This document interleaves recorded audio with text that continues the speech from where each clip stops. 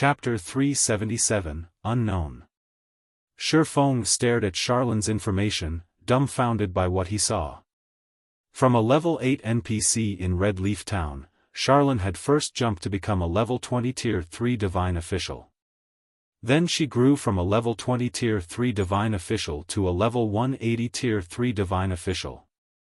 Now, she had grown even further, becoming a level 200 Tier 4 Great Divine Official.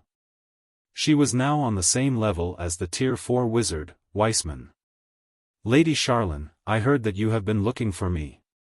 May I know how I may be of service to you? Xiaofan reluctantly asked after calming down. Whenever Xiaofan encountered Charlin, he feared for his wallet. It was especially true when Charlin revealed that saintly smile of hers. Xiaofan suddenly felt that he had come to the wrong place. If he had known that he would meet Charlin here, he would have definitely gone to Star Moon City instead. I do have something I need you to help me with, but this matter can only be addressed inside the Weeping Moon Pavilion. Unfortunately, the Weeping Moon Pavilion does not permit entry to outsiders.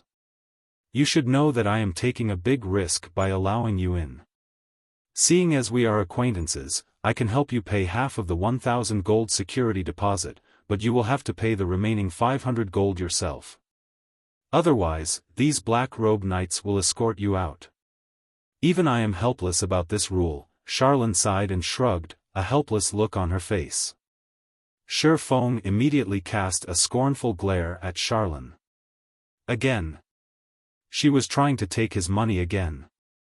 This was the first time he had heard about a security deposit for entering the Weeping Moon Pavilion.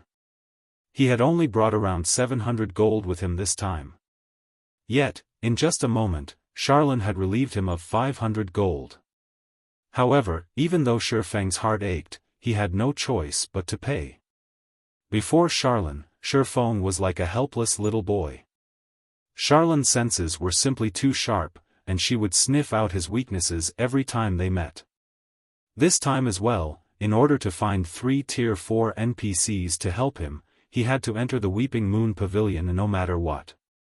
Although he had other plans he could use to try to enter the Weeping Moon Pavilion, there was no guarantee that those plans would succeed. Moreover, those plans would demand a lot of his time.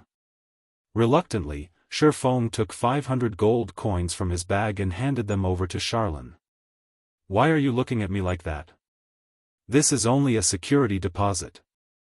It's not like you won't get it back, Charlin said. At this moment, her eyes were completely glued to the glittering gold coins in Xiaofan's hands. With a slight wave of her delicate finger, the gold coins flew into her pocket. Inwardly, Xiaofan flipped her off. Since this is a security deposit, why are you pocketing the money instead of the administrator of the Stargazing Tower? As if having read Xiaofan's thoughts, Charlin smiled faintly as she took out a silver moon emblem and pinned it to her chest. The words carved onto this silver moon emblem were, Stargazing Tower Administrator. Damn! Just how many jobs does she have? When Xiaofan saw the silver moon emblem on Charlin's chest, Xiaofan understood one thing. He would never see that 500 gold again. There was not even a trace of hope of getting his money back. In which case, he had not just paid a security deposit, but an entrance fee. Moreover, it was an entrance fee of 500 gold. Humph, little dummy, did you really think that I'd lie to you? Charlin tapped the silver moon emblem on her chest, chuckling. Alright, let's go, then. Sighing helplessly, Xiaofan followed Charlin up the pavilion. As for the sword in the stone, it would not be too late to ask for Charlin's help after accepting her quest. The second floor of the Weeping Moon Pavilion consisted of a single wide corridor with many tightly locked rooms. It looked like an apartment complex. Massive stone doors loomed at the end of the corridor. Numerous images were carved onto the stone doors, and each image carried its own meaning and story. Charlin pointed towards the distant stone doors, smiling as she said, "Beyond those doors lie the deepest secret of the Stargazing Tower. Do you want to go in and have a look? Can I?" Xiaofan had always been curious about the Stargazing Tower. In God's domain, any monument that survived the ancient era was a massive treasure, not to mention a monument that had survived the Great Destruction. If a player could explore the secrets hidden beyond those stone doors, their path towards godhood would definitely become much easier. Unfortunately, Xiaofan had not been strong enough in the past, and he simply had not qualified to explore the secrets beyond those doors. Of course not. I should remind you that, without sufficient strength, you are better off not knowing certain things. Just like how you opened the entrance to the endless abyss. Now, not only do you carry a stigmata on your body, but you also plan to gather the 7 treasures. You are looking to get yourself killed.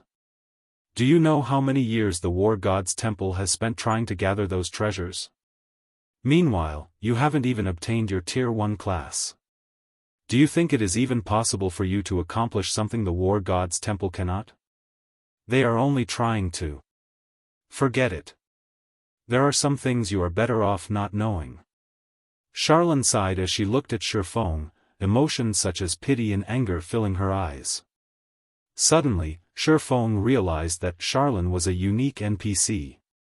It was no longer a matter just high intelligence. Charlene was almost human. Following which, Charlene led Xiaofan to her own room. Charlene's room was very simple. Other than a place to rest, bookshelves covered the remainder of her room. Rare, ancient books crowded the shelves, all of which would normally be impossible to find anywhere else. Sit. Charlene made a wave with her finger. In the next moment, a wooden chair appeared behind Xiaofan.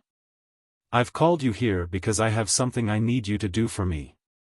People such as myself cannot complete this particular task, only heaven-blessed individuals like you can accomplish it. However, this task is extremely dangerous. Will you accept it? Of course, if you do, I can give you a chance to obtain an advanced legacy. This would help your growth immensely in the future. If you can complete this task, I can even make you the lord of a city. You will possess your very own fiefdom. Charlene's words stunned Xiaofan into a silence. He could obtain an advanced legacy just by accepting the quest. Moreover, if he could complete the quest, he could even become the lord of a city. Just what rank was this quest? System, do you wish to accept Charlene's unknown quest? It seems that I won't know anything about the quest if I don't accept it. Xiaofan felt uncertain when he saw Charlene's grave expression and the unknown quest. Xiaofan was very clear about the iron law of God's domain. Equivalent exchange. The greater the risk, the greater the reward would be. The advanced legacy alone was no trivial matter, let alone the reward of becoming the lord of a city. Although he could afford to ignore the advanced legacy, the reward was something he could not ignore. Opportunity seldom knocks twice. It was now or never. The term becoming the lord of a city did not mean that players would be allowed to take control of a city controlled by NPCs such as White River City. To begin with, these NPC cities would never accept the rule of players. When Charlene spoke of becoming the lord of a city, it meant that she would reward Xiaofan with his own fiefdom, qualifying him to establish his own city. Normally, when a guild wished to establish their own city, it would first need to capture a town not governed by any kingdom or empire. The second option was starting it from scratch and establishing a town from nothing. However, that was much more difficult, and the resources needed would also be several times higher than if the guild just captured a town. On the bright side, the guild could determine the location and geographic advantages of the town. Meanwhile, once they obtained a town, a guild would have to develop the town over a long period before it could become a city. Moreover, the conditions for a town's promotion to become a city were numerous and very demanding. However, Charlene's reward would allow Xiaofan to establish a city directly, eliminating many of the challenges one would normally face. Chapter 378, Immortal Crown. A city completely under his control.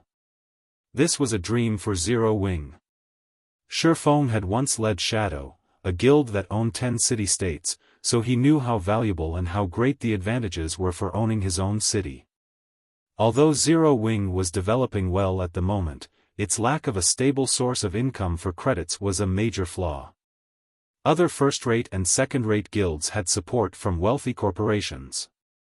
These corporations would provide funding to their partnered guilds, allowing these guilds to develop steadily without worrying about a shortage of credits. Although Xiaofan had many ways to earn coins in God's domain, it was not easy to support a guild with coins alone. Moreover, along with the guild's development and the influx of new members, its demand for coins would increase as well. Converting large sums of coins into credits was not a suitable long-term plan to develop a guild. However, it would be a different story if Xiaofan possessed a city of his own. Why were large corporations willing to invest so many credits into a guild? Wasn't it to earn money? However, how were they going to earn money? The answer was a player-established autonomous city. If a guild possessed an autonomous city, it could start seeking investors to rent out shops and such in its city. Through these investors, the guild could then earn a large amount of credits and coins, thereby solving the problems of the guild's future development. Thus, Xiaofan was determined to obtain the rights to establish his own city. Even if he had to pay a huge price in the process, he would. After a moment of silence, Xiaofan answered, "Lady Charlene, I accept your conditions." "Good. I really did not choose the wrong person. Since you've agreed, the contract between us will be established from this moment onward." Charlene nodded and drew a silver rune in midair. She then imprinted the rune on the back of Xiaofan's hand and said, "This is a spirit seal, and it can be used to absorb immortal souls. What I want you to do is to collect 10,000 immortal souls." "Collect immortal souls?" Xiaofan said, unable to suppress his shock. "You want me to kill 10,000 heaven-blessed individuals?" When NPCs spoke of heaven-blessed individuals, they were referring to players. Players were immortal existences in God's domain, and they could resurrect infinitely at the cost of some levels and EXP. This was all due to the souls of players being immortal. Meanwhile, Xiaofan could only obtain the immortal soul from the corpse of a player. Moreover, Xiaofan needed to meet a few requirements before he could absorb the immortal soul of another player.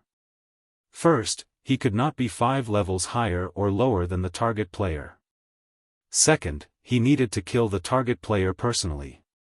Lastly, upon the target player's death, the distance between Xiaofan and the player could not exceed 10 yards. If he failed to meet any of these conditions, he would not absorb the player's immortal soul. For the NPCs of God's domain, absorbing the immortal souls of heaven-blessed individuals was taboo. If Xiaofan were discovered doing so, no one, NPCs or players, would hold back from killing him.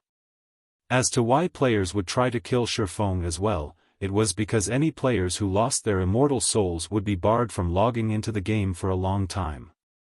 It was a punishment more severe than the penalty for death. Hence, there was no leeway for Xiaofan if he were caught in the act. "I never thought you would know about immortal souls." "That's right. I require you to kill heaven-blessed individuals and collect their immortal souls," Charlene stated, slightly surprised that Xiaofan actually knew about immortal souls. However, she had not planned to hide this fact, to begin with. "I know that I am making things very difficult for you by requesting such a thing, but we cannot repair the immortal crown without immortal souls."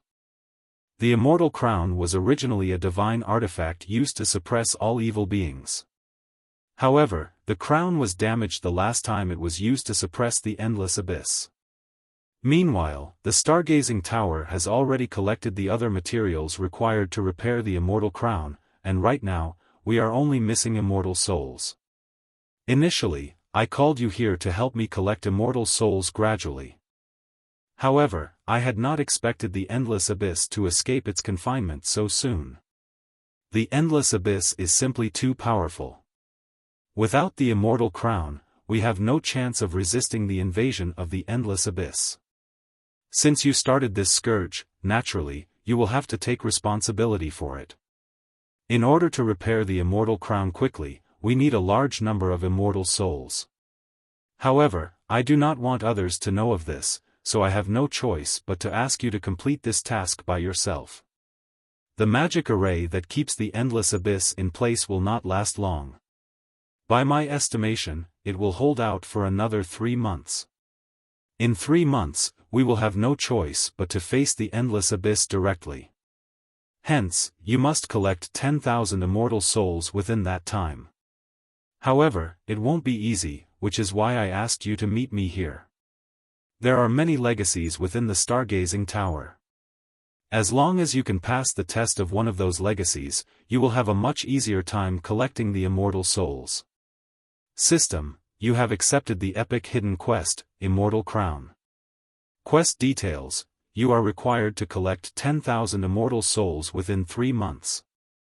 If you fail to do so, your soul will be cursed and barred from logging into God's domain for 1 month. In addition, your soul will enter a weakened state for 3 months, decreasing your attributes by 90% during this period. Xiaofan's head started to ache after reading this quest notification. To put it simply, failure meant hell. Failing this quest would deal a heavy blow. If he could not log into God's domain for a month, just how far would he fall behind? Also, even after he could log back into God's domain, with all of his attributes decreased by 90%, how was he even supposed to play the game?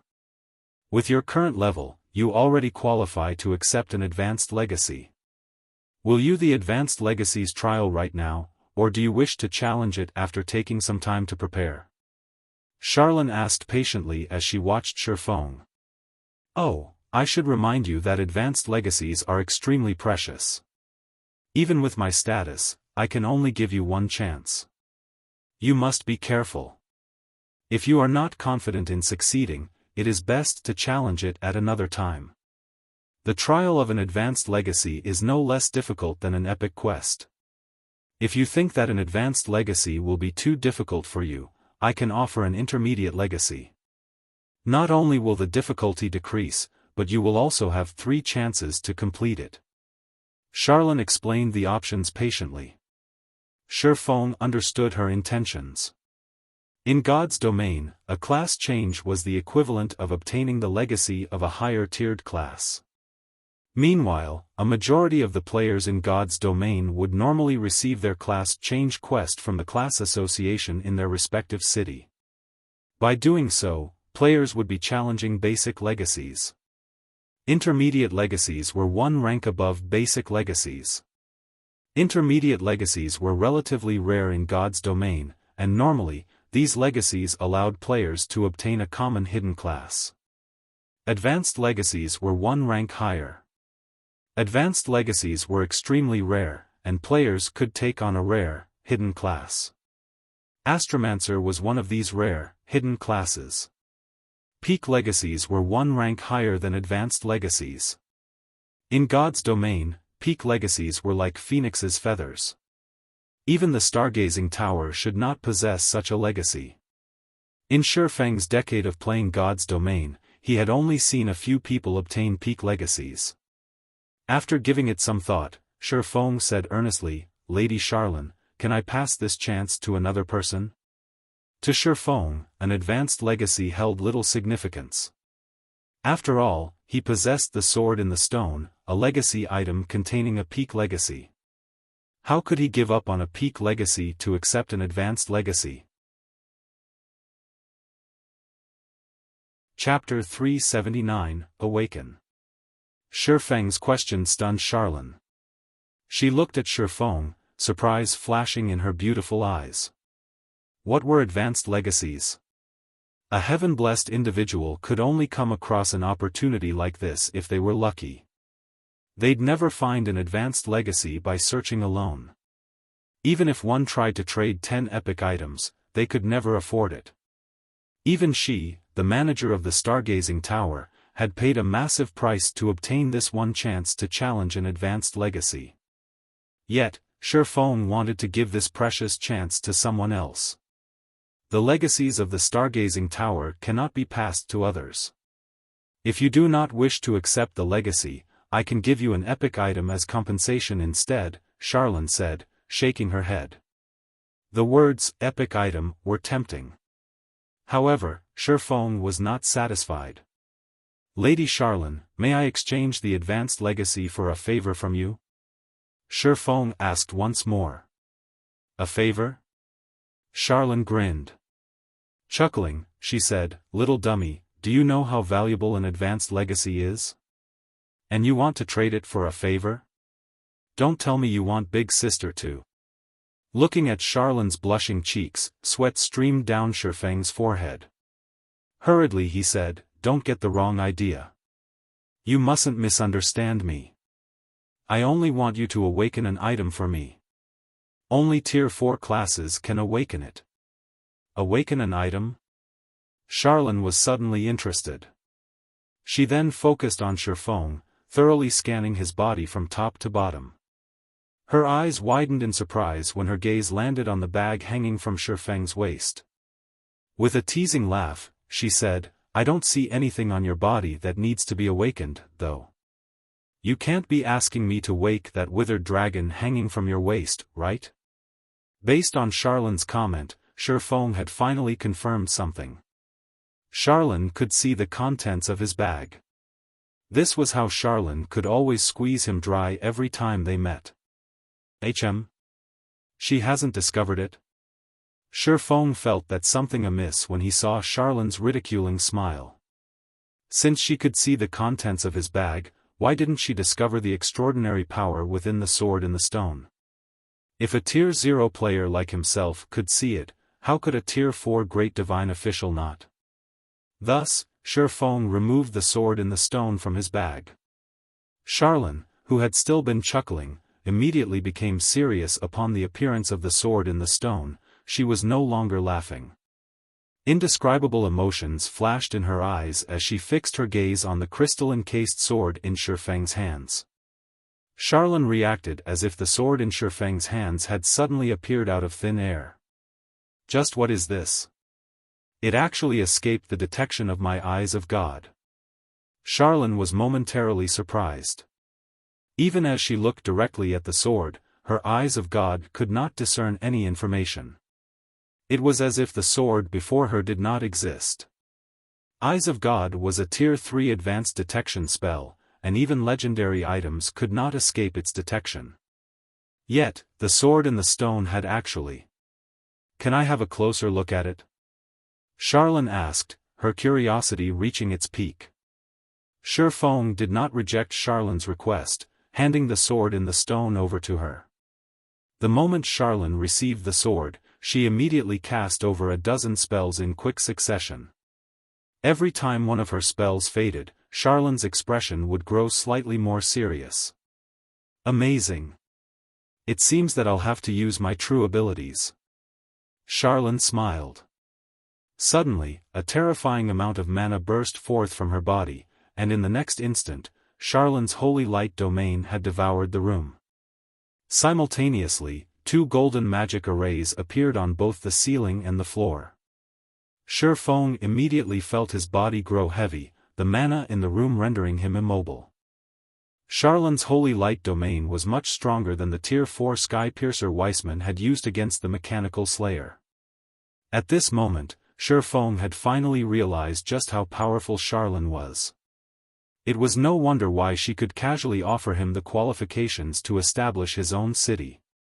However, Charlene was not done after summoning the twofold magic array, as her hands continuously drew line after line of divine runes in the air.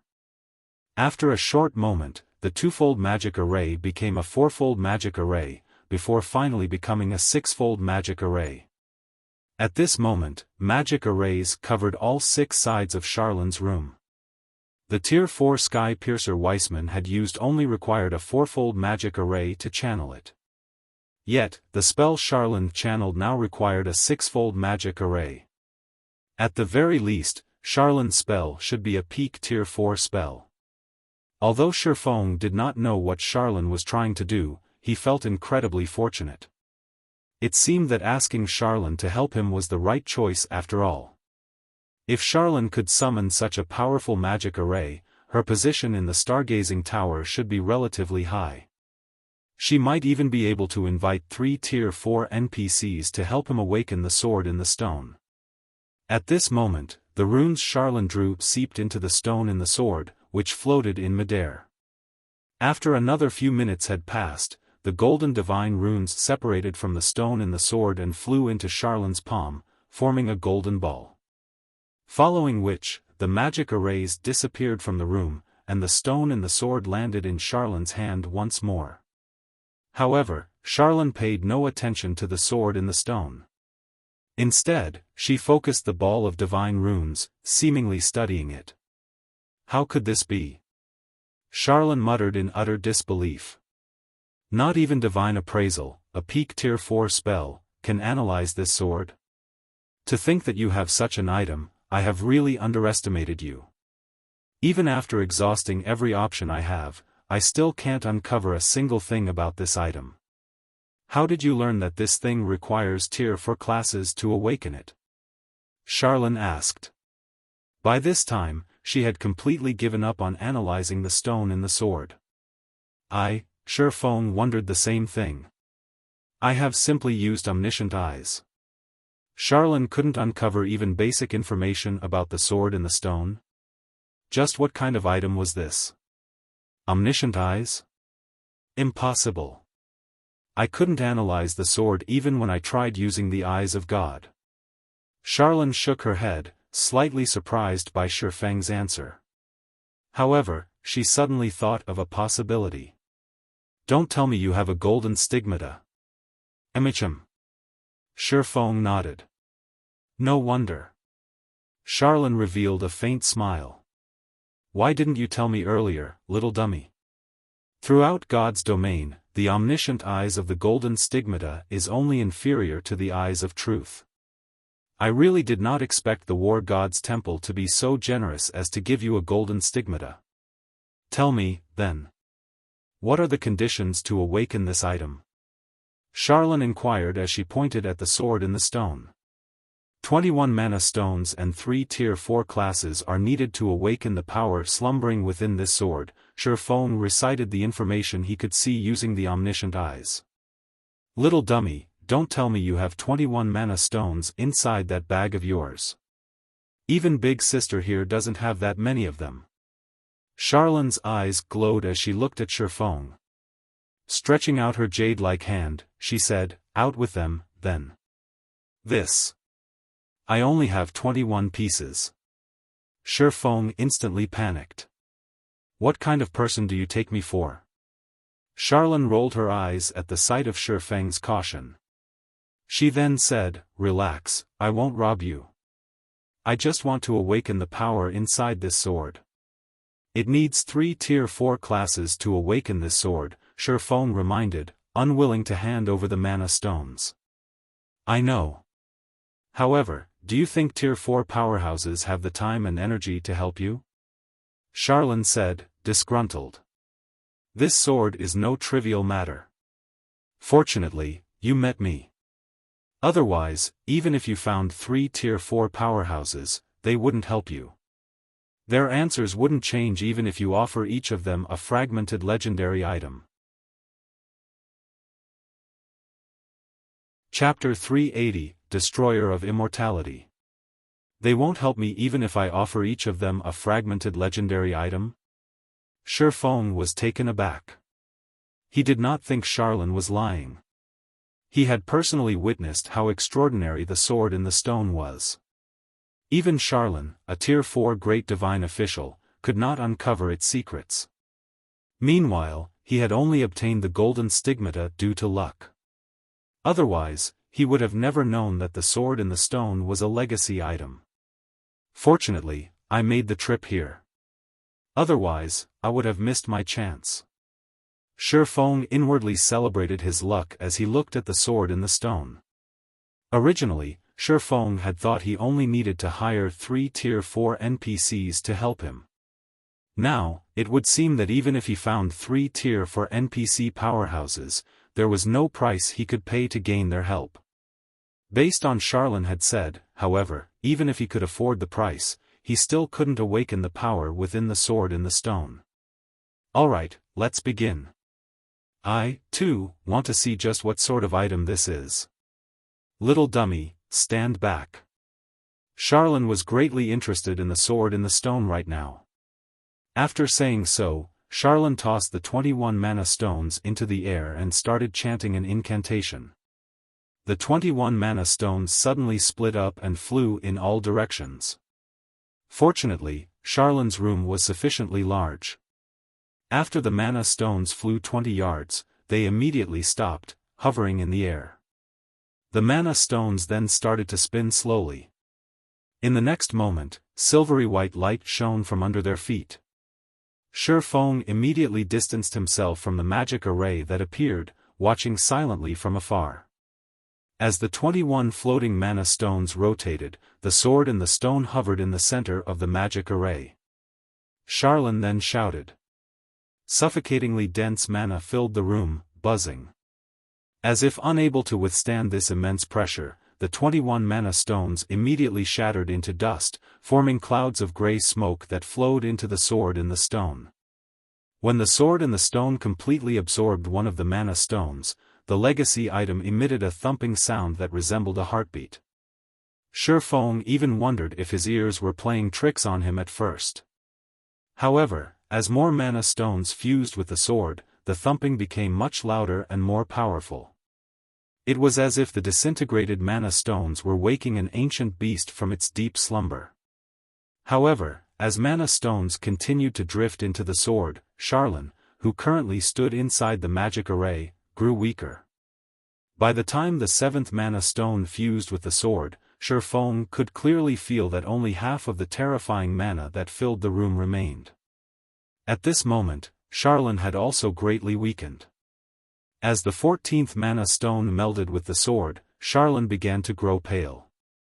When the 21st and last mana stone fused with the sword, Xiaofan wavered. A gentle breeze could send her tumbling to the floor. At this moment, Xiaofan finally realized that it was not easy to awaken the sword in the stone. Channeling a single magic array had weakened a Tier 4 powerhouse to such a degree.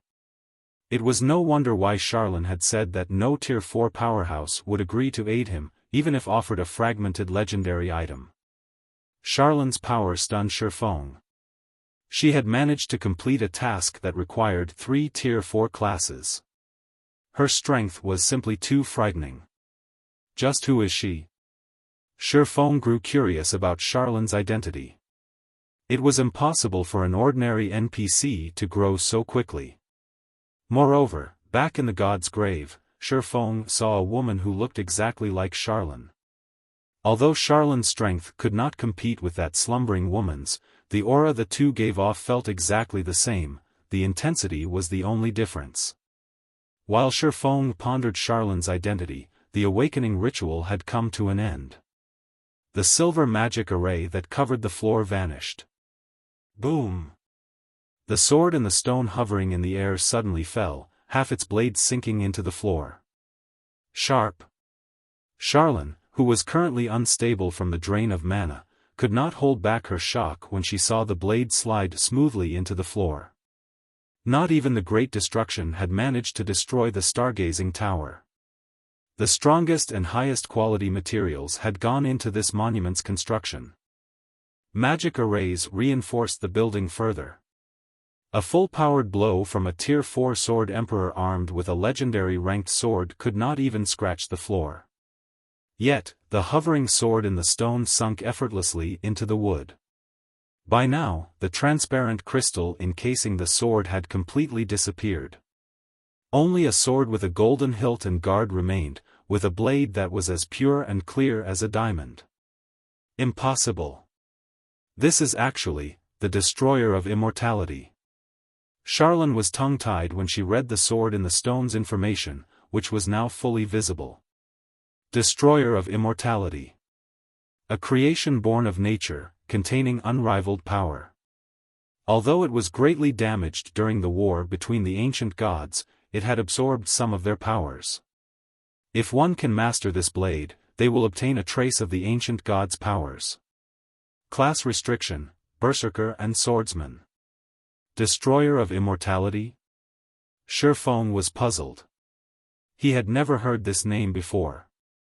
Reading the item's introduction, apparently, its origin was quite amazing. The ancient gods had actually used this weapon. Xiaofan knew a little about the ancient gods. The ancient gods were born from nature, and they had the power to decimate the heaven and earth. Even the Tier 6 god-ranked classes of God's domain were no more than ants before an ancient god. They were practically invincible. However, all of these ancient gods had perished in the Great Ancient War. You must have heaven-defying luck. It is no wonder you didn't want an advanced legacy. Xiaofan smiled. She then explained, the Destroyer of Immortality is one of the 10 great saint legacy items in ancient records. Moreover, the legacy is unique, not even the peak legacy of the Stargazing Tower can compete with it. 10 great saint legacies? Xiaofan was at a loss. The highest legacies he had heard of in the past were peak legacies. This was the first time he had heard of the 10 great saint legacies. I, too, have only read about the 10 great saint legacies. Today is my first time actually seeing one in person. However, I don't know any details about them. Even so, I will remind you not to look down on these saint legacies. A peak legacy is already as difficult as a legendary quest. At the very least, the trial of 10 great saint legacies should be just as difficult. If you are not confident in succeeding, you should not recklessly attempt to challenge it. You might lose your life, even if you are a heaven-blessed individual. Xiaofan was extraordinarily serious when she looked at Xiaofan, even more serious than when she gave the Immortal Crown quest to Xiaofan. When she spoke of death, she had even paused for a moment.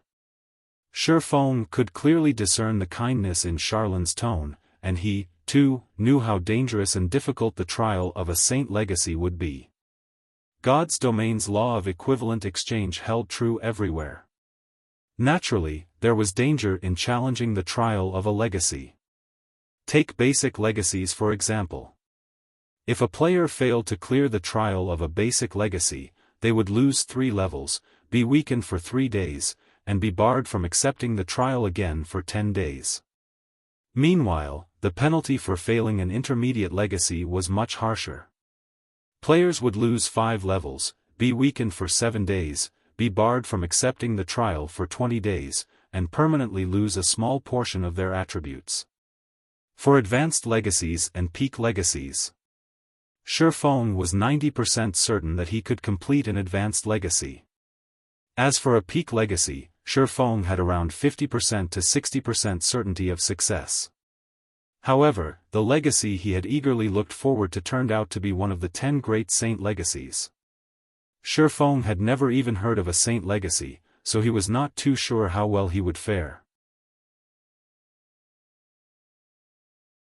Chapter 381, Attacks from Above and Below. Xiaofan was a Tier 4 Great Divine Official. The information she had access to would definitely surpass a player like Xiaofan. The fact that she knew about the Destroyer of Immortality proved this point. Should I wait a little longer?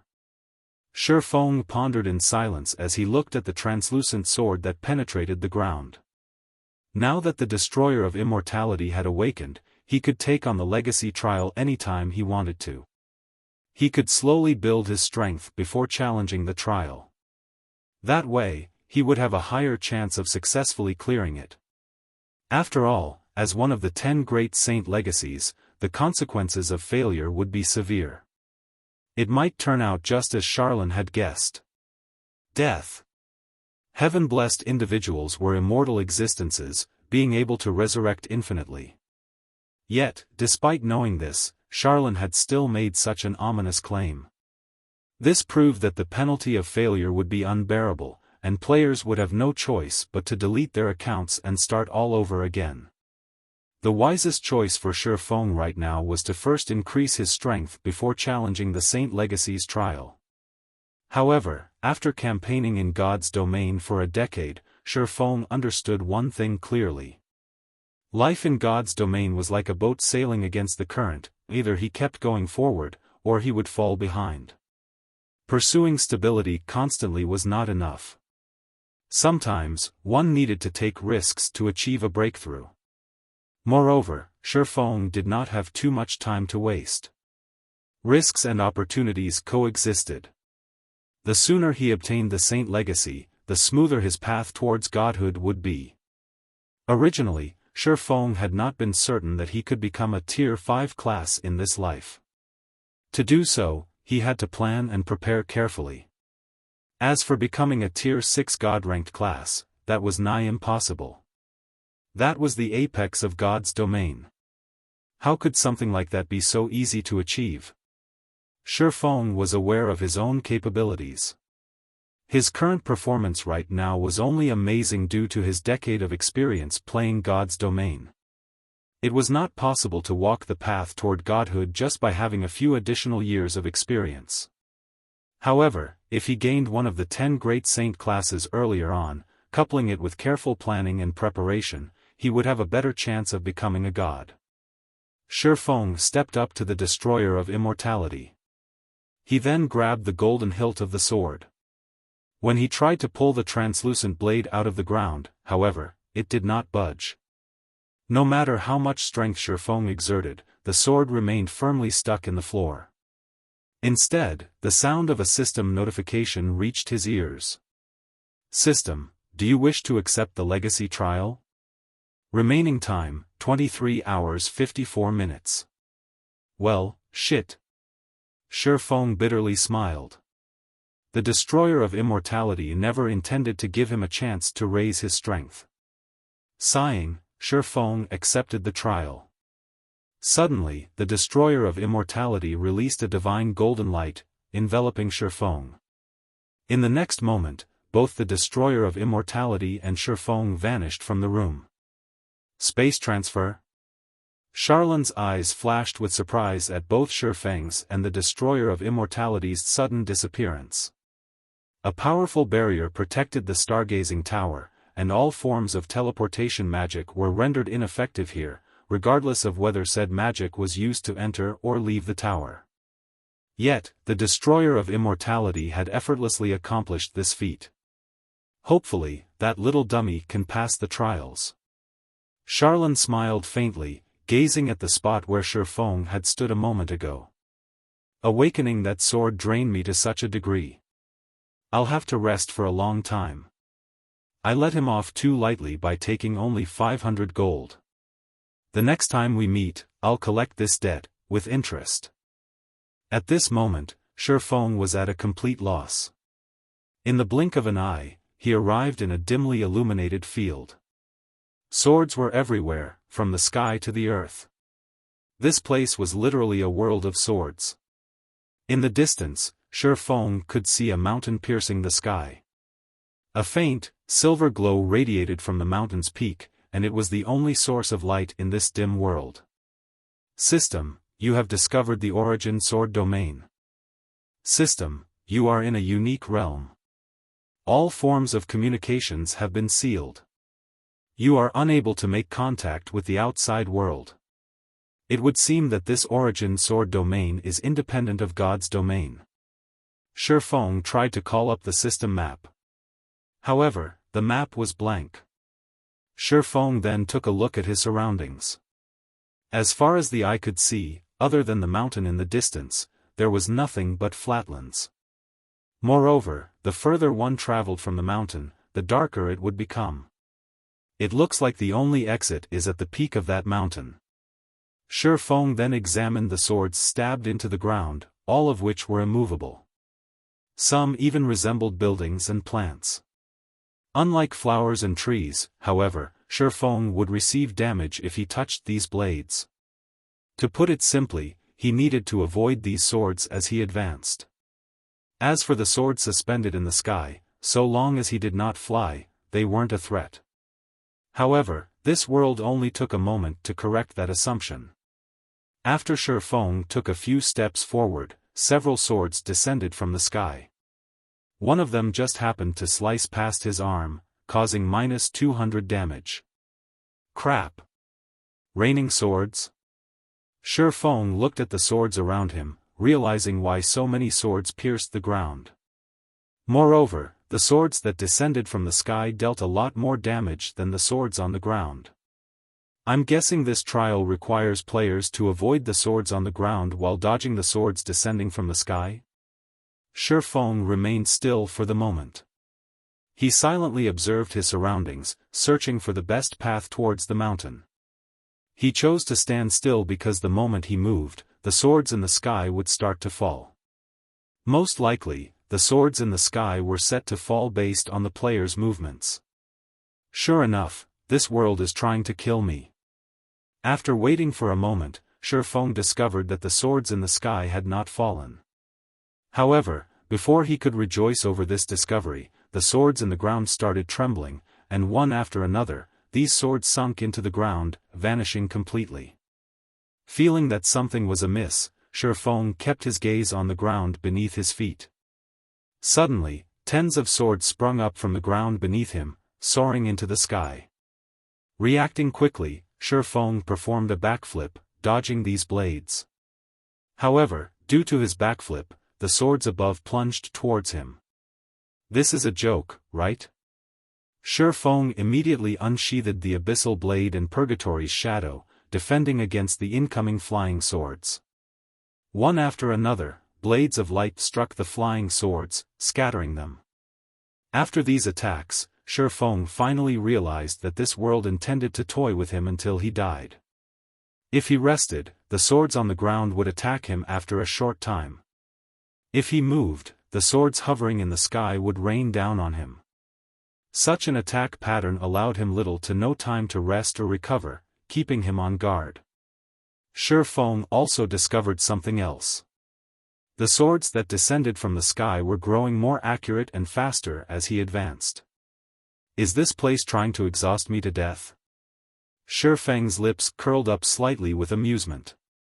Immediately, he switched out the aura of space on the 7 luminaries ring for the aura of wind, increasing both his movement speed and attack speed by 40% and agility by 30%. He then dashed towards the distant mountain.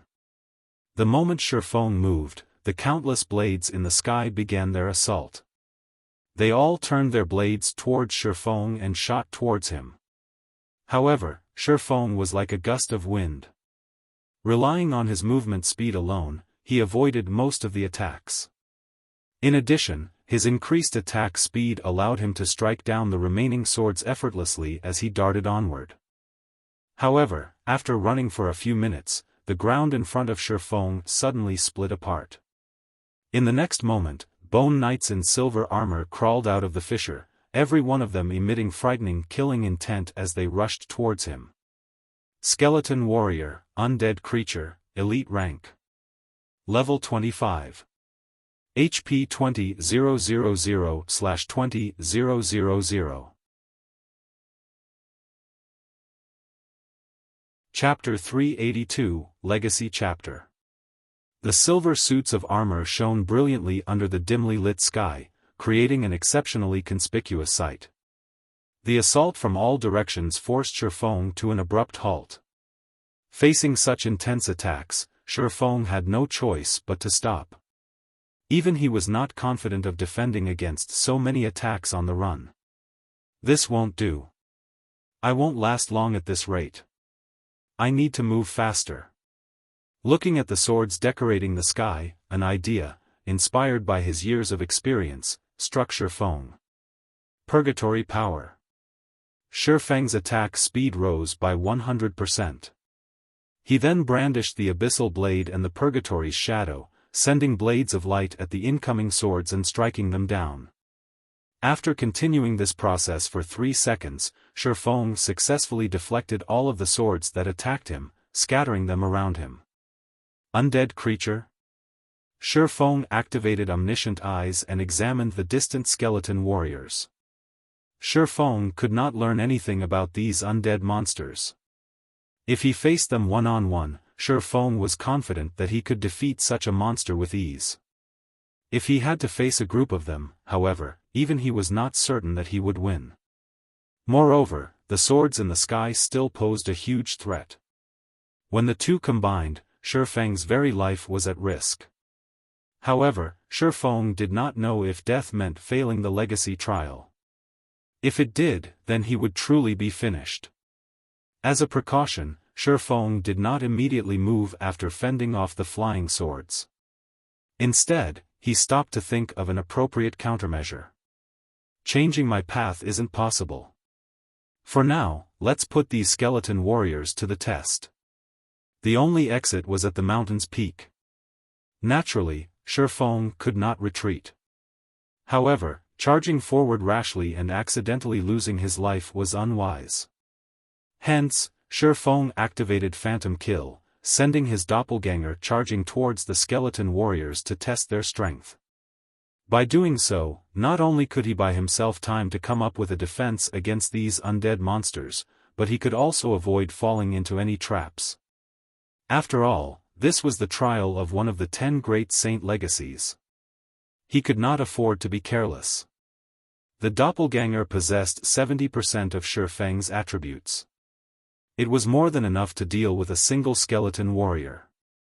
The doppelganger dodged the swords from above while approaching the skeleton warriors. However, when only a distance of 40 yards remained between them, the skeleton warriors still showed no signs of taking action. Instead, the monsters only focused on the doppelganger's every movement, killing intent oozing from their entire bodies. It looked as if they would explode at any moment. Disregarding the skeleton warrior's lack of a reaction, the doppelganger threw the blazing meteor at the closest undead creature. The weapon struck the monster's thigh, causing -816 damage.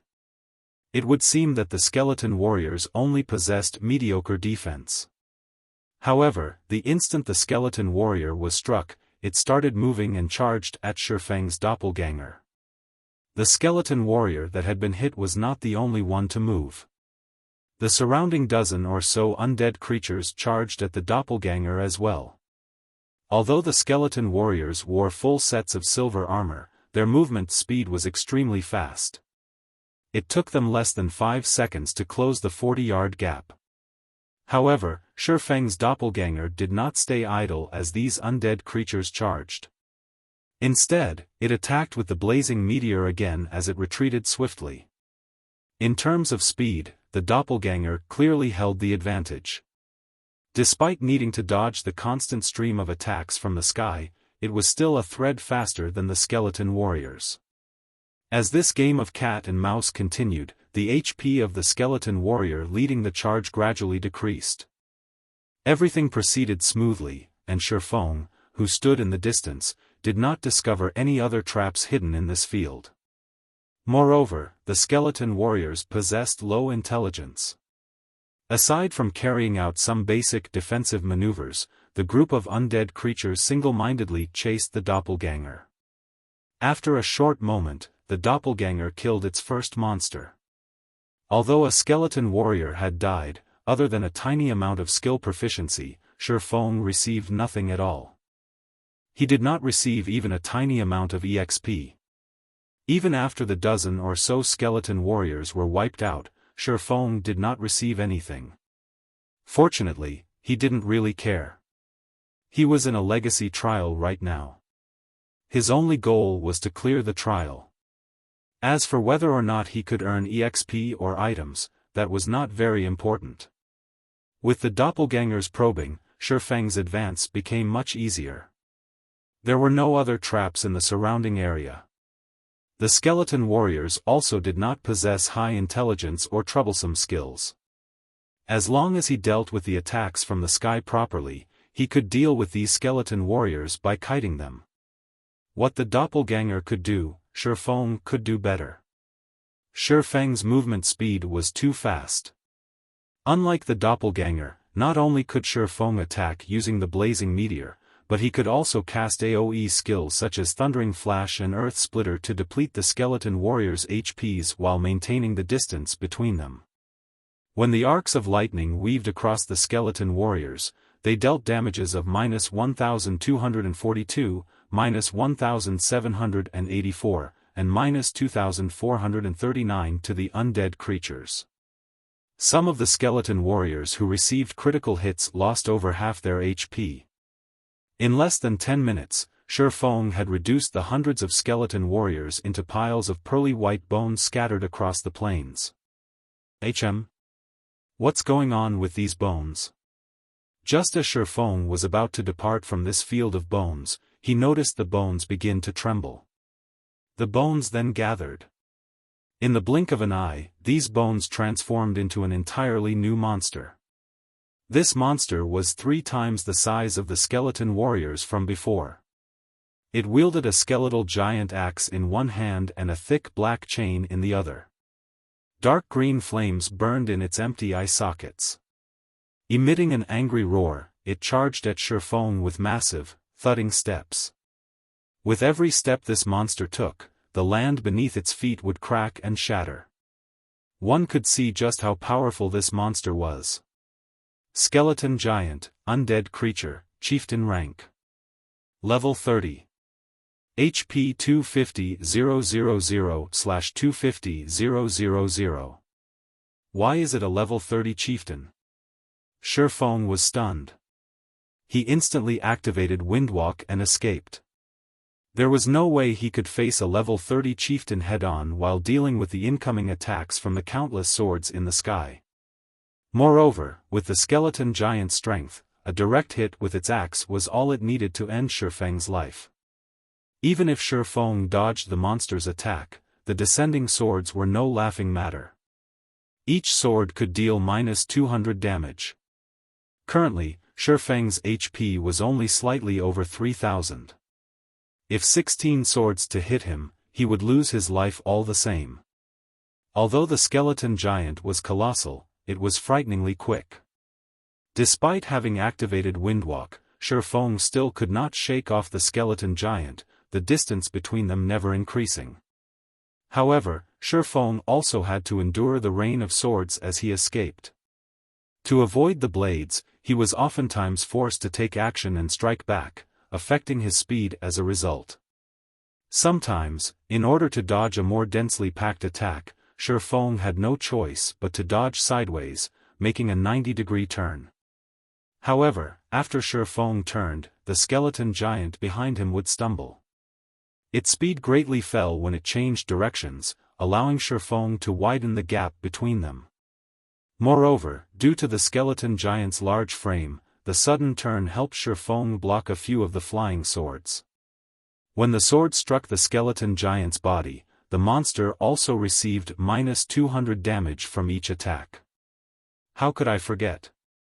Due to their joints, skeletal monsters have difficulty dodging and turning. Xiaofan smiled faintly upon seeing the skeleton giant's situation. Not only was the skeleton giant slow to react, but it would also receive damage from the swords above.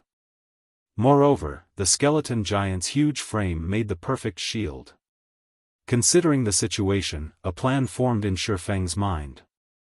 Following which, he made a 180-degree turn and charged directly at the skeleton giant's back. To deal with Xiaofan, the skeleton giant had no choice but to turn around as well. Although its body spun relatively quickly, its feet could not keep up with its body. By the time the skeleton giant had stabilized itself and started swinging its giant axe, Xiaofan had arrived beside its feet. As the swords in the sky cascaded down toward Xiaofan, due to the skeleton giant being in the way, the monster suffered the full brunt of the rain of swords. Now, not only did the swords in the sky no longer pose a threat to Xiaofan, but they also benefited him. Seeing as his plan's success, Xiaofan began to attack the skeleton giant. Meanwhile, no matter how many times the skeleton giant turned its body, Xiaofan would always appear behind it. Faced with the continuous assault from Xiaofan and the swords, the skeleton giant's HP fell rapidly. Half an hour later, the skeleton giant crumbled. Even until its death, it had not landed a hit on Xiaofan. On the contrary, it had become his shield, blocking the falling blades. This fellow dropped an item. Xiaofan noticed a golden piece of paper with divine runes laying beside the skeleton giant's remains. When Xiaofan picked it up and tried to check its information, he only received an unknown in reply. Hence, Xiaofan used the omniscient eyes. Legacy Chapter, 7th page. A scattered page that has fallen out of a legacy book written by the ancient gods. This legacy book holds records for one of the 10 great saint legacies. It has a total of 50 pages. After gathering all of the pages, the saint legacy contained within the legacy book will become available. Class requirements: Berserker, Swordsman. Chapter 383, Blade Demon. So, this is it, huh? Reading the item's information, Xiaofan got a general understanding of the situation. Even if he ran to the mountain and reached its peak, that wouldn't mean he passed the trial. He needed to collect all 50 legacy chapters to pass. However, now that he knew what he needed to do, this trial would be much easier to defeat. He just had to search for skeleton warriors and kill skeleton giants to obtain legacy chapters. So, Xiaofan began hunting around the fields for skeleton warriors. Although the swords in the sky were a nuisance, Xiaofan gradually understood their attack patterns and could dodge them more efficiently. Soon, they were no longer much of an issue. Even when dealing with a large group of skeleton warriors, these swords would nick him a few times at most, dealing negligible damage.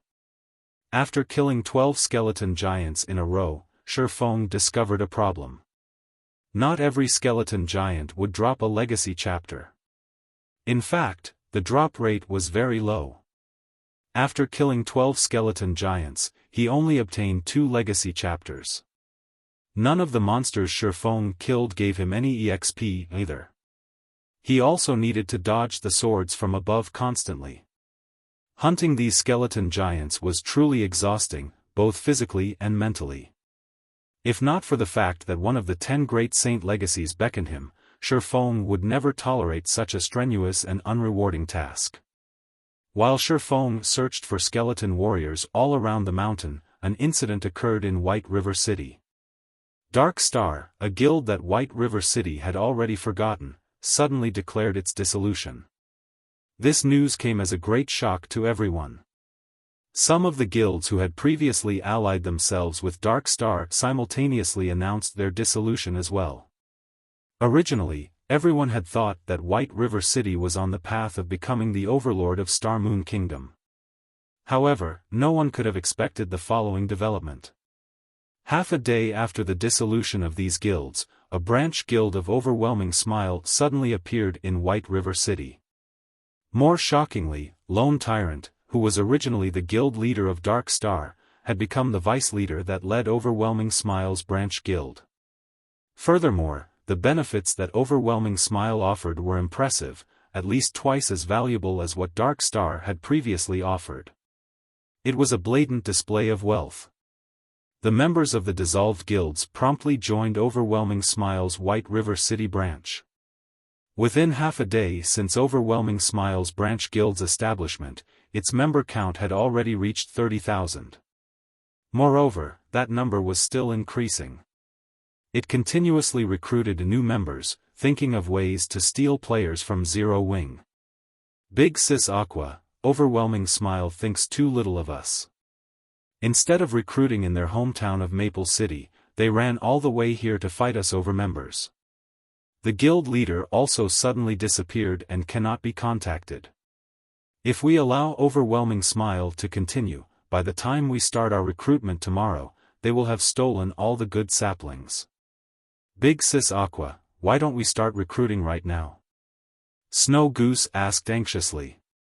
It had been Zero Wing's fame that had attracted players from other cities. Yet, now, Overwhelming Smile had come to steal the fruit of victory. It was truly despicable. Overwhelming Smile is truly ambitious.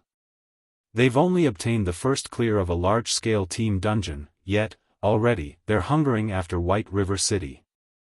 Aqua Rose's eyes flashed with rage. Although she was not afraid of losing potential guild members, she could not stand Overwhelming Smile's arrogant attitude. They were clearly trying to provoke Zero Wing. Does Overwhelming Smile think it is so easy to weave a web in White River City? Let's start advertising our recruitment right now. I want to see how a second-rate guild without a guild residence plans to compete with Zero Wing in terms of benefits. Once Zero Wing began to prepare for its recruitment fervently as well, White River City exploded with activity. On one side, there was Overwhelming Smile, a guild that had claimed the first clear of a large-scale team dungeon and annexed Dark Star, one of the top 6 guilds of White River City. On the other side stood Zero Wing, a guild that possessed a guild residence and was led by Star Moon Kingdom's #1 expert. Many players on the forums were also discussing which guild they should join. Big Brother Shadow Sword, White River City is truly interesting. Despite only being the 5th-ranking city of Star Moon Kingdom, it is now contested over by the 2 most popular guilds in the kingdom.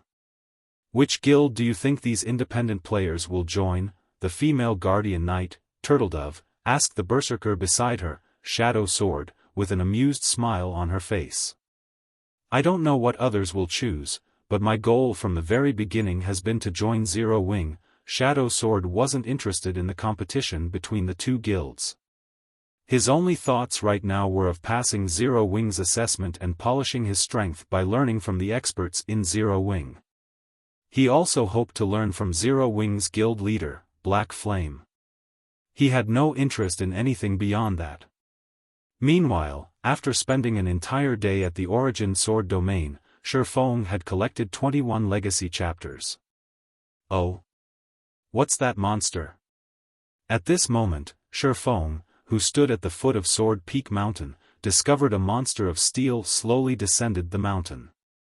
This steel monster seemed to be patrolling its territory.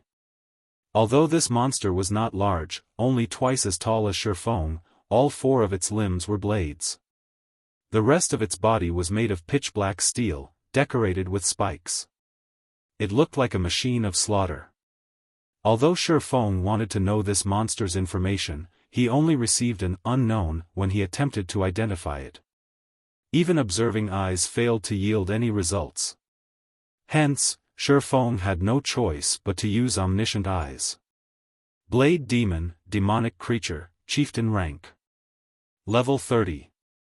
HP 300,000/300,000. Xiaofang's interest suddenly grew upon discovering that the Blade Demon was a chieftain-ranked monster. Since the chieftain-ranked skeleton giant had a chance to drop legacy chapters, the chieftain-ranked Blade Demon before him might drop the item as well. Fortunately, dealing with a single Blade Demon was much easier than destroying hundreds of skeleton warriors in addition to a skeleton giant. Moreover, the Blade Demon only had 300,000 HP. At most, it would only be slightly stronger than the skeleton giants. If so, Xiaofan could defeat it easily. Of course, Xiaofan would not rashly charge to his death. The only reason he had defeated the skeleton giants so easily was due to the monster's dull reactions and the aid of the swords in the sky. On the other hand, not only was the Blade Demon a stronger monster, but it also wasn't that large. Xiaofan didn't expect its reaction time to be as slow. If Xiaofan confronted the Blade Demon directly, he would only seek his own death. Hence, he needed to identify the monster's weakness. If it's a demonic creature, then the Demon Hunter title will suppress its strength. Let's use the doppelganger to test things out first, then. Thinking so, Xiaofan switched out his Might of 1,000 title for the Demon Hunter title. The Demon Hunter title reduced the attributes of all Darkness-type monsters within a 100-yard radius by 10% and increased Xiaofang's damage towards Darkness-type monsters by 10%. Demonic creatures were considered Darkness-type monsters. Following which, Xiaofan used Phantom Kill and sent his doppelganger charging forward. When the doppelganger was 40 yards away from the Blade Demon, it threw the blazing meteor at the monster. A red glow instantly crossed the distance between the doppelganger and the Blade Demon. Just as the blazing meteor was about to hit the Blade Demon's back, a black streak of light flashed over, striking the blazing meteor out of its path. What? Is it that amazing? Does it not have any blind spots? Xiaofan muttered in shock.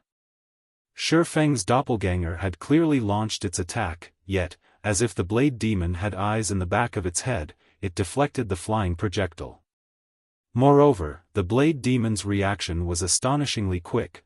The skeleton giants paled in comparison. However, Feng did not believe that the blade demon had no blind spots. The doppelganger activated Windwalk and circled to the other side of the blade demon. Once again, it threw the blazing meteor, launching a series of attacks in quick succession. The blazing meteor shot at the blade demon again and again. However, no matter which angle it approached, the blade demon easily deflected it. Moreover, the monster moved extremely fast, leaving afterimages wherever it passed. In just a moment, the blade demon stood in front of Feng's doppelganger. Shua! Shua! Shua! In the blink of an eye, the blade demon had launched dozens of attacks. Despite the doppelganger having already activated defensive blade, the demon broke through the skill almost instantly. The doppelganger only managed to block a few attacks before losing its life. Feng's eyes widened as he watched his doppelganger's death. However, after a brief moment of shock, Feng suddenly discovered that the blade demon had not returned to its wandering after killing the doppelganger. Instead, it turned around and charged directly at him.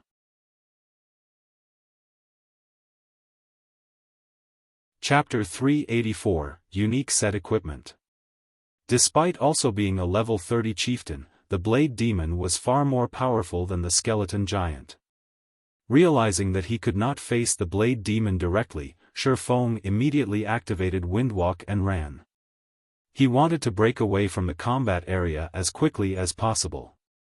However, after running for over 100 yards, the blade demon was still on his tail. Although Feng's movement speed was much higher than the blade demon's, with the countless blades in the sky restraining him, Feng was not actually much faster than the blade demon. The distance between the two hovered around 30 yards. The blade demon was determined to chase Feng to the ends of the world. As long as the blade demon caught up to Feng, he would have to deal with the attacks from both the blade demon and the swords descending from the sky. At that time, his fate would be sealed. I need to find a way to deal with it. I'll be in trouble if it catches up. Feng examined the surrounding terrain. The area around him was the very definition of flatlands. The fields were endless, and there was nothing that he could use to his advantage.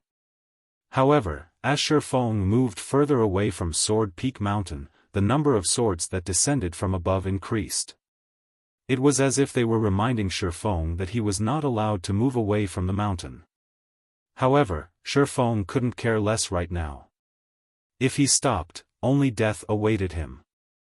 Hence, he continued running at full speed while enduring the countless swords raining down on him. After running for a certain distance, Feng suddenly noticed that, whenever the blade demon behind him touched the densely packed swords that had fallen to the ground, damages of -100 would appear above its head. Due to the hindrances in its path, the blade demon's speed also slightly decreased. Feng's troubled expression transformed into a wicked smile. Just before the effect of Windwalk was about to disappear, Feng took out a speed scroll from his bag and used it. He then continued running away from Sword Peak Mountain. This time, however, Feng purposefully zigzagged. This way, if the blade demon wished to approach him, it would definitely collide with the swords on the ground. As a result, not only would the blade demon's speed decrease, but it would also receive a continuous stream of damage. The blade demon had a total of 300,000 HP. With its battle recovery, it could regain 3,000 HP every 5 seconds. Feng could not kill the blade demon by relying only on the scattered swords. Hence, Feng occasionally threw the blazing meteor at the monster. However, the blade demon's defensive capabilities were simply too powerful. Out of all of Feng's attacks, only 10% struck the blade demon. Feng also used skills such as Thundering Flash and Earth Splitter, dealing over -1,000 damage with each hit. Overall, the damage the Blade Demon received barely surpassed its battle recovery. If Xiaofan wanted to kill the Blade Demon, he would need to spend a very long time to do so. It seems that I can only drag things out. Xiaofan had no other options. The only fortunate thing about this situation was that the Blade Demon could eventually die. Time passed, bit by bit. While Xiaofan played his game of cat and mouse with the Blade Demon, White River City had become extraordinarily lively. Zero Wing had finally started its recruitment. The independent players who had waited eagerly for this moment were incomparably excited. As everyone arrived at Zero Wing's recruitment location, anticipation overwhelmed them. The Purple Sun Mansion, the real estate that occupied the largest landmass and best location in White River City, was actually Zero Wing's guild residence. I'm not seeing things, right? Isn't this the Purple Sun Mansion? Zero Wing isn't even giving the other guilds a chance. Damn! Zero Wing's guild hall is huge. It won't have any problems holding several thousand players at a single time. That's nothing. I have a brother in Zero Wing. I hear that it's even more amazing inside. Aside from having a high-class bar, many NPCs appear every day to issue guild quests. The number and variety of guild quests they get far surpass those available at the Adventurers Association. Not only can members of Zero Wing obtain a lot more EXP, but the item rewards they can get from the quests are also much more abundant. Some quests even reward secret silver items. Also, if members rest inside the guild hall, they can accumulate a double EXP buff. There are private rooms available for rent, too. For a time, everyone began forming a long queue outside Zero Wing's guild residence, enthusiastically applying to Zero Wing. From a glance, the number of players in line had already exceeded 30,000. The many benefits such as high-level quests, double EXP buff, private rooms and more had sent all the independent players into a frenzy. Meanwhile, when news of Zero Wing's guild residence spread, the various guilds throughout Star Moon Kingdom tumbling into a turmoil. Originally, these guilds didn't think much of a guild residence. However, they never expected a guild residence to provide such significant benefits. All this time, they regarded a guild residence as only a symbol of a guild's establishment, a place where guild members could gather and chat. Now that they realized what a guild residence could do, the upper echelons of these guilds felt a chill crawl down their spines. A guild residence was simply too terrifying. Not only could it increase the leveling speed of guild members, but it could also provide a source of coins for the guild. Now that Zero Wing possessed its own guild residence, the guild would no longer have to purchase coins using credits or form teams to specifically farm coins. The guild residence also had other aspects that could allow a guild to develop quickly. How could guilds like theirs that did not possess a guild residence compete with Zero Wing now? At this time, the first-rate guilds who were not originally concerned with Zero Wing had to reevaluate their opinions. Young Master Feng, now that Zero Wing has revealed their guild residence, everyone in Star Moon Kingdom has shifted their attention back to them. Overwhelming Smile's achievement can no longer hamper Zero Wing's recruitment. Should we focus on solidifying the branch guild in White River City? I have really underestimated Black Flame. However, don't think that I am out of options, Feng Xianyang sneered. Since you dare challenge me, you will only have one ending. Tell Overwhelming Smile this, don't worry about spending money, just steal as many players from Zero Wing as possible. I want to see just how a guild without many members can develop. Shortly after Feng Xianyang gave his command, Overwhelming Smile took action. Overwhelming Smile shocked the various guilds in White River City. Overwhelming Smile has gone insane. Snow Goose shouted when she read the latest information on Overwhelming Smile. In order to attract independent players, Overwhelming Smile had increased the benefits it offered once again. At this moment, it offered 4 times what Dark Star had in the past. Normal members alone would be treated far better than even elite players of other guilds. the benefits offered to Overwhelming Smile's elite members was beyond comparison. Overwhelming Smile even began to publicly poach Zero Wing's normal members, promising them threefold what the other guild members received if they joined the guild. Originally, Overwhelming Smile's increase in the benefits was already shocking. Now, that they took it a step further and offered another threefold raise, how could the members of Zero Wing not be tempted? In fact, some members already considered withdrawing from Zero Wing and defecting to Overwhelming Smile. Is Overwhelming Smile planning to destroy us with money? Aqua Rose smiled bitterly, her expression turning grim. This move was truly vicious. Zero Wing had only established recently. Its funding had never been abundant. They had no chance against the large funding Overwhelming Smile possessed. While Overwhelming Smile was in the midst of waging a poaching war against Zero Wing, Xiaofan had finally reduced the Blade Demon's HP to its last vestiges. Die! Abruptly spinning around, Xiaofan dashed towards the low HP Blade Demon. Abyssal Bind. Flame burst. Abyssal Bind immediately tethered the Blade Demon in place. Following which, the scorching abyssal blade slashed at the demonic creature's body 12 times in a row. Every slash dealt over -2000 damage to the Blade Demon, devouring the monster's remaining 20,000 HP. As the Blade Demon died, Xiaofan noticed a piece of paper falling beside the monster's body. He originally thought that it was a legacy chapter. However, upon picking it up, Xiaofan froze. At that moment, he even thought he might be hallucinating. Broken Steel Forging Design Fragment. Epic Rank Unique Set Equipment. Set consists of a total of 6 pieces. Current fragment count, 1/18.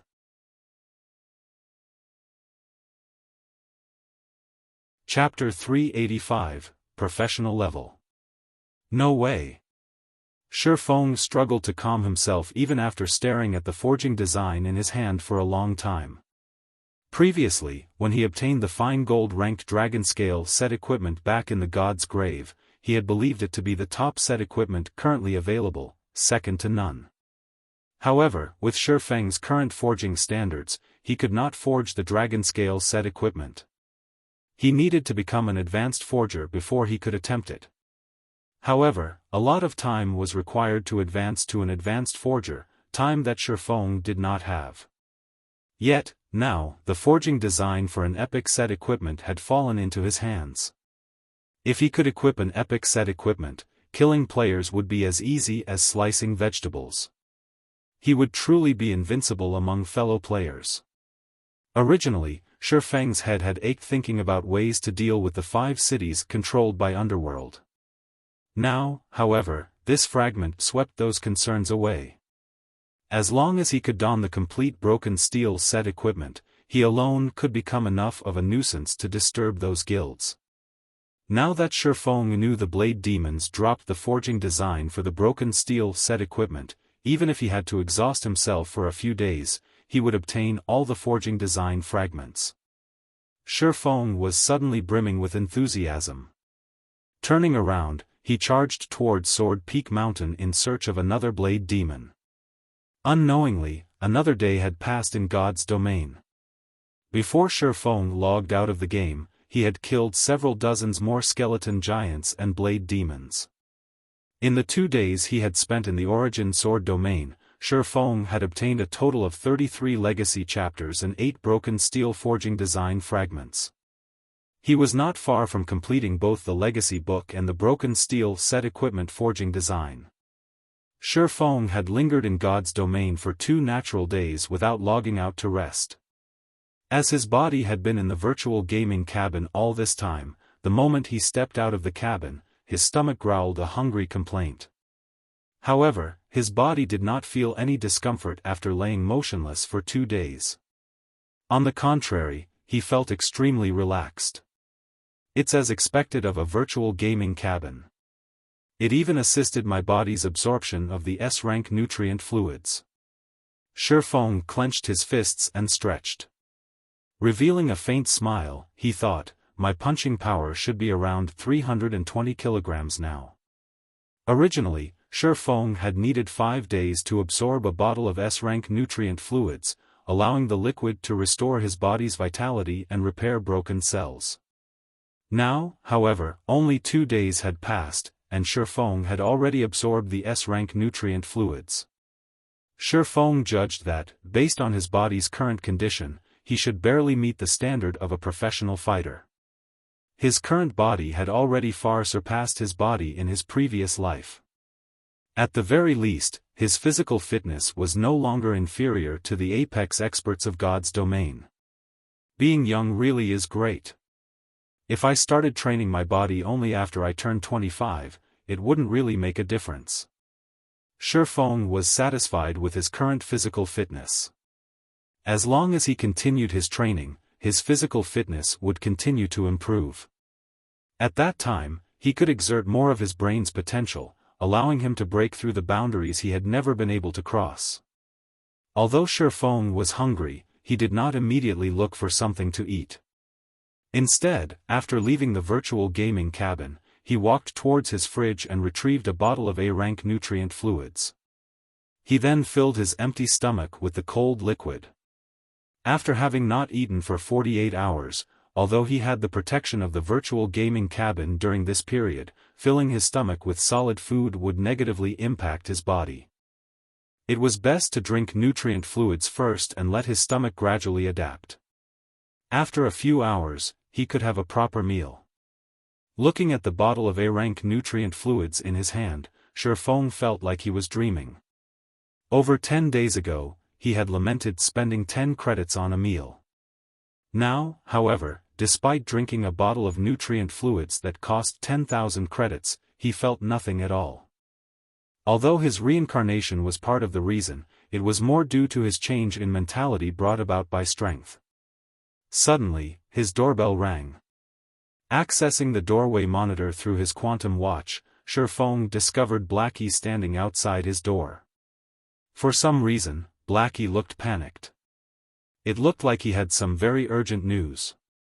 Xiaofan promptly disabled the lock to his front door using his quantum watch. "Brother Feng, where have you been these past 2 days? I haven't been able to contact you all this time. I even wondered if you were in some kind of accident." As Blackie burst into the apartment and saw that Xiaofan drinking a bottle of nutrient fluids, he unconsciously heaved a sigh of relief. "What could possibly happen to me?" Xiaofan chuckled. "Did something happen while I was gone?" "Of course, something happened. Overwhelming Smile had been poaching our members. Although our guild's member count has increased steadily, the benefits Overwhelming Smile is offering are too enticing, and many have started considering defecting to Overwhelming Smile. I initially thought of increasing the benefits Zero Wing provides as well. However, Sister Aqua said no. Although Sister Fire Dance only focuses on the guild's core team, she agreed with Aqua Rose's opinion. However, at this rate, more members will leave the guild. If we allow this situation to continue, it will negatively impact Zero Wing as a whole. We need to think of a solution for this quickly. I have been trying to contact you all this time, but you haven't answered any of my calls or messages. I had no choice but to visit you personally." Blackie then explained the general situation to Xiaofan. "Overwhelming Smile sure is intent on destroying us with money." Xiaofan smiled bitterly. "Brother Feng, you too?" Sister Aqua said something similar. Blackie was somewhat astonished. "I understand the situation. However, I am still tied up with my quest. Go back and tell Aqua to continue recruiting members. The benefits we offer will stay the same, but loosen the entry requirements a little." Xiaofan also showed his support for Aqua Rose's decision. "Let's see just how many players you can steal from us. How much money do you plan to burn?" Taking Blackie's advice and increasing the benefits that Zero Wing offered was not a long-term solution. Moreover, Overwhelming Smile could simply counter by increasing the benefits it offered again. If this trend continued, the situation would soon snowball out of control and grow into an all-out economic war. At that time, the side with the most funds would be the final victor. Meanwhile, Feng Xianyang, who quietly supported Overwhelming Smile, aimed for just that. If he had to increase the benefits Overwhelming Smile offered dozens of times, he would. He was confident he could destroy Zero Wing this way. Meanwhile, although Zero Wing could cause Overwhelming Smile to suffer greater losses by raising the benefits it offered, they would still lose. Zero Wing did not have the support of a large corporation. It also did not have the funds to contend with Overwhelming Smile. If Zero Wing increased its offer, it would dig its own grave. Xiaofan had seen many of such situations in his past life, and he had considered his options long ago. The best thing was to bide their time and stay on course.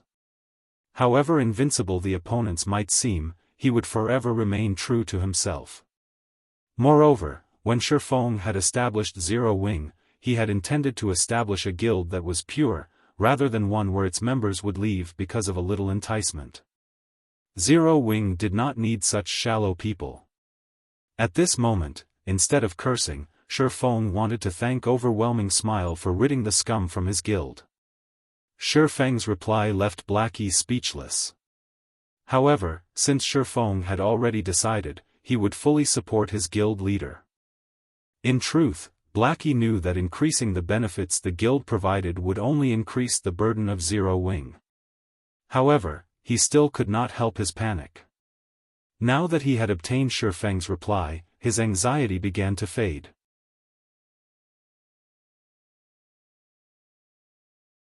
Chapter 386, Tier 1 Skill.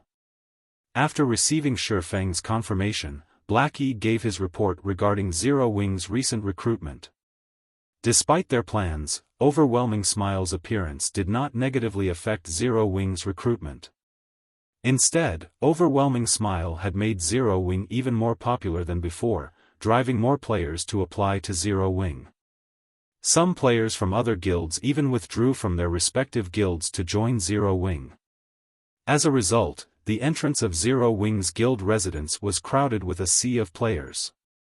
Those who did not fully understand the situation even thought that Zero Wing had already become White River City's overlord. Though, those who knew the situation silently ridiculed the players rushing to join Zero Wing.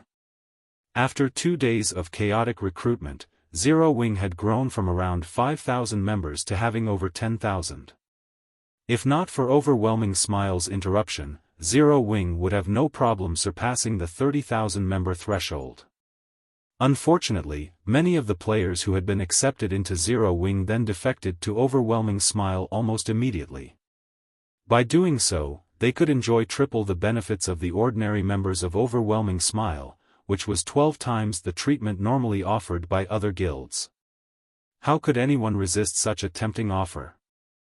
Zero Wing will only suffer if this continues. I need to think of a plan quickly.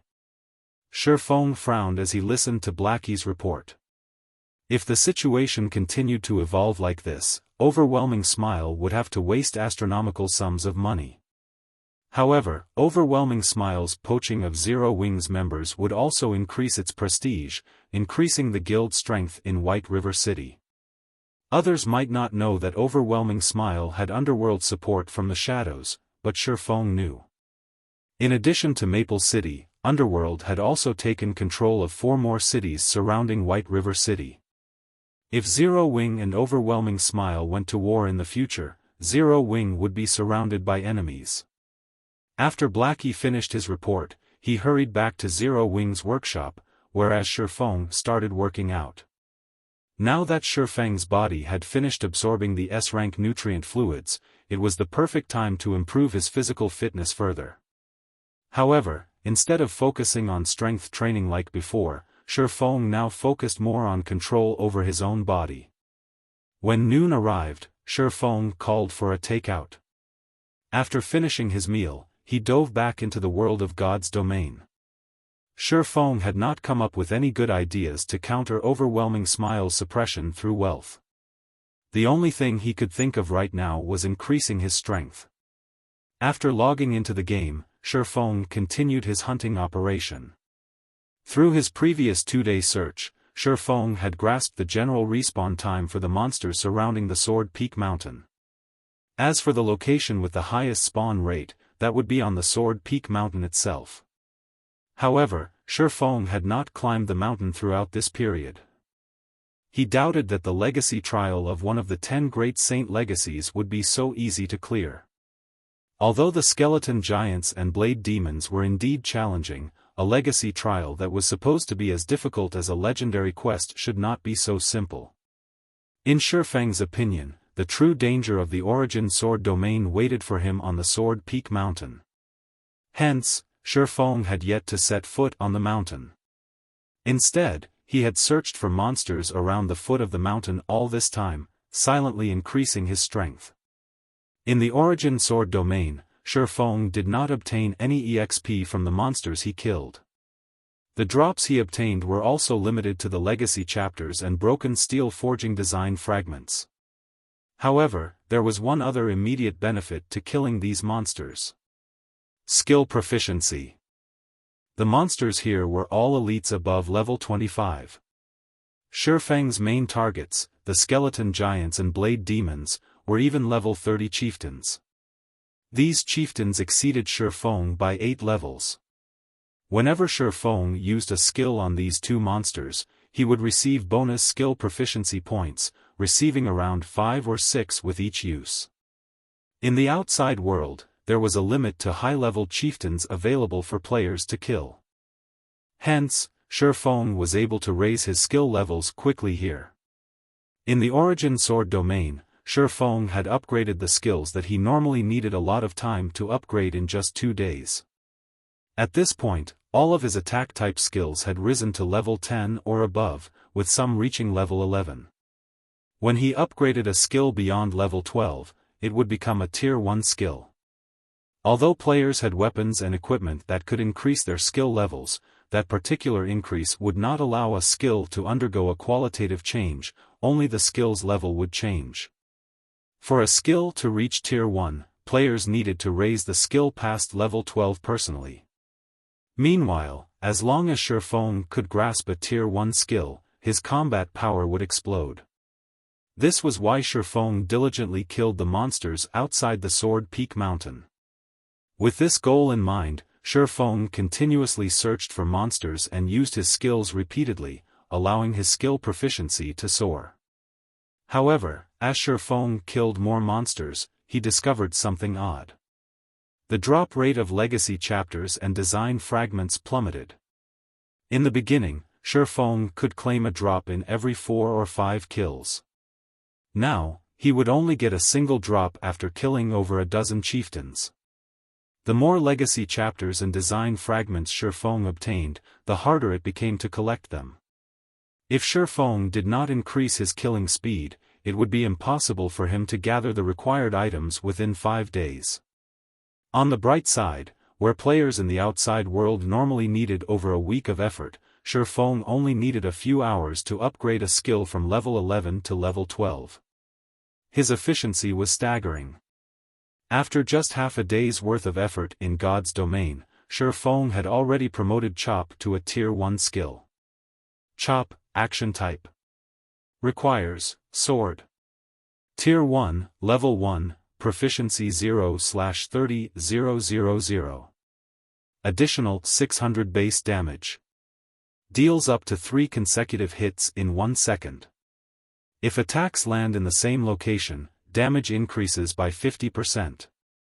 Attack range, 6 yards. Cooldown, 3 seconds. Compared to the Tier 0, level 12 Chop, the base damage had not increased much. However, when using the Tier 1, level 1 Chop, Xiaofan could swing his sword 3 times in 1 second. Moreover, if his attack struck the same location, his damage would increase by 50%. Not only did Tier 1 skills increase a player's power, but they also increased a player's freedom of attack. In other words, the more skilled a player was, the more damage they could deal. This was why, despite being the same level, Tier 1 players were far more powerful than Tier 0 players. Tier 1 players also possessed much higher attributes and a larger variety of skills. Tier 0 players had no chance of contending with Tier 1 players of the same level. It's been a while since I've used the Tier 1 chop. Let's use you as a warm-up. Xiaofan dashed towards the skeleton giant's side before him and used the Tier 1 chop. A sharp aura covered the abyssal blade. In the blink of an eye, Xiaofan brandished the weapon 3 times, sending 3 sword auras slashing at the skeleton giant. The 3 sword auras combined, forming an even sharper and more powerful sword aura that slashed at the skeleton giant's joint. -1376, -2048, -2062. Aside from these 3 high damages, the skeleton giant, which had remained unperturbed by Xiaofan's attacks, had suddenly fallen to the ground. The power of the Tier 1 skill was clear. After the skeleton giant fell, Xiaofan had a much easier time attacking it. Following which, Xiaofan used one skill after another on the undead creature. If the skeleton giant stood up, Xiaofan would use chop to attack its joints, knocking it to the ground once more. A short moment later, Xiaofan had slaughtered the skeleton giant effortlessly. Due to the Tier 1 chop, Xiaofan's battles between the skeleton giants and blade demons had become much easier and took less time than before. Moreover, as Xiaofan efficiency grew, he used his skill more frequently. After spending another 2 days, Xiaofan finally upgraded Thunder Flame Explosion to Tier 1 as well. Now, Xiaofan's attack-type skills that required skill proficiency were all Tier 1 skills. Compared to when Xiaofan had just entered the Origin Sword domain, his combat power was far more frightening. It should be about time to climb the Sword Peak Mountain.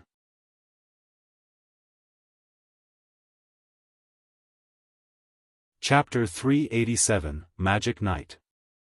Xiaofan had already stayed in the Origin Sword domain for 3 days now. After killing a large number of chieftain-ranked skeleton giants and blade demons, the number of legacy chapters and broken steel forging design fragments he could obtain from these 2 monsters had also reached its limit. No matter how many of these monsters Xiaofan killed, they no longer dropped any items. If not for the fact that Xiaofan wanted to upgrade all his attack-type skills to Tier 1 skills and raise his current combat power to its utmost, he would have long since charged up Sword Peak Mountain.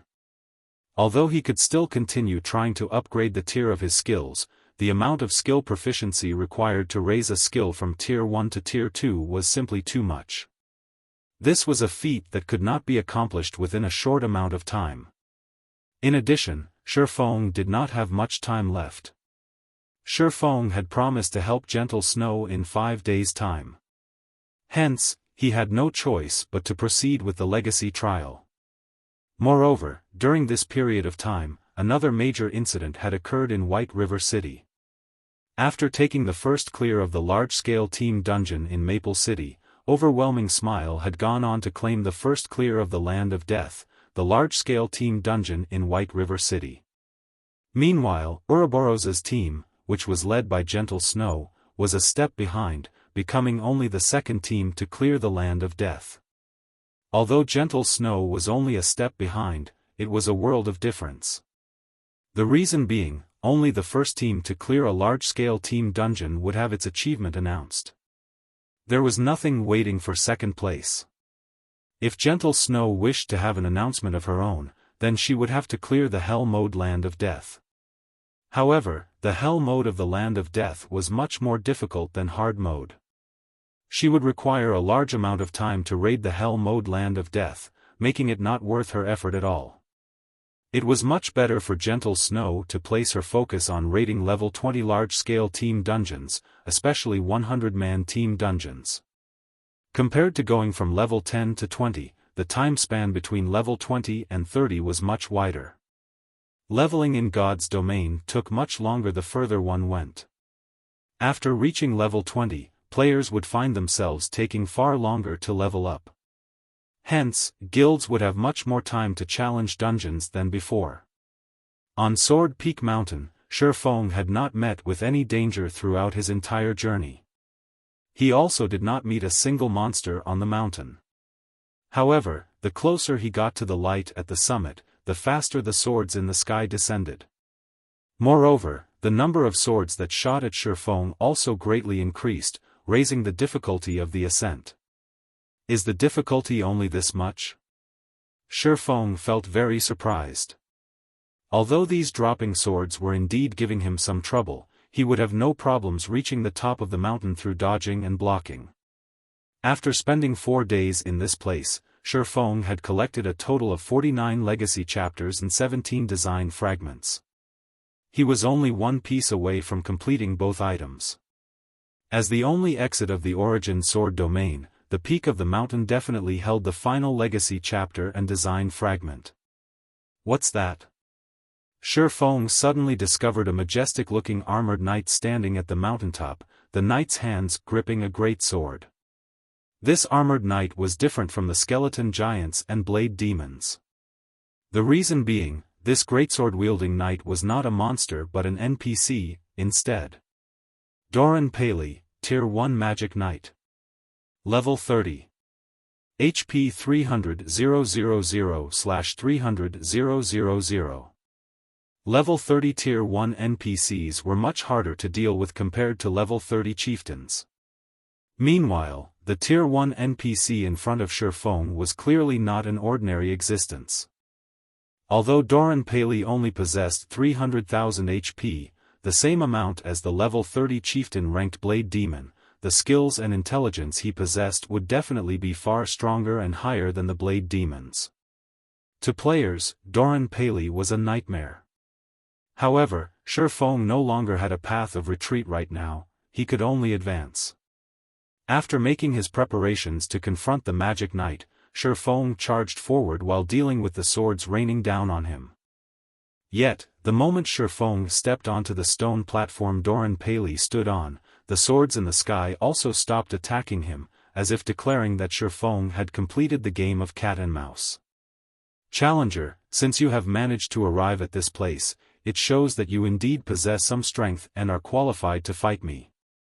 As long as you can defeat me, you will be allowed to continue advancing. When Doran Paley noticed Xiaofan, instead of entering battle immediately, he revealed an excited expression and explained, "Starting now, you have 5 minutes to prepare. 5 minutes later, I will start attacking. Of course, you are also allowed to initiate an attack ahead of time. I hope that you do not disappoint me." A one-on-one duel? Xiaofan looked at his surroundings but failed to discover any other traps or monsters. However, after giving it some thought, Xiaofan found nothing strange about this situation. The NPC before him was a Tier 1 class. Doran Paley was definitely not an opponent ordinary players could contend against. Since Xiaofan was given 5 minutes to rest, he would certainly not waste it. He promptly sat down on the stage and took out a delicious steak to eat. Not only would he recover stamina and HP this way, he would also receive some bonus attributes. Although running and dodging for long periods of time did not greatly affect a player's body, it was a massive drain on their mental power. Meanwhile, 5 minutes was plenty of time for Xiaofan to restore himself to peak condition. However, Xiaofan did not just spend his 5-minute rest drinking and eating. He also carefully observed the surrounding environment, as well as studied the NPC named Doran Paley. Xiaofan had seen the class known as Magic Knight before in his previous life. It was considered a rare hidden class. An advanced legacy. Magic Knights and Astromancers were classes notorious for being unorthodox. Attacks of Astromancers were known for being strange. Attacks of Magic Knights were known for being violent. Compared to a Tier 1 swordsman, a Tier 1 Magic Knight had more variety in their attacks. The reason being, they incorporated various sorts of magic. In other words, their attacks inflicted a combination of physical and magic damage. Not even Tier 1 shield warriors could endure the attacks of a Magic Knight. However, this hidden class also suffered from a very glaring weakness. In order to increase their attack power, Magic Knights had discarded their life-saving skills. Hence, they were very poor in terms of survivability. The seconds and minutes quickly passed by. Of course, Xiaofan would not wait until the 5 minutes were up to attack Doran Paley. In this kind of battle, the first person to strike held the greatest advantage. Hence, Xiaofan took the initiative to start the battle. When Xiaofan was only 40 yards away from Doran Paley, he suddenly took out the blazing meteor and threw it at the Magic Knight's vital point. Doran Paley simply scoffed at Xiaofan's attack. He retrieved the silver greatsword from his back and lightly swung it. Immediately, blades of flame shot out from Doran Paley's greatsword. These blades of flame collided with the blazing meteor, striking it down, before proceeding towards Xiaofan. However, when these blades of flame were only about halfway to their target, Xiaofan suddenly appeared behind Doran Paley and initiated a Tier 1 chop at the Magic Knight's back. Doran Paley suddenly smiled. He spun around abruptly, the flames covering his greatsword growing even more prominent. With a swing of his greatsword, he sent a flame tornado clashing against Xiaofang's abyssal blade. When the two swords collided, sparks splattered the surroundings. After clashing swords for dozens of times in a row, Xiaofan concluded that, in terms of strength, he was no match for the Magic Knight. On the other hand, his speed was superior to Doran Paley's. Despite having to retreat before the Magic Knight's every blow, Xiaofan managed to avoid receiving any fatal damage.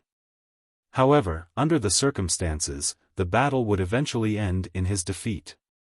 After all, Doran Paley possessed 300,000 HP, whereas Xiaofan had just slightly more than 3,000 HP. In a situation where both parties were equally skilled, the side with more HP would naturally emerge the victor.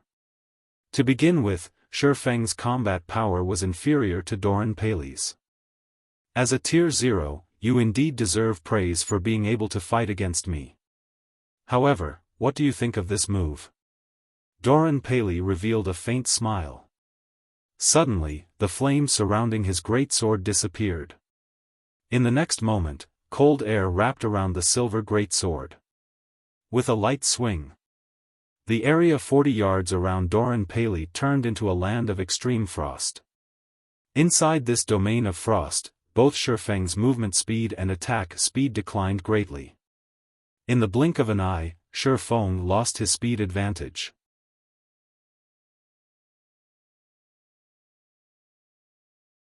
Chapter 388, Flame Dragon's Dance.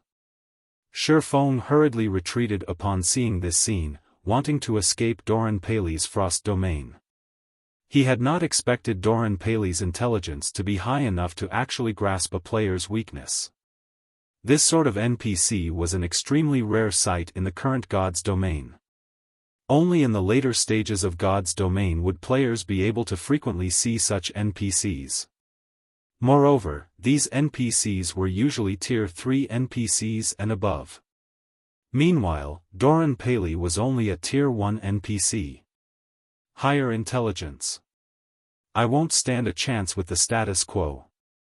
Xiaofang's expression turned solemn when he saw Doran Paley's figure charging at him. If Doran Paley were only an ordinary Tier 1 NPC, even if he had 300,000 HP, Xiaofan would have been confident of defeating him. Before leaving White River City, Xiaofan had armed himself with over 100 Tier 2 magic scrolls from the guild warehouse. Meanwhile, most of these Tier 2 magic scrolls came from the Blood Hand Association's stronghold, with the rest from the dungeon raids carried out by guild members. The Origin Sword domain was different from the 12 trials Xiaofan had previously undergone. In the 12 trials, Xiaofan had not been allowed to use any tools to assist him. However, the Origin Sword domain did not impose such a restriction. He could use as many magic scrolls as he liked here. If he had over 100 Tier 2 magic scrolls, it would be an easy task to deal with an ordinary level 30 Tier 1 NPC. Even if Doran Paley had 300,000 HP, he would still die under the might of so many Tier 2 magic scrolls.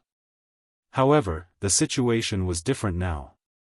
In the past, Xiaofan had crossed swords with many high-tiered NPCs, so he knew very clearly that NPCs who possessed higher intelligence were extremely sensitive towards magic scrolls.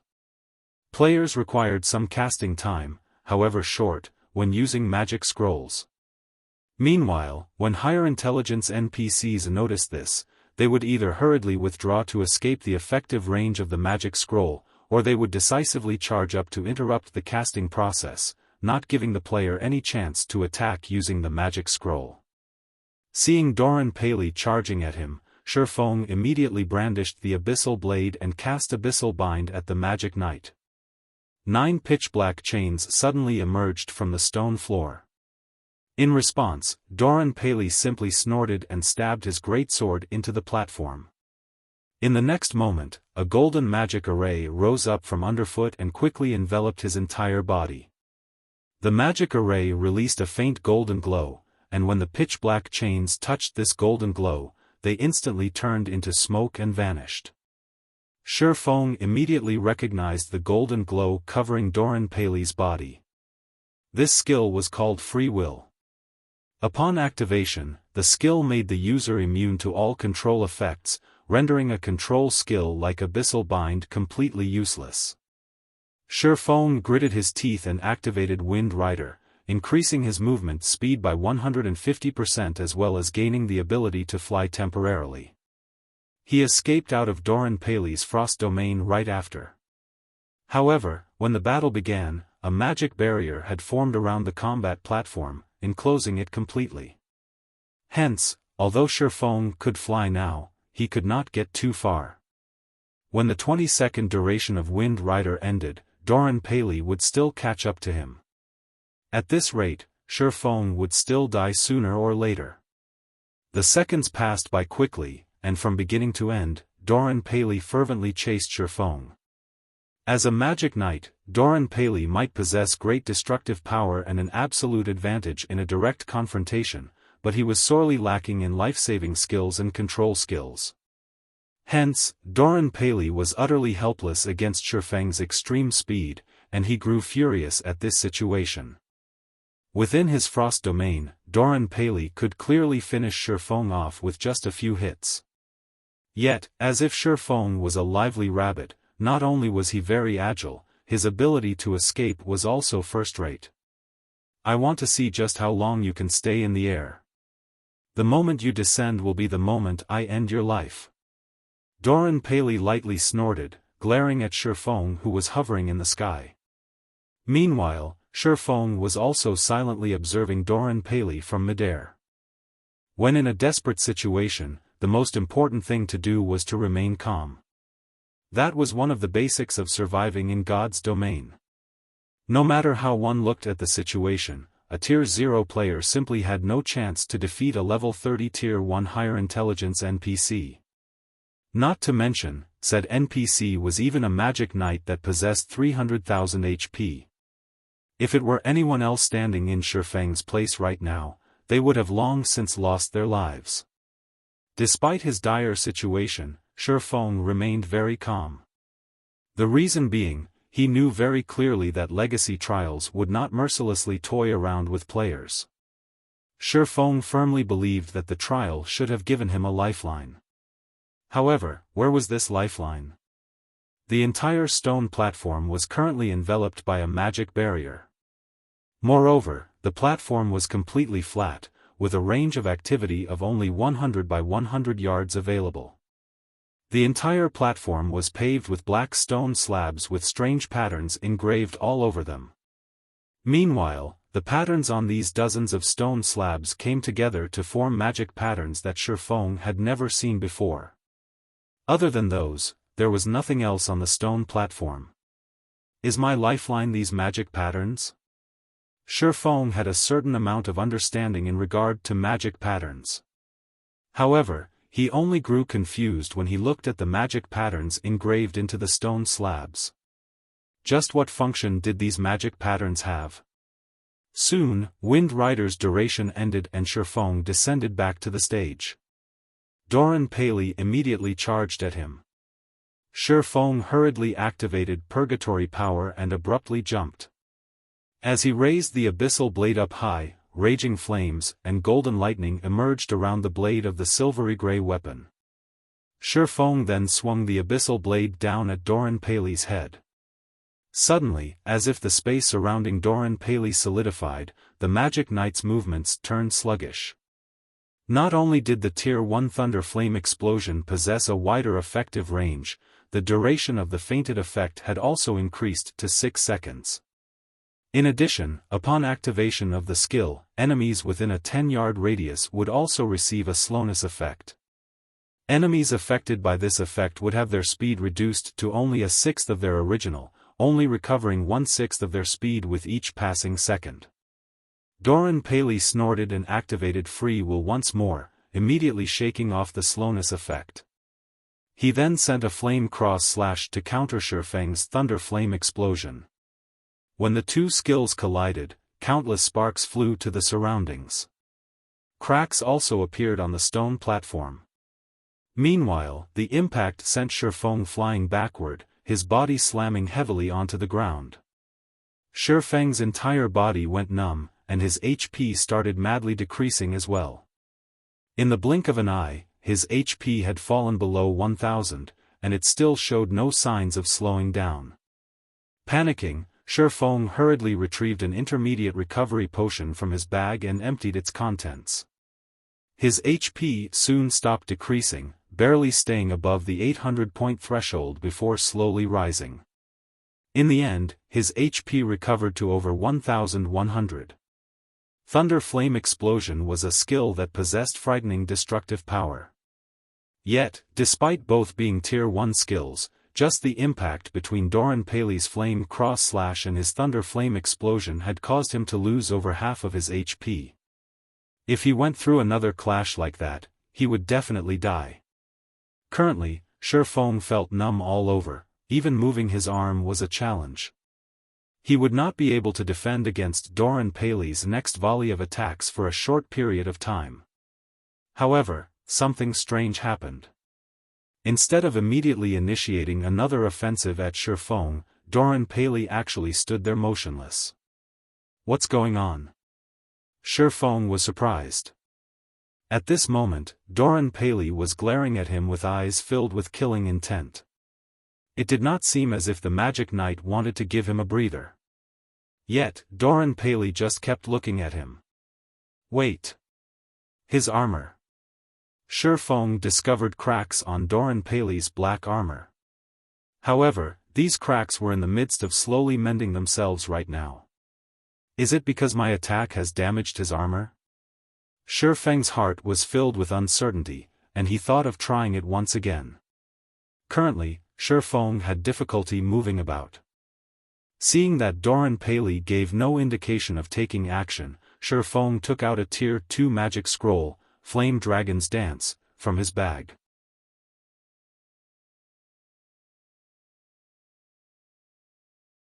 Chapter 389, Legacy Book. Xiaofan needed some time to activate a Tier 2 magic scroll. If he were dealing with an ordinary player or boss, this short time he needed wouldn't be an issue. However, against higher intelligence NPCs and expert players, this small amount of time was enough for the opponent to either dodge the magic scroll or take his life. As Xiaofan unrolled the magic scroll, Doran Paley's armor finished repairing itself. At this moment, the Magic Knight gazed at Xiaofan with mockery. Lifting his silver greatsword, Doran's legs abruptly pushed against the ground, launching himself at Xiaofan with frightening speed. However, Xiaofan, who was in the midst of activating the magic scroll that contained the Flame Dragon's Dance, could not afford to move. Otherwise, his efforts would go to waste. Faster! Hurry up! At this moment, Xiaofang's heart pounded with anxiety as he watched the slow progression of the Flame Dragon's Dance's activation bar. When Doran was only a few yards from Xiaofan, he abruptly jumped into the air. Raising his greatsword above his head, he swung it down towards Xiaofan. As the weapon of mass destruction descended, deep red flames resembling snakes emerged and coiled around the blade, the moisture in the air evaporating upon the emergence of these flames. At the moment of Xiaofang's imminent peril, the activation bar of the flame dragon's dance finally completed. Suddenly, raging flames emerged from the crimson magic scroll, transforming into a serpentine dragon that shot towards the sky. Doran Paley smiled disdainfully at the sight of the flame dragon bearing its fangs at him. Surprisingly, the magic knight made no effort to dodge the incoming dragon. Instead, he tightened his grip on his great sword and added more power into his slash. The snake and dragon collided. The flame dragon's dance was a tier 2 spell, and in terms of power, it was far superior to Doran Paley's attack. In the next moment, the flame dragon devoured the fire snake. The dragon then threw Doran, a damage surpassing -10,000 points appearing above his head. However, 10,000 damage was merely a scratch to Doran, an NPC with 300,000 HP. After Doran Paley struck the ground, he stood and charged at Xiaofan once again without the slightest pause. His current performance had completely changed. Moreover, Doran's armor wasn't even scratched. What is going on? Xiaofan frowned at the magic knight, confused. The flame dragon's dance was clearly far more powerful than his tier 1 thunder flame explosion. The spell had even inflicted over 10,000 damage. Yet, not only was the NPC's armor intact, but Doran also brimmed with fighting spirit. Considering the situation, Xiaofan quickly came to a realization. The cracks in Doran Paley's armor had not been due to damage. Watching the magic knight charge at him once again, Xiaofan suddenly thought of a possibility. Let's hope this works. Xiaofang's body was still slightly numb. Even if Doran did not activate his frost domain, Xiaofan could never outrun him. Xiaofan had also exhausted his arsenal of escape skills. Xiaofan then raised the abyssal blade and activated Earth Splitter. When the skill had fully charged, Xiaofan swung down his viciously sharp blade. However, Xiaofang's target was not Doran Paley this time. It was the black stone slab beneath him. Upon witnessing this attack, Doran's eyes widened with shock, and his expression became extremely ugly. He suddenly increased his speed again. However, no matter how much faster Doran became, he was not fast enough to counter Xiaofang's attack on the stone slab. Like a hot knife through butter, the silvery gray abyssal blade sliced apart the black stone slab beneath Xiaofang's feet. The slash also split several other stone slabs, creating a deep, long fissure. Following which, a crack also appeared on Doran Paley's armor. Bingo! Xiaofan inwardly rejoiced. If he attacked and damaged the black stone slabs under his feet, he could force Doran Paley to halt his assault momentarily. He could then activate Tier 2 magic scrolls without worry. Despicable challenger. Doran Paley was no longer as carefree as before. With bloodshot eyes, he glared at Xiaofan and bellowed, "Your corpse will decorate this ground for eternity." Although larger cracks began to appear on Doran Paley's armor, the magic knight showed no signs of stopping. Instead, he charged up to Xiaofan and swung down his great sword. Flame Cross Slash.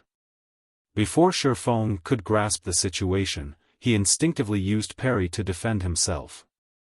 Pang! Xiaofan retreated 4 steps before he managed to stabilize his body. Although Xiaofan had been forced back and had to use his life-saving skill, parry, he revealed a joyous smile on his face. Originally, even if he negated the damage from Doran's attack, the impact would have sent him flying back over a dozen yards. Now, although his hands were slightly numb, he had only been forced to take 4 steps backward. This showed that Doran Paley's strength had greatly weakened. Indeed, just as Xiaofan had guessed, damaging the black stone slabs would weaken his adversary. Previously, Doran had not immediately dashed forward and attacked Xiaofan because he was worried that Xiaofan would discover this secret. Hence, he decided to hold back and allow his armor to repair itself. However, the display of his armor's recovery had been another facade. In reality, Doran had tried to hide the black stone slab's recovery. Previously, Doran's position had just so happened to block Xiaofan's vision, preventing Xiaofan from seeing the damaged stone slabs behind him. As to why Doran had launched himself up to attack Xiaofan the second time, it was to prevent the flame dragon's dance from damaging the black stone slabs once more. Unfortunately, Doran's attempt at repeatedly disguising this fact could not escape Xiaofan's beast-like insight. Naturally, after Doran Paley realized that his secret had been exposed, he no longer attempted to hide it. Instead, he began a vicious assault on Xiaofan, hoping to annihilate his opponent sooner. However, a known secret was no longer a secret. Now that Xiaofan knew Doran Paley's weakness, he activated Defensive Blade and used Thundering Flash on the stone beneath them. Streaks of blue lightning shot out from the abyssal blade. In the next moment, the lightning transformed into hungry wolves that dove into the black stone slabs, charring them. Die! Doran Paley's rage flared as he swung his greatsword at Xiaofan desperately.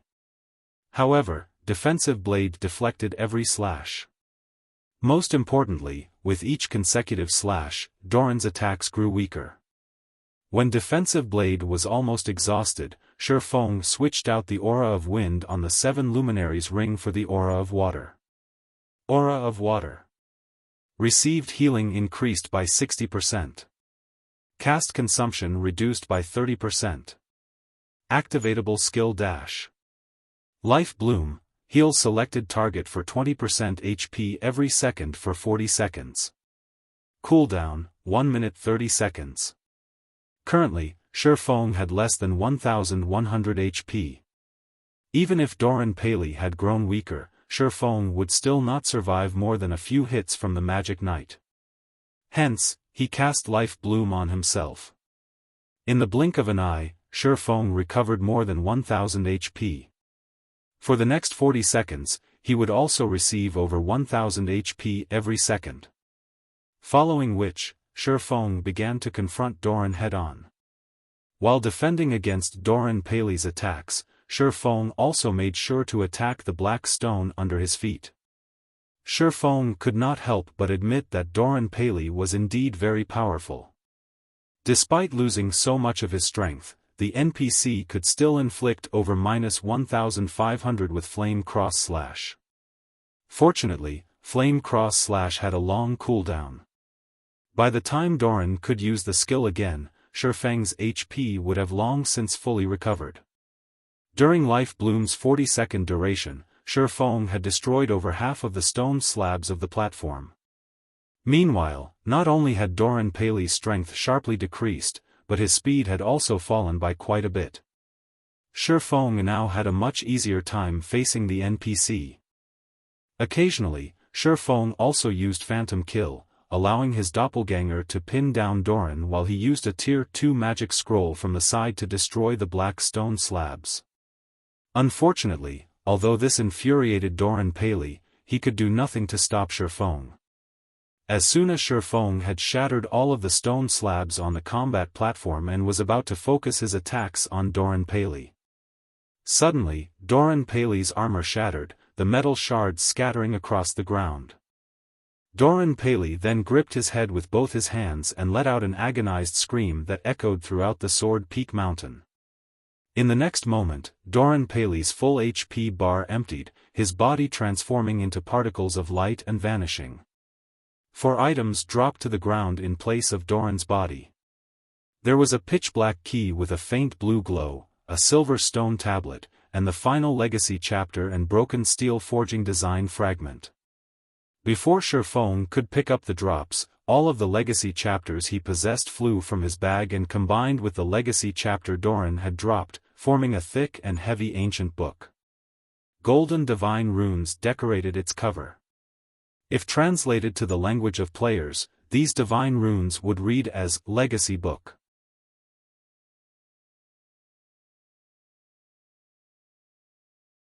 Chapter 390, Secret Sword Technique. Xiaofan sighed in relief when he saw the dazzling golden book of legacies. With this, the trial should be over, right? Xiaofan picked up the drops before walking towards the hovering golden book before him. He then clicked on the Book of Legacies, checking its information. System, completion rate 70%. Do you wish to open the Book of Legacies and accept the legacy within? What? Only 70%? Xiaofan was surprised. Taking another look, he was sure his eyes were not playing tricks on him. After defeating a Tier 1 magic knight like Doran Paley, which was no easy feat, he had only completed 70% of the trial. Legacies in God's domain were categorized into different ranks. Similarly, there were differences within each rank, and these differences were based on the completion rate of the legacy trial. Completion rates between 51%–60% would be given a C rank evaluation. At C rank, players would obtain the basic skills of the legacy. Completion rates between 61%–70% would be given a B rank evaluation. At B rank, players would obtain the basic skills of the legacy in addition to 1-3 legacy skill points. Completion rates between 71%–80% would be given an A rank evaluation. At A rank, players would obtain the basic skills of the legacy in addition to 5-9 legacy skill points. Completion rates between 81%–90% would be given an S rank evaluation. At S rank, players would obtain the basic skills of the legacy in addition to 10-18 legacy skill points. Completion rates between 91%–100% would be given an SS rank evaluation. At SS rank, players would obtain the basic skills of the legacy in addition to 20-36 legacy skill points. Legacy skill points would unlock the class skills in the legacy book. Moreover, the more powerful a class skill was, the more legacy skill points would be required to unlock it. The number of powerful skills a player possessed was important in determining their combat power. It was especially true for powerful class skills. Hence, legacy skill points were extremely important. However, it was not easy to obtain legacy skill points. After obtaining the legacy book, aside from receiving one legacy skill point every 3 levels, players could only obtain more points by completing special quests and challenges. In general, legacy skill points were an extremely rare commodity. Right now, Xiaofan's completion rate would only give him a B rank evaluation, and he would, at most, receive 3 legacy skill points. This was unacceptable. He had only obtained one of the 10 Great Saint legacies after much difficulty, so why would he be satisfied with just 3 legacy skill points? Moreover, he only needed 1% more to boost his evaluation up to A rank and receive a minimum of 5 legacy skill points. He would need to level up 6 times to bridge this small gap. Is it because I killed Doran Paley by exploiting his weakness? Xiaofan silently pondered his situation as he rejected the offer to open the legacy book. Based on Xiaofan's recollection, one needed to complete certain tasks in order to increase the legacy trial's completion rate. However, since arriving at the Origin Sword domain 4 days ago, Xiaofan had constantly observed and searched for anything special in the realm. He had done so precisely because he wanted to avoid missing anything, resulting in a low completion rate. Yet, after 4 days of careful observation, Xiaofan had not discovered anything special. He had the same results after he explored the entire mountain. Just what did I miss? Xiaofan thought that he had performed perfectly in this legacy trial, and he should not have missed anything suspicious. He had even completed the broken steel forging design. As for the skeleton warriors, skeleton giants, and blade demons below the mountain, they would respawn indefinitely. It was not possible to eradicate them. Does it have something to do with these items? Xiaofan stored the legacy book before retrieving the pitch-black, sword-shaped key and the silver tablet. Doran's key. This is a strange key. It exudes a faint trace of ancient magic. Secret sword technique. The pattern engraved on this tablet is too vague and incomplete, and no information can be obtained from this pattern. However, some kind of divine power hides within this pattern. If one gathers all of the stone tablets, this vague and incomplete pattern can be restored. Current tablet count, 1/6. This was the first time Xiaofan had seen or heard of an item like this secret sword technique. However, judging from its description, it should not be related to the legacy trial. After all, 6 tablets were required to restore it, and no matter how he thought about it, there should not be any more enemies as strong as Doran Paley. Hence, Doran's key was the only possibility. As the final boss of Sword Peak Mountain, his key would have something to do with the Sword Peak Mountain itself. Since there's a key, there must be a lock here somewhere. Xiaofan put away the key and tablet and began to explore every inch of the mountain carefully. While Xiaofan was in the Origin Sword domain, Star Moon Kingdom had undergone many changes. The large-scale dungeons of the various cities in Star Moon Kingdom had been conquered, one after another, generating one system announcement after another. Moreover, due to Zero Wing's incitement, the various guilds throughout Star Moon Kingdom had also rushed to earn reputation, hoping to obtain their own guild residence. When Zero Wing had publicized its guild residence, Overwhelming Smile spent an astronomical sum of money to poach Zero Wing's members. However, despite this being a significant blow, Zero Wing had not stopped developing. On the contrary, they grew stronger with each passing day. Now, Zero Wing's member count approached 20,000. Moreover, Zero Wing's members sported high levels. Currently, most average players in White River City were only level 18 or 19, while elite players of guilds were around level 21. Meanwhile, Zero Wing's ordinary members were level 20, while its elite members were all level 22 or above. Although there was only a difference of 1 level between the elite members of Zero Wing and the other guilds, the necessary EXP to surmount this gap was intimidating. The majority of the NPC-commissioned guild quests found inside the guild residence were high-level quests. Not only did these quests reward a ton of EXP, but the item rewards were also impressive. Most importantly, the monetary rewards of these guild quests were much higher than the guild quests available at the Adventurers Association. As a result, the income of Zero Wing's members was at least twice as much as players of other guilds. This was also why Overwhelming Smile's high-priced poaching could not defeat Zero Wing. "Snow, are you really planning to do this?" the Flame Witch, Zhao Yueru, asked worriedly. "This isn't what I want either. However, I have to take this risk. Otherwise, you, too, know how things will end," Gentle Snow said, frowning as she quietly read the report she had just received. But, Zhao Yueru wanted to persuade her friend but soon shut her mouth, holding back her protests. She knew that, no matter what happened, there would be a battle in the end. Only, this final battle had arrived too early, catching them unprepared. "Snow, you've read the latest report. With our strength, we are no match for them. Rest assured, I would not take such a risk if I were not certain." Gentle Snow smiled faintly as she recalled Yi Feng's figure. Zhao Yueru was surprised by Gentle Snow's expression. Facing such a desperate situation, she never thought Gentle Snow could still smile with such confidence. Meanwhile, back on Sword Peak Mountain, after spending most of the day searching, Xiaofan finally discovered a pool on the mountainside.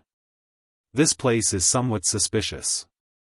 Slowly, Xiaofan walked towards the pool of water. Dipping his hand into the pool, Xiaofan immediately realized that ice had formed over his hand, freezing it solid. The water inside this pool was icy. If he dove into this water, he would freeze to death.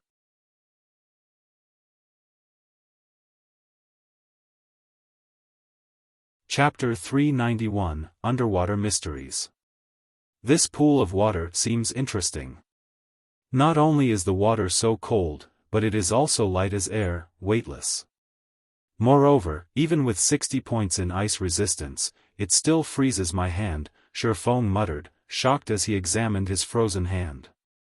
Just what is this water?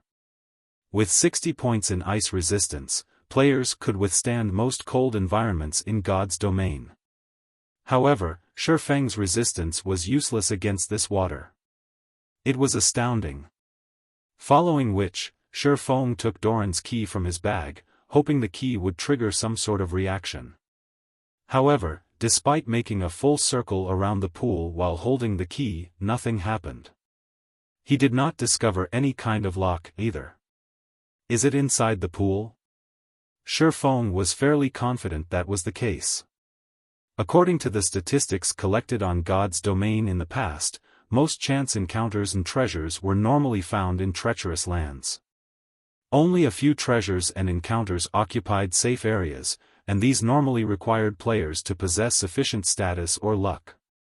As for the so-called treacherous lands, players also knew them as forbidden lands. Unless players had ways of dealing with the threats, their deaths were all but guaranteed upon entering these forbidden lands.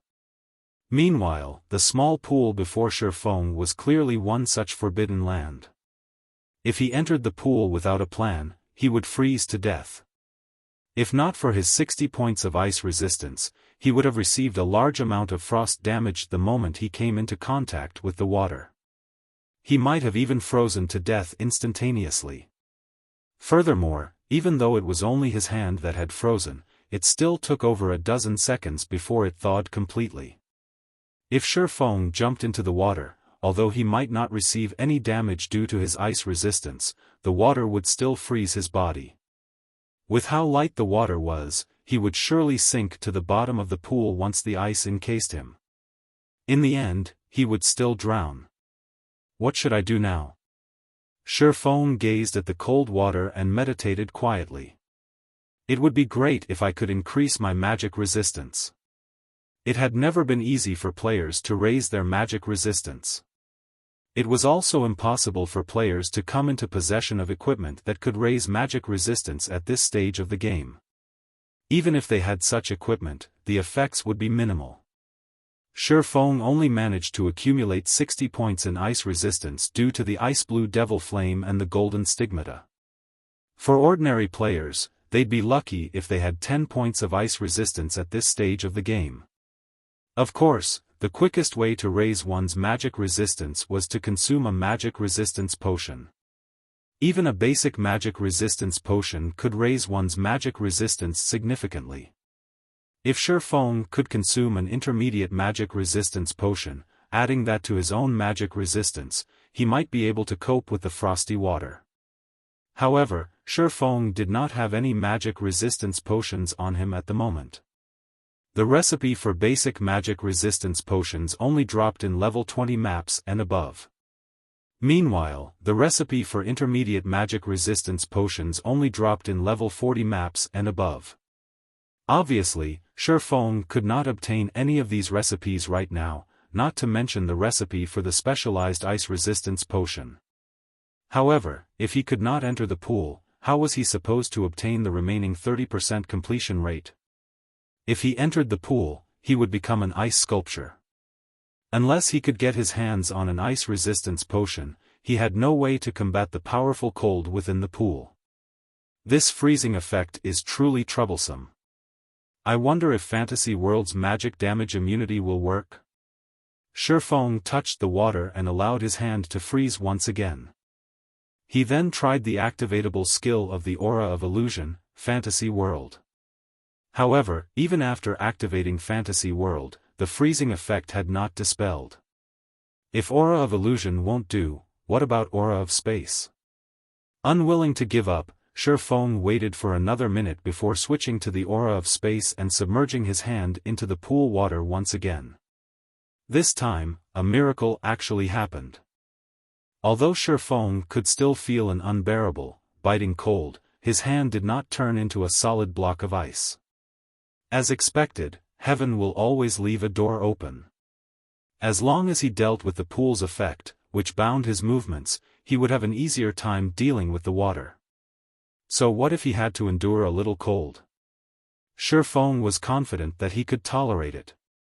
Following which, Xiaofan activated Phantom Kill and had his doppelganger remain by the poolside as insurance. Within 40 seconds, if his life were threatened, he could immediately swap positions with his doppelganger. Xiaofan then dove into the pool, creating a loud splash.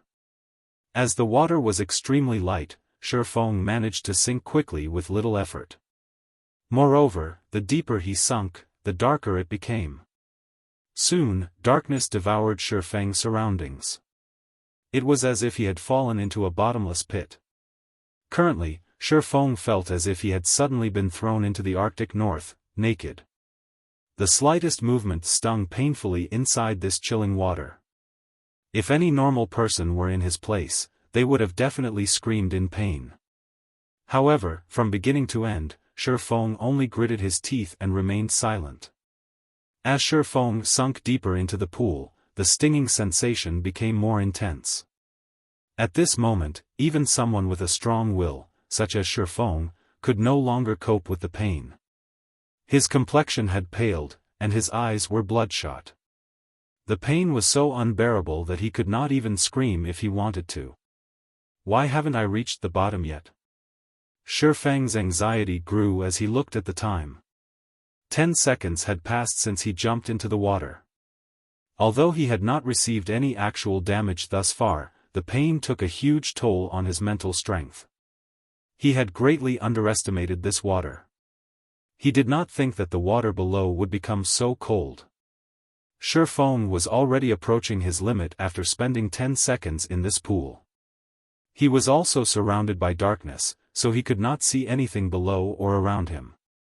Struggling, Xiaofan activated Ice Blue Devil Flame.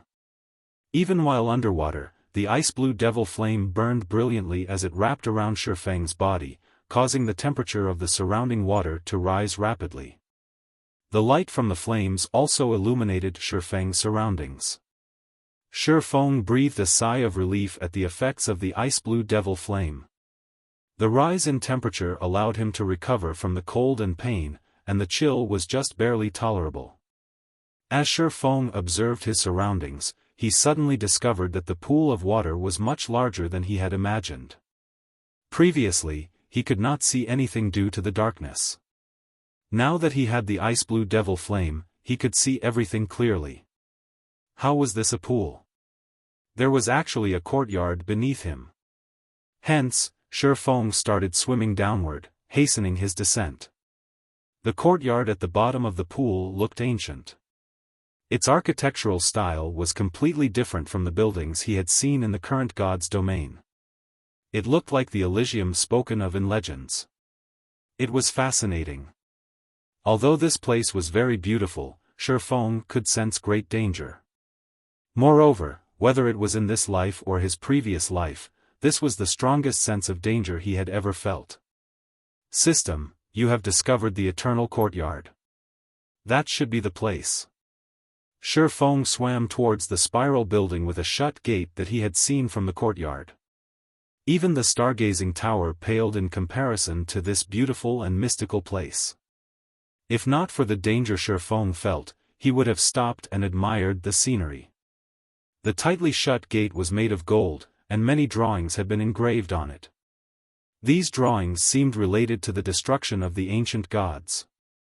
Xiaofan had even discovered the image of an ancient god that he knew of, the Twilight Goddess. Some sort of power protected the Golden Gate, and it was impossible to destroy it with external forces.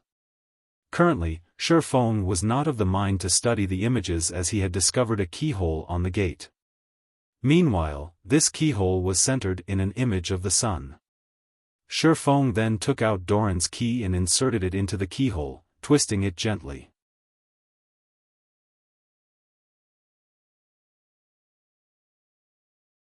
Chapter 392, God's Will. Sure enough, it works. Upon turning Doran's key, Xiaofan noticed the blue glow surrounding the key flow into the Golden Gate. Suddenly, the gate released a brilliant golden radiance. As if it were the sun, the gate illuminated the eternal courtyard. The gate clanked as it slowly opened. Following which, a surge of cold air bubbles rushed out of the gate. Reacting quickly, Xiaofan immediately jumped backward. However, as Xiaofan was currently underwater, he could not move as fast as usual. As a result, the bubbles blasted him backwards. Xiaofan only felt a stinging pain before his HP instantly fell by 2,000 points. The cold air here is so powerful. Xiaofan looked at his HP bar in disbelief. Fortunately, his ice resistance was sufficiently high. Otherwise, that air bubbles would have killed him. Xiaofan then took out an intermediate recovery potion from his bag and drank it, recovering some of his lost HP. Despite having 60 points in ice resistance, he had still lost 2000 HP instantly. How cold was it beyond this gate? Fortunately, after the gate finally opened, the cold air scattered, and the spiraling tower was no longer as cold as before. After Xiaofan entered the temple, he was immediately greeted by a large hall containing golden statues of various ancient gods. Among the many statues, there was one particularly eye-catching statue that depicted a valiant man raising up his sword. That man stood in the very center of the hall, and high-grade swords littered the area around him. A simple glance told Xiaofan that there were over 1,000 swords stabbed into the ground. Meanwhile, every sword seemed like it was submitting to the man. Xiaofan could even faintly feel the abyssal blade in his hand grow restless as if it, too, wanted to go forth and submit to that man. Xiaofan was astounded. That man in the center of the hall was simply a statue. Yet, the abyssal blade that Xiaofan feared even showed signs of submission to him. Just how powerful had he been when he was alive? Meanwhile, a dark blue crystal ball sat below the statue. This crystal ball emitted an intense cold. Upon seeing this crystal ball, Xiaofan came to a realization. The reason the pool of water containing the eternal courtyard was so cold was that of the crystal ball before him. Xiaofang's heart suddenly trembled at this discovery. If the crystal ball was capable of lowering the temperature of this large pool to such a degree, it was definitely a treasure. Following which, Xiaofan quickly swam towards the crystal ball, hoping to claim it. However, before Xiaofan could reach the crystal ball, a sharp pain shot through his fingers, a damage of -1,000 points appearing above his head. Xiaofan had no choice but to back off. Xiaofan silently lamented as he gazed at the dark blue crystal ball. Despite such a powerful treasure sitting right before him, he could not take it as his own. Just as Xiaofan was about to move on and look for other treasures, a system notification rang out. System, the will of an ancient god drifts around this eternal hall. Are you willing to surrender to this will? Before Xiaofan could react, majestic voices suddenly assaulted his mind. Submit to me. I can give you unparalleled strength and make you the most powerful man in this world. Even gods will tremble before your might. Submit to me. I can give you eternal life and make you into the eternal master of this world. Listening to the tempting voices in his mind, Xiaofan was suddenly dazed and decided to submit to this will. However, just as Xiaofan was about to reply, memories from the past suddenly surfaced in Xiaofang's mind. In the past, because he chose not to submit to world dominators, Shadow had forced him out of God's domain. Even so, he still refused to submit and had planned to start all over again. In this life, when he faced Martial Union, Dark Star, and Underworld, as long as he bowed down, he could live a better life. Yet, he still refused. He would no longer allow others to dictate his life, becoming someone's puppet. How could he possibly give in now? Just as Xiaofan was about to refuse, the majestic voice spoke once again, "Don't you wish to become the master of this world? If you submit, I will give you anything and everything you want. Since it is the case, I only want the ability to say no. Can you give me that?" Xiaofan refused to submit. Foolish mortal. You will regret your decision today. Since you do not wish to become my servant, die. Seeing as it had failed to delude Xiaofan, the will of the ancient god grew furious, and the entire hall became stifling. Suddenly, the thousands of swords that had been thrust into the ground rose into the water. Aiming for Xiaofan, every one of these swords shot towards him. In response, Xiaofan hurriedly attempted to use Replace Doppelganger to swap positions with his doppelganger. However, he discovered that he had been silenced, the debuff preventing him from using the skill. Now that he could not swap positions with his doppelganger, Xiaofan tried to raise his swords to defend against the incoming attack. However, he discovered that not only were his skills sealed, but he also couldn't move. At this moment, he could only watch the thousands of swords slice through the water towards him. However, just as the swords were about to pierce Xiaofan's body, the dark blue crystal balls suddenly released a silver radiance. The swords flying at Xiaofan immediately froze. At this moment, it looked as if time had come to a halt. A second later, the thousands of swords shattered like glass, the metal shards drifting to the floor. After which, a loud bang echoed throughout the space of the hall. Black cracks began to appear around the hall, and soon, the space inside the hall shattered as well. Along with the shattering of space, the stifling pressure Xiaofan felt before also vanished, his body regaining its freedom. Damn! Damn! You actually dare spoil my business. Although this heaven-blessed individual has rejected me, I can still look for others. You cannot stop me forever. Meanwhile, this despicable heaven-blessed individual will die here. The will of the ancient god's rage grew, and even the hall trembled. The golden gate suddenly closed as the hall began to collapse. At this moment, as if having lost its power, the crystal ball darkened. It no longer released the astonishing cold as it had moments before. Although Xiaofan did not know what was going on, when he heard the will claim that this heaven-blessed individual would die here, he knew what he needed to do. Escape. Xiaofan immediately grabbed the dark blue crystal ball and placed it into his bag before activating Replace Doppelganger. In the blink of an eye, Xiaofan appeared outside the pool. The doppelganger had only been 1 second away from disappearing when Xiaofan activated Replace Doppelganger. It had truly been a close call. That was close. A second later and I would have been dead. Xiaofan inwardly celebrated his escape as he watched the pool of water suddenly explode.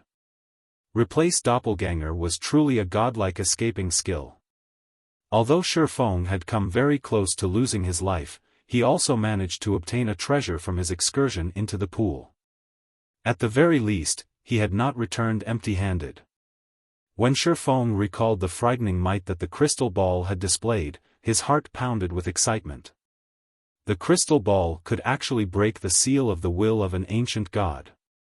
It was no ordinary treasure. With this thought, Xiaofan impatiently opened his bag, wanting to investigate the dark blue crystal ball. Not even legendary items had such frightening abilities. However, when Xiaofan tried to check the crystal ball's information, it revealed nothing. Xiaofan then used Omniscient Eyes. To Xiaofang's shock, however, the Omniscient Eyes, which could analyze even the destroyer of immortality, also revealed nothing. Moreover, Xiaofan could not even touch the crystal ball now, as he instantly lost 1000 HP the moment he tried. Xiaofan felt utterly helpless. He had no choice but to set aside this treasure for now. If he wanted to use this crystal ball, at the very least, he needed to raise his ice resistance to 100 or 200 points. Although Xiaofan could not do anything about the dark blue crystal ball, the legacy book had a surprise for him. Indeed, just as Xiaofan had guessed, the eternal courtyard where he could raise the legacy trial's completion rate. Now, instead of a 70% completion rate, the legacy book displayed a 92% completion rate. Xiaofan had obtained an SS rank evaluation.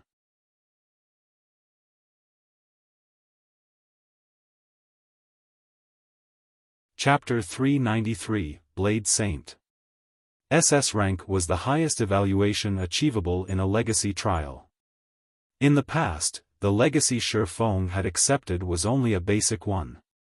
Even so, Xiaofan had spent a lot of time and effort to achieve an A-rank evaluation and obtain 7 legacy skill points. Now he that had an SS rank evaluation, he could obtain between 20 and 36 legacy skill points. The thought of so many legacy skill points alone was enough to excite Xiaofan. Although Xiaofan had not achieved 100% completion rate, he was very satisfied with this result. Now that he thought about it, the condition to achieve a 100% completion rate might have been submission to the god's will. Since he chose not to submit, this was probably the highest completion rate he could achieve. System, completion rate 92%. Do you wish to open the Book of Legacies and accept the legacy contained within? Without hesitation, Xiaofan clicked Accept. The legacy book suddenly released a golden flash. The book then flipped open, and a purple ray of light shot out of the book and pierced Xiaofan's forehead. The moment the purple light touched him, Xiaofan felt his mind clear as if no secret in the world could hide from him. As the legacy book faded out of existence, Xiaofan's body began to emit a faint and flickering purple glow.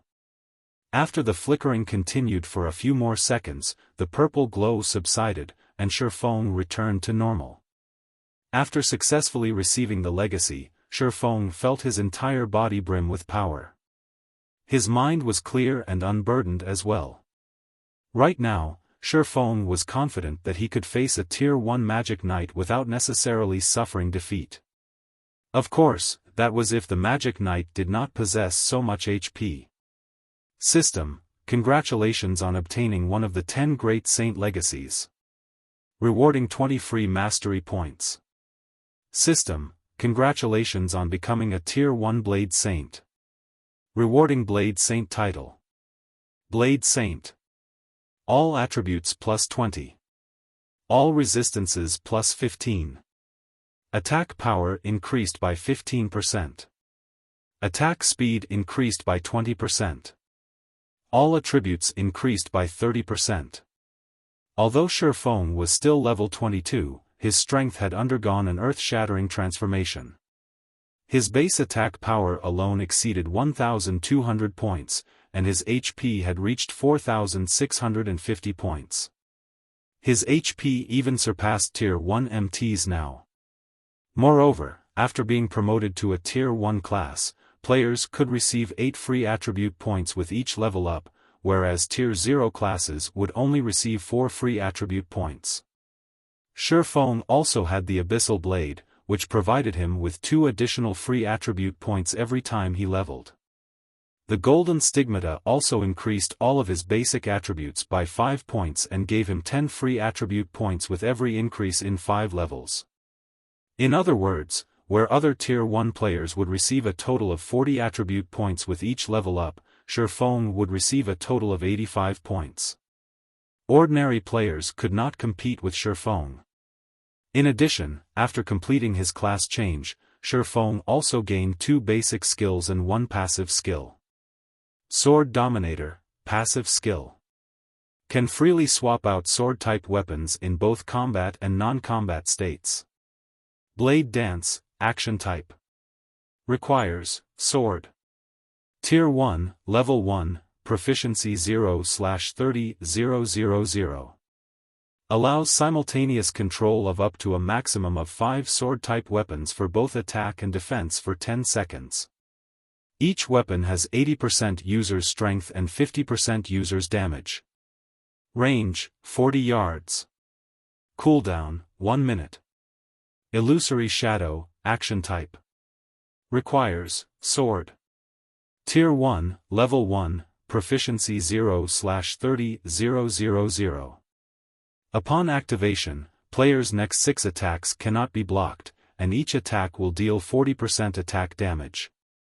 Cooldown, 40 seconds. Xiaofan was shocked upon reading these skills descriptions. The basic skills of the Blade Saint were already so powerful.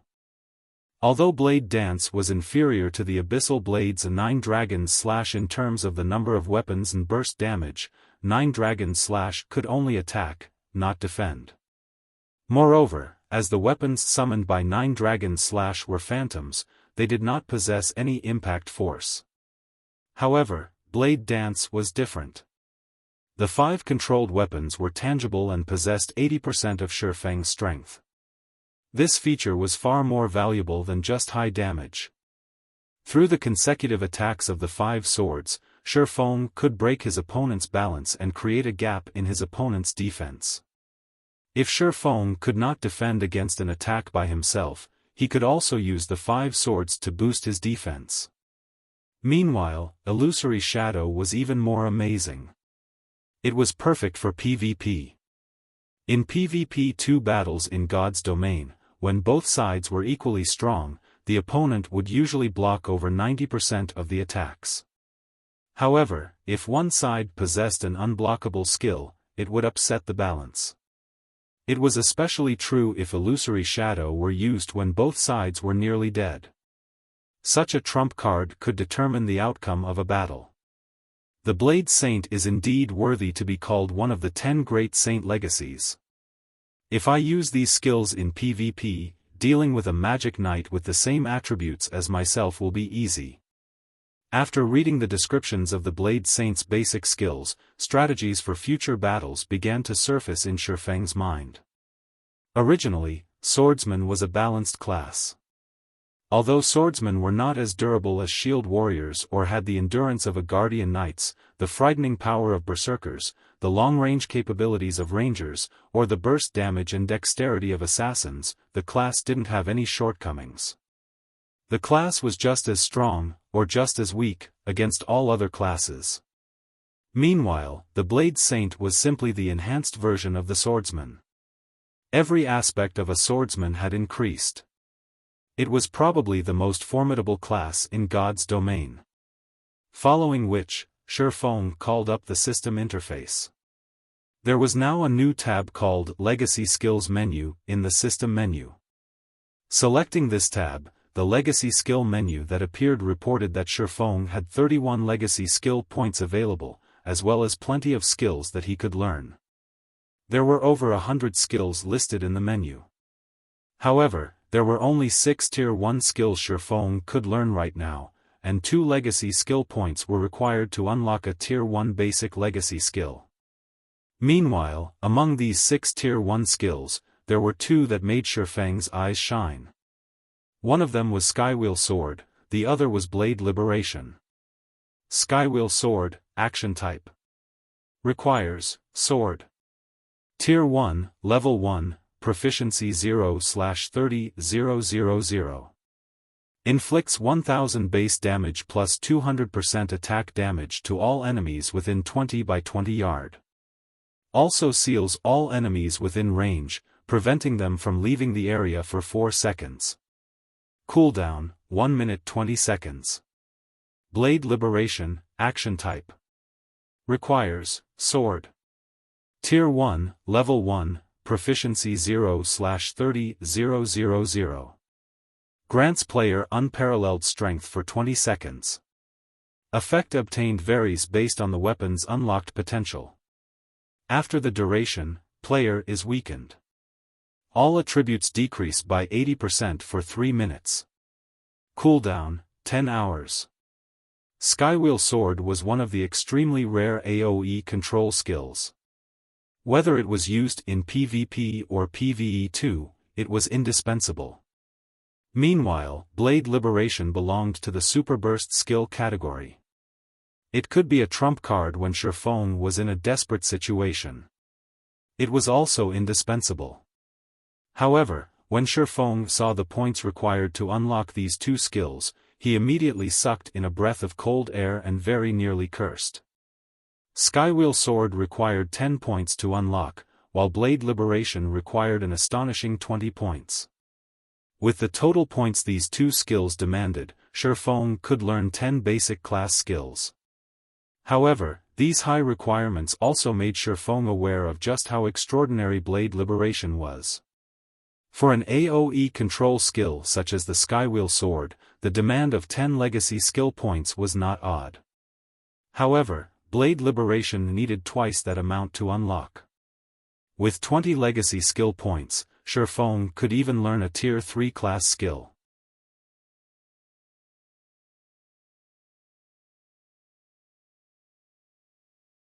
Chapter 394, Times Have Changed. The Legacy Trial had given him a total of 31 legacy skill points. Anyone would hesitate over spending 30 points on only 2 skills. However, Xiaofan did not. With his mind made up, Xiaofan clicked to learn both Skywheel Sword and Blade Liberation. Suddenly, his stock of legacy skill points plummeted to 1. To an expert in God's domain, nothing was more important than a powerful skill. A powerful Tier 1 skill had a lot of versatility, so it was not easy to master. However, if mastered, it would not be surprising if a player's combat power increased by several-fold. As the saying went, a bird in the hand was worth 2 in the bush. Although Xiaofan could learn more skills if he spent the 30 legacy skill points on less costly skills, the skills he learned would not contribute as much to his overall combat power. During dangerous moments, in particular, the Super Burst skill, Blade Liberation, would be far more useful than a dozen other ordinary Tier 1 skills. After learning the 2 class skills, Xiaofan used a return scroll and teleported back to White River City. At this moment, White River City buzzed with activity. Overwhelming Smile's high-priced poaching had boosted White River City's development. A flood of independent players had migrated to White River City with the intention of joining Overwhelming Smile. Based on the statistics offered by the official game developers, the player population in White River City had exceeded 3 million. White River City was now the most populated city in Star Moon Kingdom's eastern region. It was also the 3rd most populated city throughout Star Moon Kingdom. Looking at this situation, Xiaofan didn't know whether to laugh or cry. Originally, he had intended to make White River City the most popular city in Star Moon Kingdom. After all, Zero Wings Guild residence was in White River City, so it had the home field advantage here. However, he never thought an enemy like Overwhelming Smile would actually help him achieve that plan. Fate truly knew how to toy with people. If Feng Xianyang, the mastermind behind this situation, knew Xiaofang's thoughts right now, he would most likely pop a vein or 2 out of anger. However, Xiaofan also could not help but admit that Feng Xianyang's plan of desperately throwing money away was very effective. Currently, Overwhelming Smile had become the undisputed #1 guild in White River City. The branch guild in White River City already had over 80,000 members. Among them, there were also quite a few elite players. Compared to the other guilds in White River City, Overwhelming Smile was far superior. Moreover, during this period, Overwhelming Smile had continuously raided large-scale dungeons around White River City. As if they were on steroids, Overwhelming Smile's raiding speed far surpassed Gentle Snow's team. They were on completely different levels.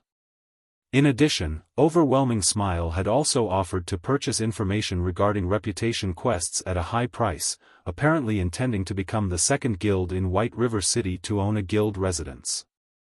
In contrast, Zero Wing showed no signs of movement at all.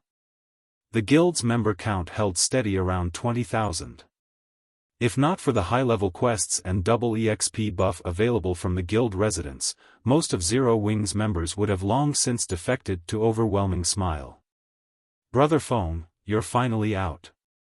Have you completed your class change? Not long after Xiaofan returned to White River City, Blackie contacted him. Yeah. How has the guild been recently? Xiaofan asked, not bothering to discuss his new class. What do you think? The entire guild has been spiritless these past few days, and everyone is just focusing on quests. Many in the guild have also started complaining and asking why the core team hasn't moved against Overwhelming Smile yet. Overwhelming Smile's suppression has them feeling resentful. Moreover, those Overwhelming Smile bastards have also started ridiculing Zero Wing publicly, claiming that we're all bark and no bite, Blackie said, feeling slightly indignant. Brother Feng, since you've returned, why don't we start raiding a level 20 large-scale dungeon and show those punks from Overwhelming Smile Zero Wing strength? Currently, the level 20 dungeons in White River City were only 10 and 20-man team dungeons. However, in the 50-man large-scale team dungeon, Sarek Dungeon, Overwhelming Smile had not managed to even meet the first boss of normal mode before suffering a team wipe. Meanwhile, if Zero Wing could obtain the first clear of Sarek Castle, it would rain on Overwhelming Smiles Parade. Not only would it extinguish their arrogance, but it would also increase Zero Wing's reputation. As for whether or not they could actually raid Sarek Castle, Blackie didn't doubt their success. Others might not realize how strong Zero Wing's core team was, but Blackie was well aware. Moreover, with Xiaofan around, it would be a simple task to clear the level 20 large-scale team dungeon, Sarek Castle. How many people in the guild have completed their class change? Xiaofan agreed with Blackie's plan, but Sarek Castle was not easy to dominate. There are 39 members who have completed their class change. Among them, Sister Aqua was the first to obtain her Tier 1 class, while Sister Fire Dance was second. Blackie said, a hint of fear surfacing in his eyes as he said, class change. He had never expected that the class change quest would be so difficult. If not for the fact that he possessed the epic ranked staff, Mavis's Guard, he might not have completed the quest. Fortunately, he passed his class change and obtained an A rank evaluation. While he waited for Xiaofang's return, he had familiarized himself with the combat style of a Tier 1 class. Precisely because the class change quest was not simple, many core members of Zero Wing had failed it. As these members had to wait a few days before they could challenge the quest again. Moreover, as everyone had been busy with their respective class change quests, the levels of Zero Wing's core members had fallen behind. Now, Zero Wing no longer occupied all of the top 100 spots on the White River City ranking list. Others had even claimed a few of the top 10 ranks. This had been a huge blow to Zero Wing's morale and reputation. 39? Not bad. Once we have more than 50, I guess we can make a trip to Sarek Castle, Xiaofan said with a faint smile. In truth, he was somewhat surprised by Blackie's report. In the past, even when most players were around level 24 to 25, most guilds in White River City had not had more than 20 Tier 1 players. Currently, the average player in White River City was only around 18 to 19. Yet, Zero Wing already possessed 39 Tier 1 players. Although part of this reason was that Xiaofan had leaked some information about the strategy to challenge a few basic class changes, the number of players that had succeeded was still astonishing. The difference in combat power between Tier 1 players and Tier 0 players was like the difference between heaven and earth. It was not something that could be measured by levels. Regarding the White River City ranking list, ever since Zero Wing's guild residence had been established, Xiaofan no longer troubled himself with it. After all, the future was the era of high-tiered players, not high-leveled players. Brother Feng, do you really mean it? Blackie suddenly grew excited.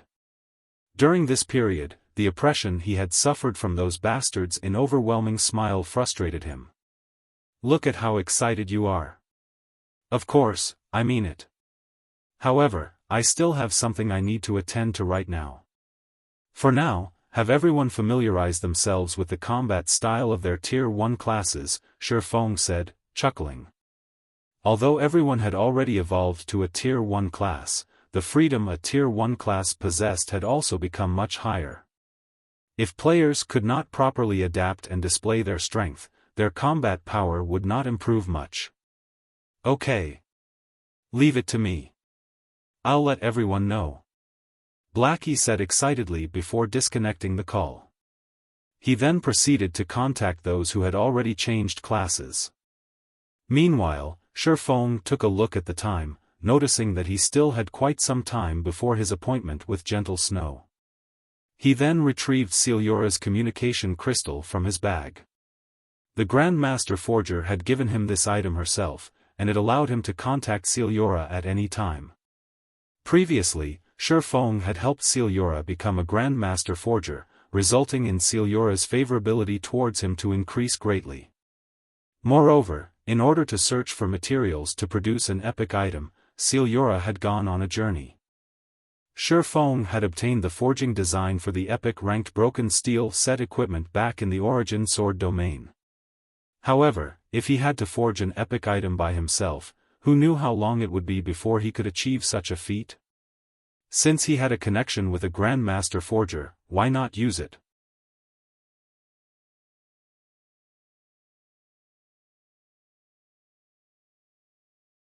Chapter 395, Broken Steel Legacy Set Equipment. Xiaofan then used the communication crystal to contact Celiora. Hello, Miss Celiora. I am Yifeng. I have something I would like your help with. I wonder if you have any time to spare right now? Xiaofan carefully asked. Ultimately, his current status was far from comparable to Celiora's. Although they had a good relationship, basic courtesy was still required, if he wished to ask her for a favor. Oh, it's you. I'm very busy right now, so make it quick. Although Celiora did not immediately reject him, she still did not show any sign of interest. To Celiora, nothing was more important than collecting epic-ranked forging materials right now.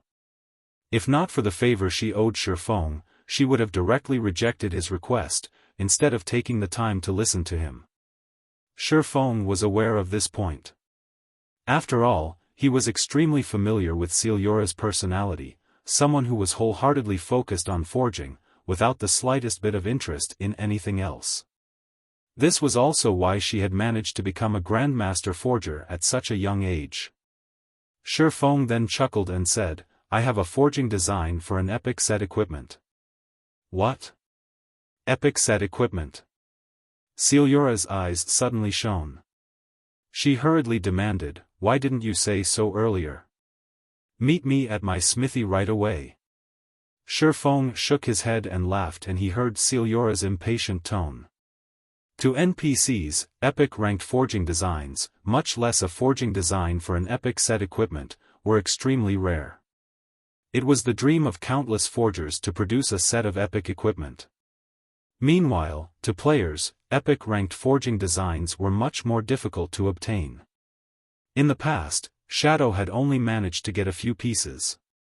As for epic set equipment forging designs, Xiaofan had only heard about them occasionally and had never personally seen one himself.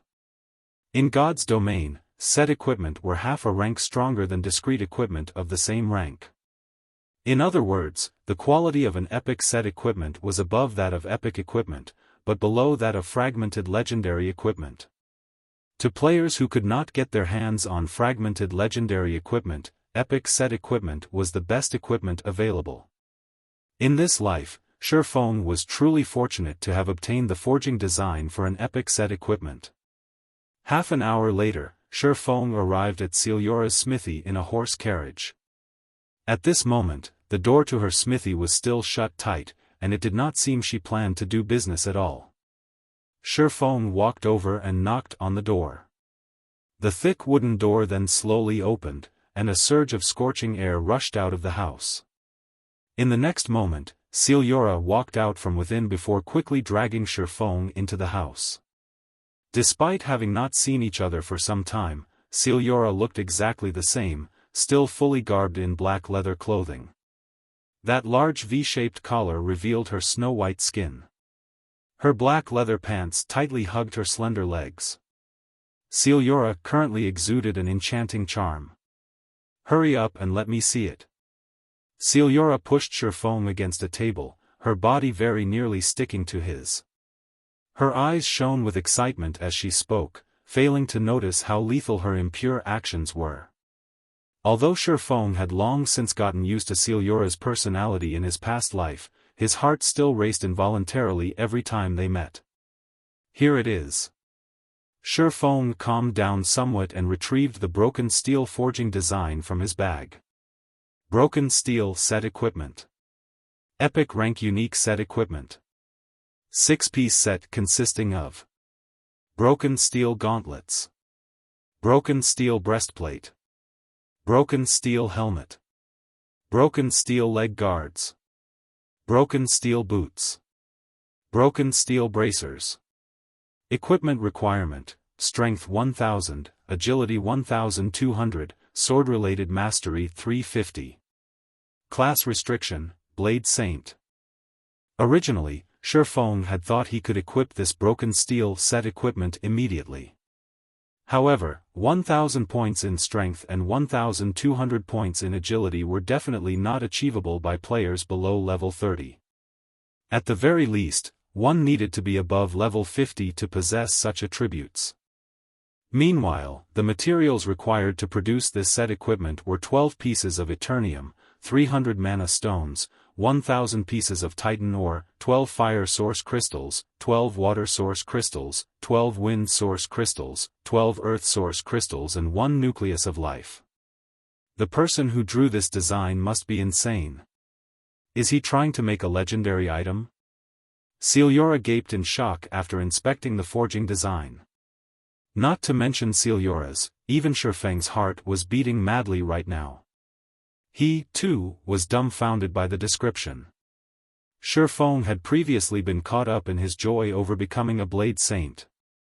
Moreover, he knew it was impossible for him to produce the broken steel set equipment by himself and to gather the materials required to make the set.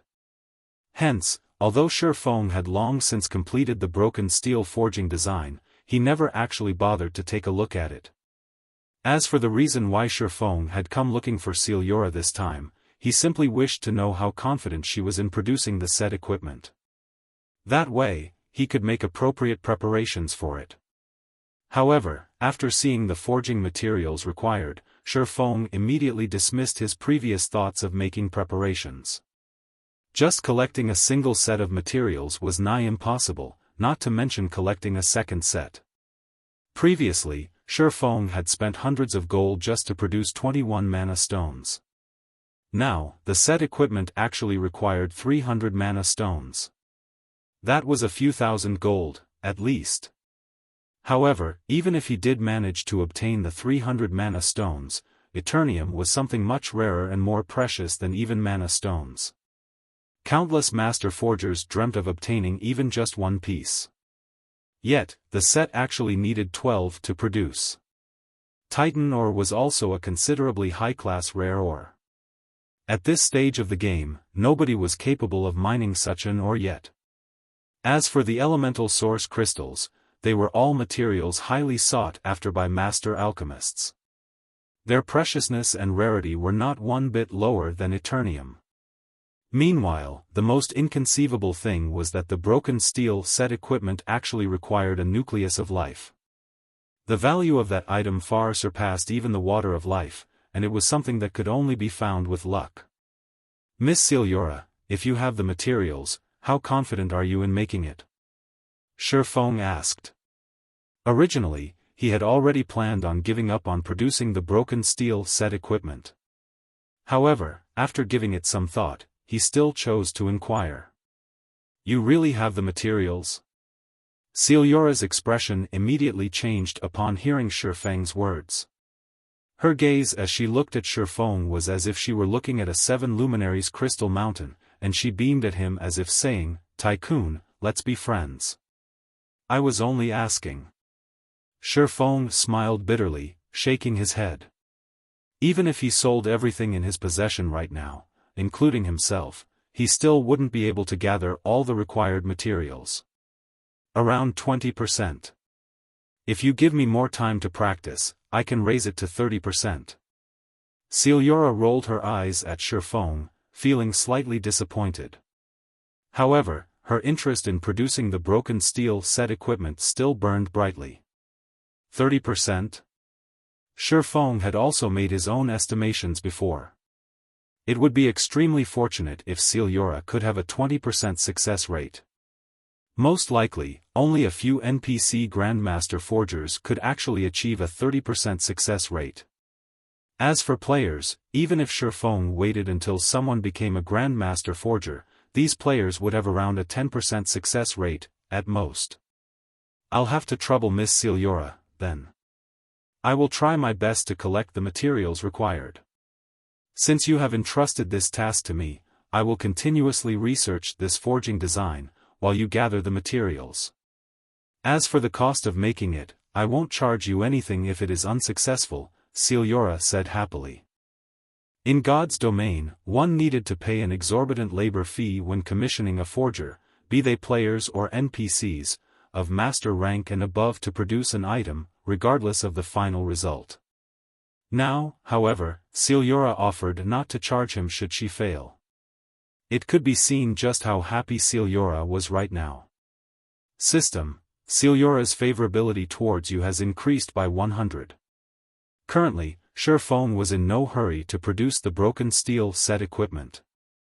After all, even if it was produced, he did not possess the attributes needed to equip it. In order to do so, he needed to be above level 50 at the very least. During this period, he could slowly gather the required materials.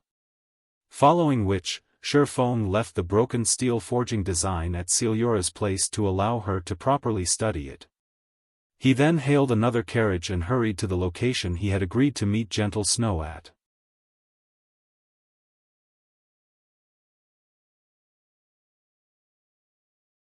Chapter 396, Powerful Aid. Inside Blue Mountain Restaurant, a high-class restaurant located in White River City's Nobles District. As White River City's upper-class area, the cost of living here was very high. It was a place that ordinary players rarely visited. At this moment, however, there were actually 3 players, 2 women and 1 man, sitting under one of the outdoor gazebos of Blue Mountain Restaurant. Of the 2 female players, one was a bright and seductive witch, while the other was an otherworldly fairy. Meanwhile, the man exuding a cold, murderous intent by their side also possessed a valiant look. With his combination of a handsome face and frosty personality, many young ladies would definitely fall prey to him. Snow, you can tell me who it is now, right? Just who is that mysterious person you called for? Zhao Yueru whispered as she shifted closer to Gentle Snow's side, the expression on her face saying, I won't tell anyone else. Don't worry. You yourself have met that person before. In any case, he'll be here in just a moment. Gentle Snow smiled faintly. I know them. Zhao Yueru immediately started searching her memories, trying to recall all the experts she had met. However, taking into consideration the severity of the matter this time, she dismissed the large majority of them. In the end, she still shook her head and gave up. She truly could not figure out just which amazing character her friend had invited. If Zhao Yueru had to point out an amazing character she had personally met before, then that would be Star Moon Kingdom's #1 expert, One-Hit Azura Black Flame. However, as the guild leader of Zero Wing, Black Flame was obviously not suitable this time. If they really were to invite him, those people might even disagree to hold the match and make up even more excuses. There were countless players in God's domain. Meanwhile, Black Flame managed to obtain the rank of 481 on the God's domain experts list, as well as being given the title of Azura by the Secret Pavilion. Let alone a single Star Moon Kingdom, there were only a few players throughout the entire God's domain stronger than Black Flame. Looking at Zhao Yueru's defeated expression, Gentle Snow could not help but curl her lips up even higher. If not even Zhao Yueru, someone who was extremely familiar with her, could guess the identity of the person she invited, then it was even more impossible for those people. Most likely, even if she were to reveal that person's name, those people would not know anything about that person either. Listening in on Gentle Snow and Zhao Yueru's conversation, the aloof-looking man's curiosity reluctantly grew as well. The operation this time needed to be kept a secret. It was something that should not be told to outsiders. At the same time, this operation was of utmost importance to Gentle Snow. Yet, Gentle Snow had done the unthinkable. She had actually requested the help of an outsider instead of choosing an expert subordinated to her. This decision had inspired both confusion and curiosity in him with regard to the expert who would arrive in a moment. Fierce, why didn't Nimble Snake come with you? Gentle Snow asked, shifting her gaze to the impassive youth beside her. The reason why Ouroboros was able to become a dominant force in the virtual gaming world was mainly due to a few reasons. Other than its founding members, guild leader, branch leaders, and elders, it also had the 32 advocators and the 12 apostles. The last 2 groups of players were carefully chosen from the large number of experts within the god-slaying army, and they could be said to be the strongest combat power of Ouroboros. This was especially true for the 12 apostles. Each and every one of them possessed strength that not even gentle Snow herself could casually dismiss. Meanwhile, the cold youth before her was one of the 12 apostles, Fierce Snake. The nimble snake she mentioned was also one of the 12 apostles. However, Nimble's strength was still a cut above Fierce. Among the 12 apostles, Nimble was also ranked close to the top, and he was one of the key figures for the operation this time around. Nimble said he had something to take care of, so he might come a little later. However, he is always punctual, so you can rest assured, Big Sis Snow. Not to mention, the operation this time is of such importance, Fierce Snake assured. Gentle Snow nodded in reply. Gentle Snow had nurtured quite a few confidants in Ouroboros. Apart from the apostles, she had also nurtured a few among the advocators.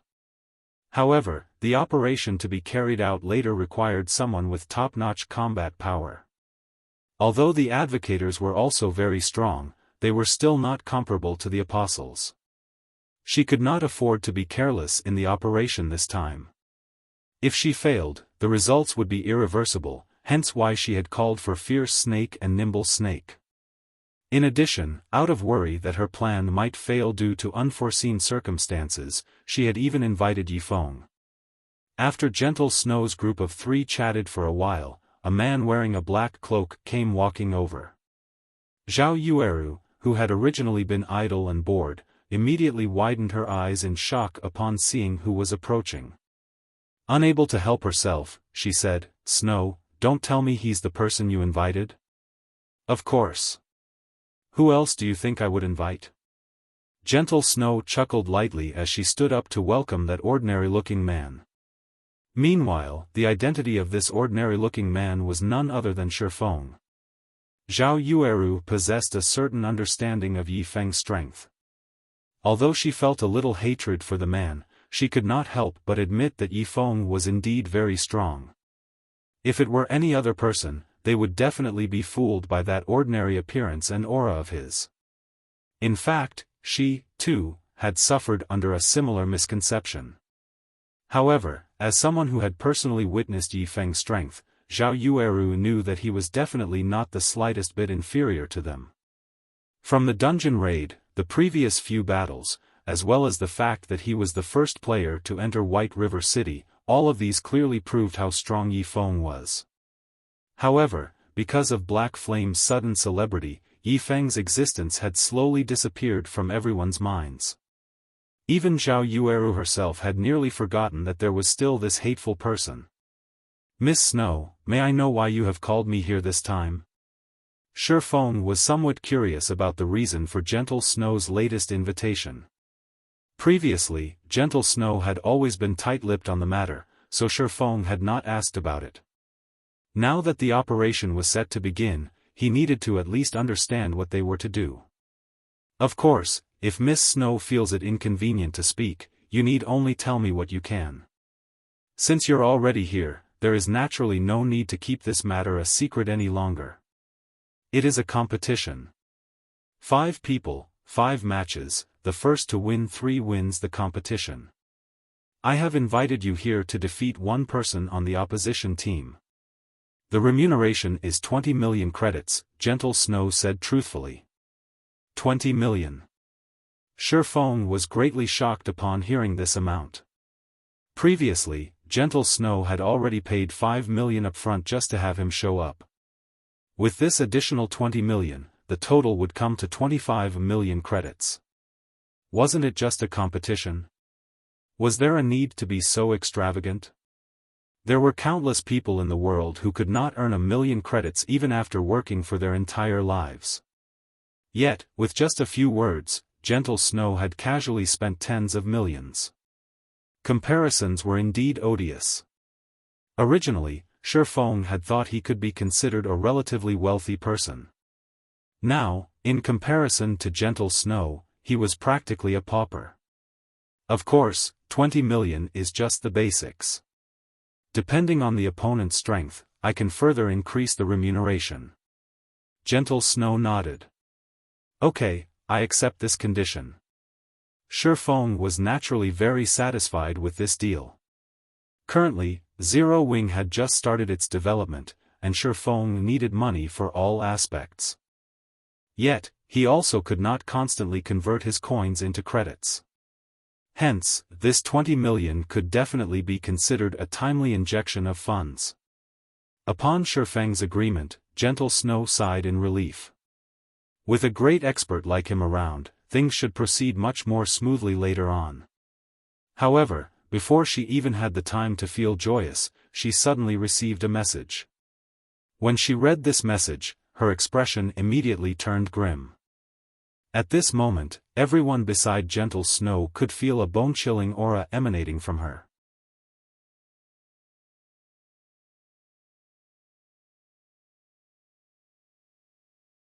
Chapter 397, A Different Outcome. Snow, what happened? Zhao Yueru asked. She knew Gentle Snow well enough to notice the change immediately. Seeing Gentle Snow's icy expression, Zhao Yueru knew that her friend was furious. Gentle Snow had always been a very calm person, she was not easily angered. Now, however, a single message had enraged her. Something big must have happened. Even Xiaofan, who was not particularly familiar with Gentle Snow, could tell that the woman was furious. However, as an outsider, it was not appropriate for him to ask. After reading the message, Gentle Snow first felt anger, but soon, she seemed to deflate. Seeing this, Xiaofan could tell that Gentle Snow wanted to say something but struggled with how to express her thoughts. There are many challenges throughout life, and for most, one must face them alone. In the end, Gentle Snow revealed a faint smile as she forwarded the message to Zhao Yueru. Nimble snake. This inhuman, heartless animal. To think that we took care of him when he was at his lowest, provided him with resources, and even helped him become one of the 12 apostles of Ouroboros, yet he actually became someone else's lap dog. The next time I see him, I will break all 3 of his legs. Zhao Yueru bellowed the moment she finished reading the message. Big Sis Yueru, maybe this is a misunderstanding? Big Sis Snow taught and nurtured him personally, they're nearly blood siblings. How could he possibly betray her? Fierce Snake said, astonished when he heard Zhao Yueru's words. Nimble Snake was normally very appealing when in Gentle Snow's presence. Moreover, he had always been earnest and honest. He was also very loyal, he definitely was not someone who would betray his allies. If you don't believe me, then look at the evidence. Zhao Yueru made the message visible to everyone. This message was evidence that Nimble Snake had betrayed Gentle Snow before she even began to make plans. He had been reporting Gentle Snow's movements to those people, allowing them to take appropriate measures against her. Just an hour ago, Nimble Snake had officially become one of the opposition's 5 duelists. This was indisputable proof of Nimble Snake's treachery. Fierce Snake was speechless after reading the message, his eyes becoming bloodshot. He tried desperately to contact Nimble Snake. However, no matter how many times he tried, his calls never connected. Right now, Fierce Snake wanted to hunt down Nimble Snake and question him. However, this revelation hurt Gentle Snow the most. She had treated Nimble Snake like her own younger brother. Yet, in her hour of need, that brother slid his blade between her shoulders, stabbing her in the back. For the 5 matches, based on Gentle Snow's understanding of the opposition's strength, Nimble Snake, Yifeng, and herself had the highest chances of victory among her team. As for Zhao Yueru and Fierce Snake, they didn't even have half a chance. Now that Nimble Snake had defected to their enemy, her side had become the underdog. Snow, don't worry. Even if Nimble Snake has become a turncoat, we still have the Advocators, Zhao Yueru hurriedly consoled her friend. Their strength has risen significantly recently, and they're not completely without a chance of victory. I'll contact them and have them meet us. However, Gentle Snow simply waved off Zhao Yueru's suggestion. Since Nimble Snake had betrayed her, other than Yifeng, her opponent most likely knew all about her other options. Even if she called for the advocators under her wing, they probably would not heed her summons at all. As the situation had already devolved to this point, she could only look for a random person to fill the empty spot on her team and leave everything else to luck. Fortunately, she had yet to reach a dead end. If Zhao Yueru or Fierce Snake won their matches, they still might come out on top. At this moment, Gentle Snow was relieved that she had not revealed the matter regarding Yifeng. Otherwise, their position might be unsalvageable. Witnessing this from the side, Xiaofan suddenly thought of Gentle Snow's sudden departure from both Ouroboros and God's domain in the past. At that time, the Snow Goddess had suddenly disappeared from God's domain, creating a commotion throughout the virtual gaming world. Everyone knew of her disappearance in the past. However, nobody had known what exactly had happened to cause Gentle Snow's sudden departure. Now that Xiaofan thought about it, Gentle Snow's departure might very well have had something to do with strife within Ouroboros. Meanwhile, considering the situation, something that should not have happened for another 2 years had arrived ahead of time. Just what is going on here? Originally, Xiaofan had avoided obtaining the first clear of the Land of Death precisely because he was afraid of altering too much of history, making it more difficult for him to control the flow of events. However, the butterfly effect had still occurred. Moreover, history was even rapidly evolving in the worst possible way. If Gentle Snow left the virtual gaming world right now, Zero Wing would lose a reliable ally. Meanwhile, the other guilds would begin to target Zero Wing. This was not a future Xiaofan wished to see. Since history's development was already out of his control, Xiaofan no longer intended to suppress himself. He might as well alter history further and open a better path for himself in the future. While Zhao Yueru attempted desperately to contact people and Gentle Snow planned to look for a random substitute, Xiaofan suddenly walked up to them. "Miss Snow, if you need an expert, I can recommend one," Xiaofan said. Gentle Snow's eyes immediately lit up upon hearing Xiaofang's words. Zhao Yueru, on the other hand, simply rolled her eyes at Xiaofan, saying, "Yifeng, stop messing around. What we need right now is not an ordinary expert, but a great expert. We need someone who can face an army of 100 by themselves. However, they also cannot be too famous, and it would be the best if they were a hidden expert. Although Zero Wing's Aqua Rose and Fire Dance indeed possess the strength, they are simply too well known. The opposition definitely will not agree to such powerful reinforcements." The competition was an internal matter for Ouroboros. Hence, both parties had agreed to conduct the competition secretly. Although obtaining foreign aid was allowed, the precondition was that said reinforcements could not be well-known experts, allowing them to avoid unwanted attention. Of course, not attracting attention was simply an excuse. In reality, the opposition simply wanted to limit Gentle Snow's options, preventing her from requesting the help of anyone too powerful. Gentle Snow had very little backing in Ouroboros. If both sides faced each other using only their available forces in Ouroboros, Gentle Snow would definitely be at a disadvantage. As for inviting Aqua Rose, someone who was just as famous as Gentle Snow, or Zero Wing's #1 assassin expert, Fire Dance, her opponents would never agree to their participation. And Zero Wing's guild leader, Black Flame. Unless the opposition had lost their minds and wholeheartedly wanted to lose. Xiaofan rolled his eyes at Zhao Yueru. He then smiled and said, "The public is definitely not familiar with the person I am recommending. As for how strong that person currently is, I do not know. However, just recently, their strength ranked close to Aqua Rose and Fire Dance in Zero Wing's rankings." Listening to Xiaofan, Zhao Yueru racked her mind trying to figure out who Xiaofan referred to. However, based on Xiaofang's expression, he did not seem to be lying, and this only served to frustrate her even more. Gentle Snow's curiosity had also grown as she understood Zero Wing quite well. She had never expected that Zero Wing still hid such a powerful expert. The more she learned, the more she questioned her insight of Zero Wing. I'll have to trouble you, then. As for remuneration, I will similarly pay them 20 million. Will that be all right? Gentle Snow said as she gazed at Xiaofan gratefully.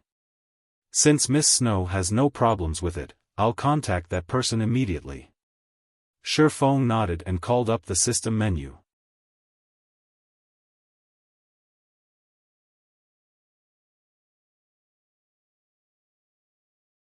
Chapter 398, Underground Arena. After Gentle Snow and the others had waited at Blue Mountain Restaurant for some time, a young girl in green robes finally appeared before them. Her hair had been pulled back into twin tails, and she radiated a holy aura. Xiaofan walked up to the young girl's side, turning to look at Gentle Snow and the others as he said, "Let me introduce you. This is Violet Cloud, a healer of Zero Wing's core team." Violet Cloud grew nervous as Gentle Snow and the others stared at her. Lowering her head, she softly muttered, "Hello." Gentle Snow's team was stunned. The great expert Xiaofan talked about was actually a young girl. Moreover, she was a cleric. She was only level 22, the same as Xiaofan. As a great expert, Violet Cloud's level was somewhat low. After all, they were all level 24. Although a 2-level gap was not considerably large, when experts fought, this little gap might lead to a loss. Such incidents were common in God's domain. Moreover, it was common knowledge that, although clerics had a certain amount of combat power, compared to other classes, they were, by far, inferior. Violet Cloud might possess excellent combat techniques, but that would only work against ordinary players.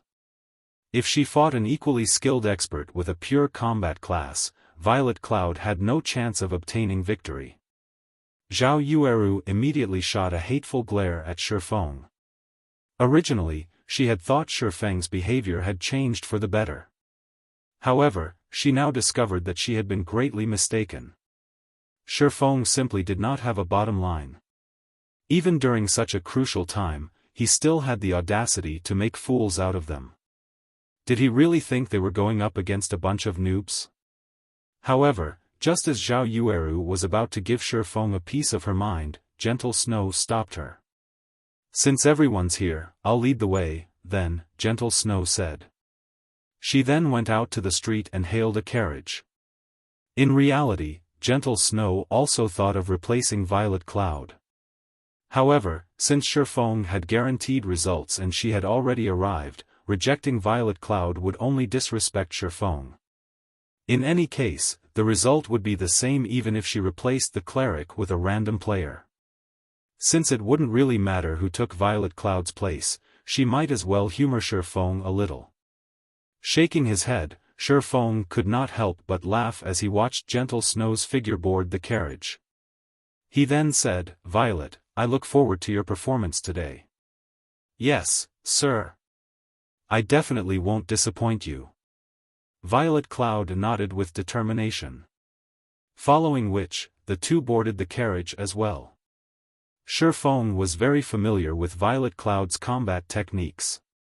She was a first-class cleric in Zero Wing. Only, due to the limitations of her initial class, she could not display her strength fully. Now that she had successfully become an astromancer, however, things had changed. Moreover, until now, Gentle Snow and the others had failed to notice one thing. He and Violet Cloud were no longer Tier 0 players.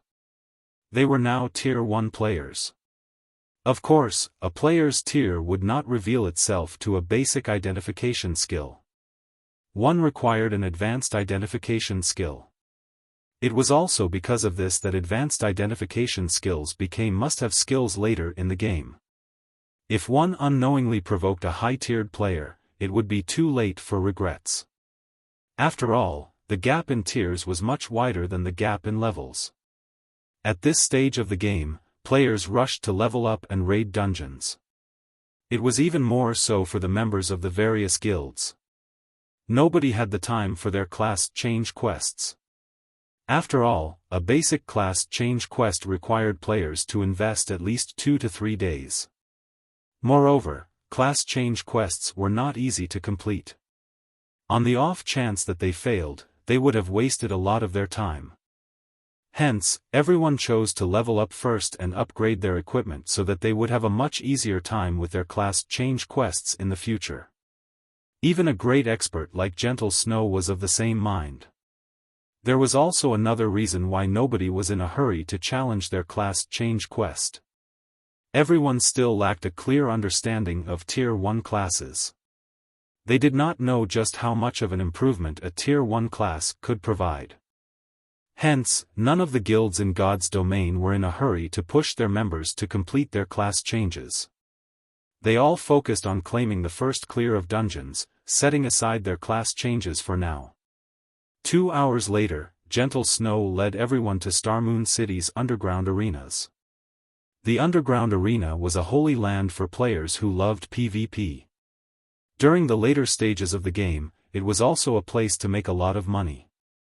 Countless players would come to watch the fights here, and many of these spectators would bet on their favorite players. Meanwhile, the winners could receive a commission from the bets. The underground arena was also separated into a few different areas. There was the basic area, advanced area, and special area. Meanwhile, the commission players could obtain and the conditions to enter each zone were different. In the basic area, any player could enter to watch or participate in the fights. The advanced area was slightly different. If players wished to watch the fights there, they needed to pay a small fee. Meanwhile, if one wished to participate in the advanced area, they needed to face a minimum of 20 opponents in the basic area and win 80% of their matches.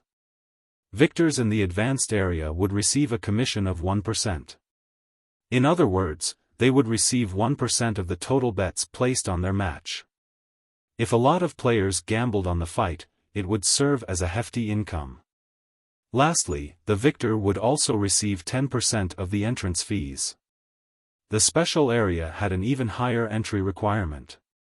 First, the entrance fees were much higher for the special area. As for players who wished to join the fights, they needed to have a minimum of 20 matches in the basic area under their belts and have won 90% of their battles.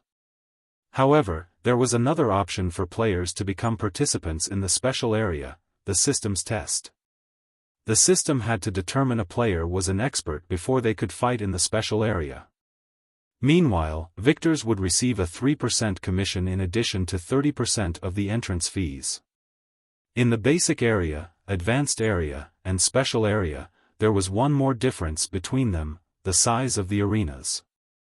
Each of the arenas in the basic area could only house up to 300 people, while the advanced area could house up to 1,500 people, and the special area could house up to 10,000 people. As long as a player had sufficient strength, they could make a lot of money in the underground arenas. In the past, Xiaofan had earned quite a lot from this place.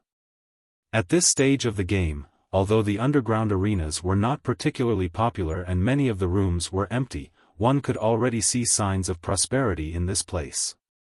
In a few months, this place would definitely become very lively. Basic Room 29. This should be it. Gentle Snow looked at the number plate hanging on the door before opening it.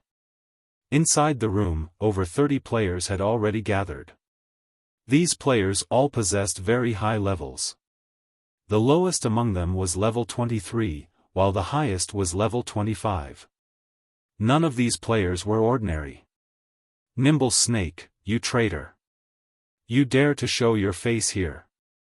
Have you forgotten who it was that helped you to achieve the wealth and status you possess today? Zhao Yueru's temper exploded the moment she saw a simple-looking youth standing among the crowd.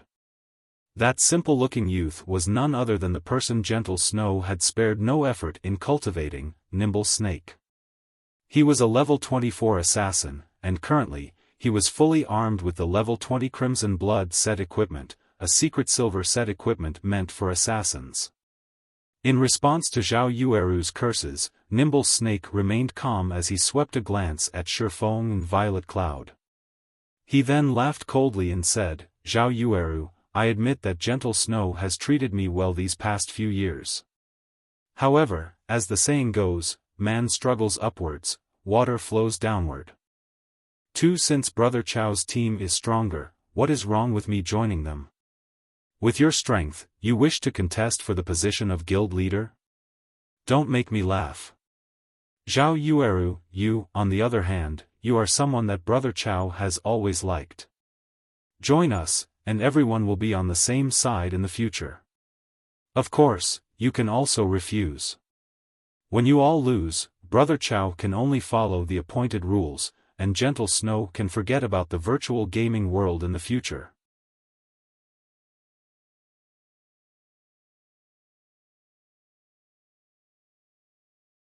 Chapter 399, Death Mode.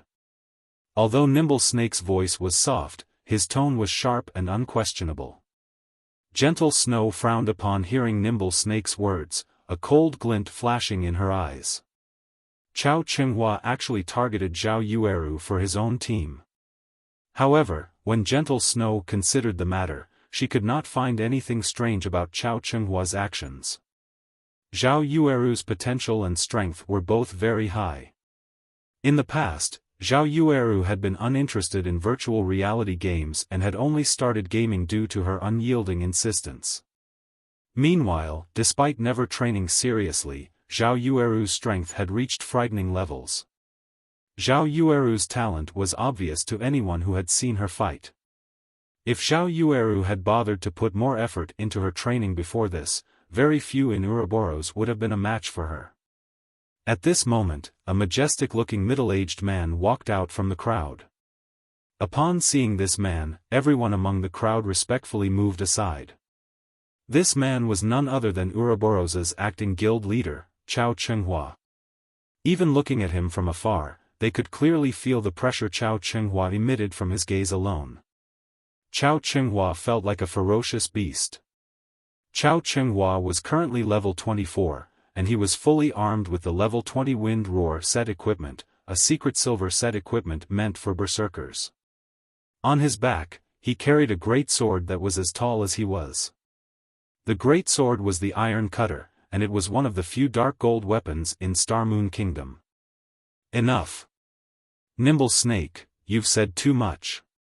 Chao Qinghua reprimanded as he shot a glance at the assassin. Yes, guild leader, Nimble Snake self-consciously retreated behind Chao Qinghua and fell silent, gazing at his guild leader with reverence. Yueru, I hope that you will consider your options carefully. You will not have a future if you stay by Gentle Snow's side. Only by joining my team will you have a bright future in God's domain, achieving your dreams. With a charming smile, Chao Qinghua tried to persuade Zhao Yueru. Forget it. I will never join you, Zhao Yueru snapped, hatred coloring her expression as she sneered at Chao Qinghua. The battle hasn't even begun yet. The winner and loser still haven't been determined. If we lose, I will leave the virtual gaming world with Snow. Yueru. Gentle Snow's heart was moved. Humph. It seems you refuse to see things my way until you face reality. With just your 2 level 22 aids, even I feel sorry for you. Nimble Snake snorted and laughed disdainfully. Originally, Zhao Yueru had wanted to refute Nimble Snake's words, but when she saw Chao Qinghua's team members and looked at her own team, they truly were a pitiful sight. Chao Qinghua's team consisted of 4 level 24 players.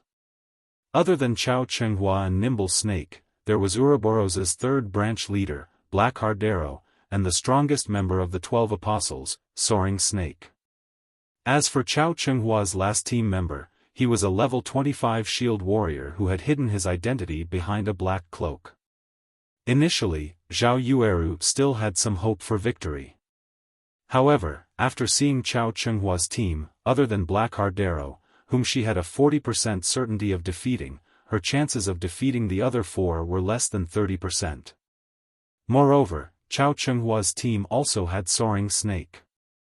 Even Gentle Snow only possessed slightly more than a 50% chance of victory against him. Since everyone has arrived, this competition will be overseen by us elders.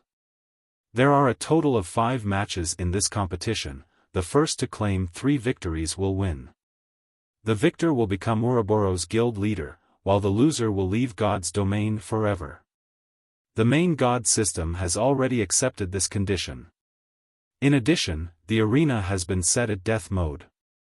A match will conclude only after one side has died. Before entering the arena, either side can choose to forfeit. That way, even if it is a loss, you won't have to suffer the penalty of death mode. If no one has any issues, you too can check the agreement. The main God system will bear testimony to this agreement. After agreeing, you can start drawing the lots for the battle. Gentle Snow and Chao Chenghua nodded, confirming their agreement. Neither side really cared about the arena being set to death mode. Originally, players fighting in the underground arenas would not die even when defeated. Their HPs would stop decreasing after reaching 1. However, players could also enable death mode. This mode of battle was the equivalent of PvP out in the field, and players would suffer the same penalties for death, losing 1 level and dropping 1 random piece of their equipment. They would also randomly lose some skill proficiency points. The only difference about death mode was that a player's crime value would not increase for killing their opponent. Meanwhile, Xiaofan, who stood by the side, finally understood what was going on after listening to Ouroboros' elder's explanation. It turned out that Gentle Snow's mysterious departure in the past had been because of this competition. It was also obvious that Gentle Snow had lost the competition in the past. As for why she had lost, Xiaofan could see that, as well. With a treacherous bastard like Nimble Snake stabbing her in the back at the most crucial of moments, how could Gentle Snow possibly walk away victorious? Seeing the predicament Gentle Snow was in, Xiaofan suddenly thought of himself. Gentle Snow had only fallen to her current predicament because of her bad judgment of people. Xiaofan had suffered a similar fate in the past. After campaigning for a decade in God's domain, instead of suffering defeat at the hands of his enemy, world dominators, his own people got rid of him. It was truly laughable. Just as Xiaofan recalled his past, the level 25 shield warrior on Chao Chenghua's team finally removed his cloak and revealed his true appearance. Why is he here? Disbelief filled Xiaofan upon seeing this shield warrior's identity. This shield warrior was War Wolf. Xiaofan had met him once in the past, and the man had left a very deep impression on Xiaofan. He was definitely a top-tier expert, and even Xiaofan had wanted to recruit him. However, War Wolf, at that time, had hated guilds deeply, so Xiaofan had no choice but to give up on his endeavor. Hence, he was greatly surprised that War Wolf had actually shown up as foreign aid for Chao Chenghua. War Wolf's appearance also shocked Gentle Snow. She had previously tried to recruit War Wolf back in White River City. However, the middle-aged man had rejected her, and after that, they both went their separate ways. As for how strong War Wolf was, even Gentle Snow herself was unsure. However, seeing that even the usually arrogant Soaring Snake and tyrannical Chao Chenghua showed him respect, it clear that something was amiss. After observing War Wolf for some time, Gentle Snow's gaze suddenly turned solemn. She could feel War Wolf's body radiating a sense of extreme danger. This was something that she had never felt before, even from Soaring Snake. Although Gentle Snow wished to oppose War Wolf's participation, until today, War Wolf had been utterly unknown in God's domain. Hence, arguing the matter wouldn't do any good. Compared to Gentle Snow's grave expression, Chao Chenghua currently appeared carefree. What is with Gentle Snow? I thought she would have invited some powerful experts, yet, she actually invited 2 level 22 players. One of them is even a cleric. What a disappointment, the elementalist, Soaring Snake, commented. Before Gentle Snow's team had arrived, he had planned to let loose, displaying his full might. Now that he was looking at them, however, it would seem that he would not get the chance today. Perhaps my departure had dealt too big of a blow to Gentle Snow, so she simply found a few people to fill the gaps. Otherwise, why would she even invite a cleric? Nimble Snake laughed, mocking the other team. Right now, the only threats are Gentle Snow, Zhao Yueru, and Fierce Snake. Unfortunately, it is impossible for Zhao Yueru and Fierce Snake to win their matches. Just as Chao Chenghua's group laughed, confident of their victory, the system promptly announced the players who would fight in the first match. Immediately, everyone's attention shifted towards the large screen above the arena. First match, Zhao Yueru vs. Chao Chenghua.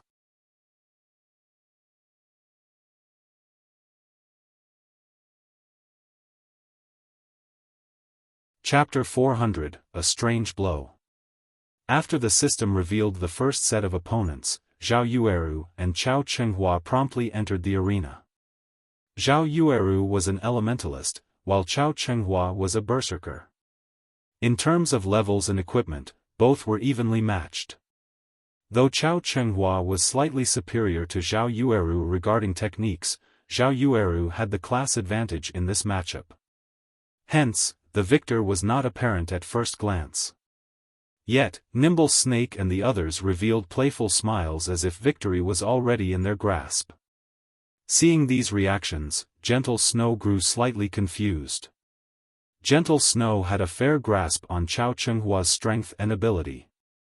Although his techniques were slightly superior to Zhao Yueru's, there was a limit to how much of an advantage that could bring him. At most, it would help him bridge the gap between classes. Hence, it would not be easy for Chao Chenghua to obtain a victory. Yet, why were Nimble Snake and the others behaving so confidently? Yueru, be careful. Chao Chenghua seems odd today. Don't let him approach you, no matter what. Gentle Snow secretly sent a whisper to Zhao Yueru. Emichim, I understand. Don't worry. For the competition, I prepared and completed a high-level quest, obtaining a powerful skill. I will definitely make Chao Chenghua suffer, Zhao Yueru replied with a carefree smile. Although Zhao Yueru appeared relaxed at the moment, inwardly, she was on full alert. Although her match was only the first in this 5-round competition, it was also a crucial fight. If she won, then their chances at winning this entire competition would increase beyond 50%. Big Brother Yifeng, is that Chao Chenghua an amazing expert? Violet Cloud asked when she saw the confident Chao Chenghua. He is an expert. However, he doesn't have what it takes to defeat Zhao Yueru with a 100% certainty. After all, other than mentality, there are other factors that can contribute to the result of a battle. Xiaofan shook his head. In the past, Chao Chenghua had been the guild leader of Ouroboros. Meanwhile, Ouroboros had been a guild that mainly focused its development in Star Moon Kingdom. Hence, as the guild leader of Shadow back then, Xiaofan had collected plenty of information on Chao Chenghua, and he had an acute understanding of Chao Chenghua's strength. While Xiaofan and Violet Cloud secretly conversed, the battle at the arena had begun. The moment the battle started, Chao Chenghua held nothing back and immediately activated Flame Charge, followed by a violent strike. Chao Chenghua was like a violent beast, baring its fangs and brandishing its claws. Naturally, Zhao Yueru would not give Chao Chenghua a chance to close in on her. Chanting an incantation, one of her hands waved the staff it held while the other swiftly traced lines of divine runes in the air. When Chao Chenghua was only 20 yards away from Zhao Yueru, an ice sphere appeared, blocking his path. If the ice sphere struck him, the damage would only be a secondary problem. The main problem was the movement speed reduction of the spell. After all, berserkers were not exactly known for their mobility. Hence, when elementalists fought berserkers, kiting was their basic strategy. Responding quickly, Chao Chenghua turned sharply and circled the ice sphere from the right. However, immediately after he dodged the ice sphere, multiple frost arrows flew towards him. Chao Chenghua smiled disdainfully at this sight. Swinging the dark gold ranked iron cutter, he smashed and shattered the frost arrows coming at him before renewing his charge once more. However, as if she had expected this outcome, Zhao Yueru waved her staff once more and cast Ice Dragon Blast, sending a large serpentine dragon at Chao Chenghua. She then cast Ice Wall to seal off the berserker's surroundings. Shatter. Chao Chenghua gripped his sword with both hands and swung the weapon at the ice dragon, activating horizontal slash. However, the instant the ice dragon shattered, a layer of frost appeared on Chao Chenghua's body, reducing his movement speed sharply. Zhao Yueru immediately followed up with 3 ice spears. Although Chao Chenghua wanted to block the incoming attacks, the frost covering his body drastically slowed his movements. In the end, he only managed to block one of the spears, allowing the remaining to reach their mark, -215, -221. 2 damages appeared above Chao Chenghua's head. However, at level 24, Chao Chenghua possessed 3,320 HP, so these 2 attacks only managed to decrease his HP by slightly over 10%. At this moment, Chao Chenghua frowned. He had clearly shattered the ice dragon, yet, why had the freezing effect still taken hold? It seems the effect of this new skill is quite powerful after all. Zhao Yueru was very satisfied with her previous attack. Ice Dragon Blast was the advanced skill Zhao Yueru had recently learned. Opponents could defend against ordinary spells. However, Ice Dragon Blast was slightly different. Even if her opponent blocked the attack, although it would not deal any damage, it would still inflict a speed reduction effect lasting 5 seconds. When used against classes with low mobility like the Berserker, it was extremely useful. Now that Chao Chenghua's speed had fallen, Zhao Yueru would take advantage of it. First, she cast Frozen Circle, freezing the slowed Chao Chenghua. A magic array then appeared by Zhao Yueru's side, and 5 fireballs the size of washbasins circled the elementalist. Go! Zhao Yueru cast Flame Barrage and bombarded Chao Chenghua with attacks. Ice Spear was a fast attack spell. It possessed speed, but not power. Hence, the 2 previous attacks had merely been a scratch to Chao Chenghua. However, Flame Barrage was different. If all 5 fireballs struck the guild leader, he would lose over half of his HP. At this moment, Chao Chenghua was still frozen in place, unable to move. He could not dodge the bombardment of the 5 incoming great fireballs. Good! We've won! Fierce Snake shouted excitedly. Just before the 5 great fireballs struck Chao Chenghua, however, the Berserker's skin suddenly flushed red, and his body seemed to grow. The layer of frost binding his legs instantly shattered. Nobody would have thought that Chao Chenghua had learned a control removal skill. In the next moment, Chao Chenghua released a thundering roar. He then brandished his greatsword with both hands as he charged at the nearest great fireball. With a slash of his sword, Chao Chenghua split the spell in half. Meanwhile, the remaining 4 great fireballs merely rubbed past Chao Chenghua's body, each dealing slightly over -100 damage. After breaking through Zhao Yueru's Flame Barrage, the distance between Chao Chenghua and Zhao Yueru was only 8 yards.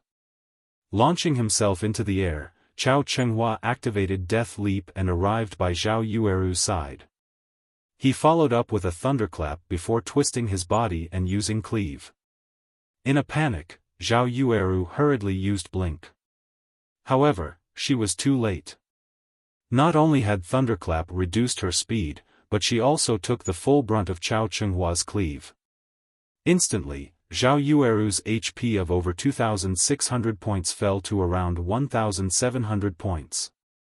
Fortunately, Zhao Yueru had kept Magic Shield active, absorbing a certain amount of damage. Otherwise, Chao Chenghua's Cleave would have destroyed at least half of her HP. However, just after Zhao Yueru used Blink to pull a distance of 15 yards between Chao Chenghua and herself, the Berserker used Charge for the second time, approaching the Elementalist at high speeds. Zhao Yueru waved her staff, sending out multiple ice spears.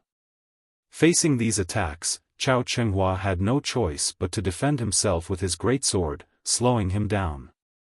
Meanwhile, Zhao Yueru took this chance to widen the gap between them further, not forgetting to use control skills like Ice Wall and Ice Sphere while she made her escape. However, due to the debuff from Thunderclap, Zhao Yueru's movement speed had greatly reduced. Meanwhile, ever since Chao Chenghua's body had increased in size, he had been able to shrug off control effects.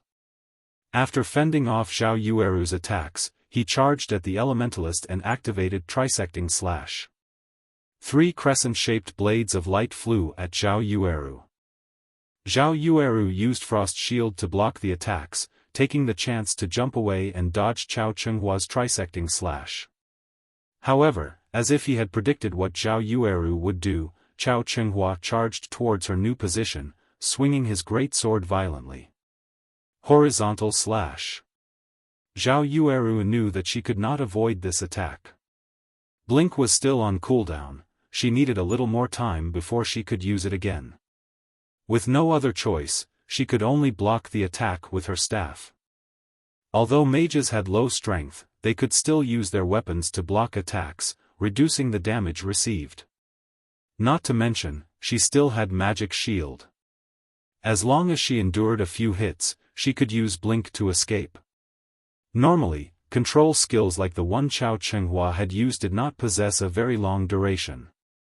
Moreover, Zhao Yueru had already seen through the trajectory of Chao Chenghua's attack.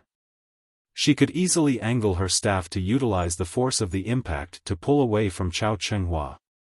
However, after Chao Chenghua's iron cutter landed on her staff, Zhao Yueru did not feel any force transmitted to her hands. Instead, the great sword appeared at Zhao Yueru's side. Chao Chenghua's attack shattered the magic shield and struck Zhao Yueru viciously.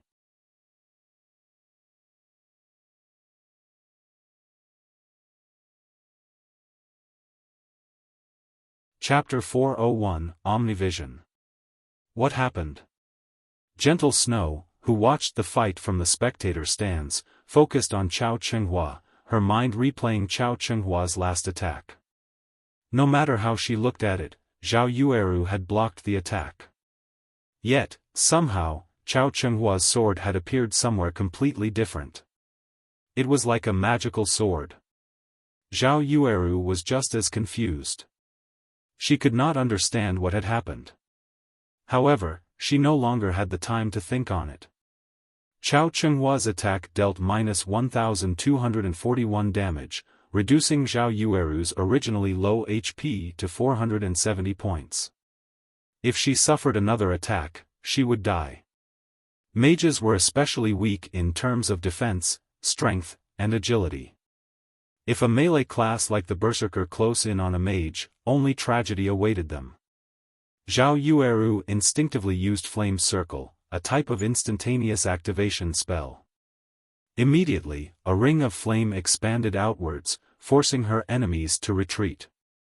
Chao Chenghua remained unfazed by the incoming flames as he swung his greatsword down at them. Boom! Chao Chenghua's greatsword sliced apart the ring of flame. However, he was still forced to take a step back due to the resulting impact, abruptly stopping his attack momentum. Taking this chance, Zhao Yueru retreated while pelting Chao Chenghua with frost arrows. Don't even think of escaping. Chao Chenghua roared.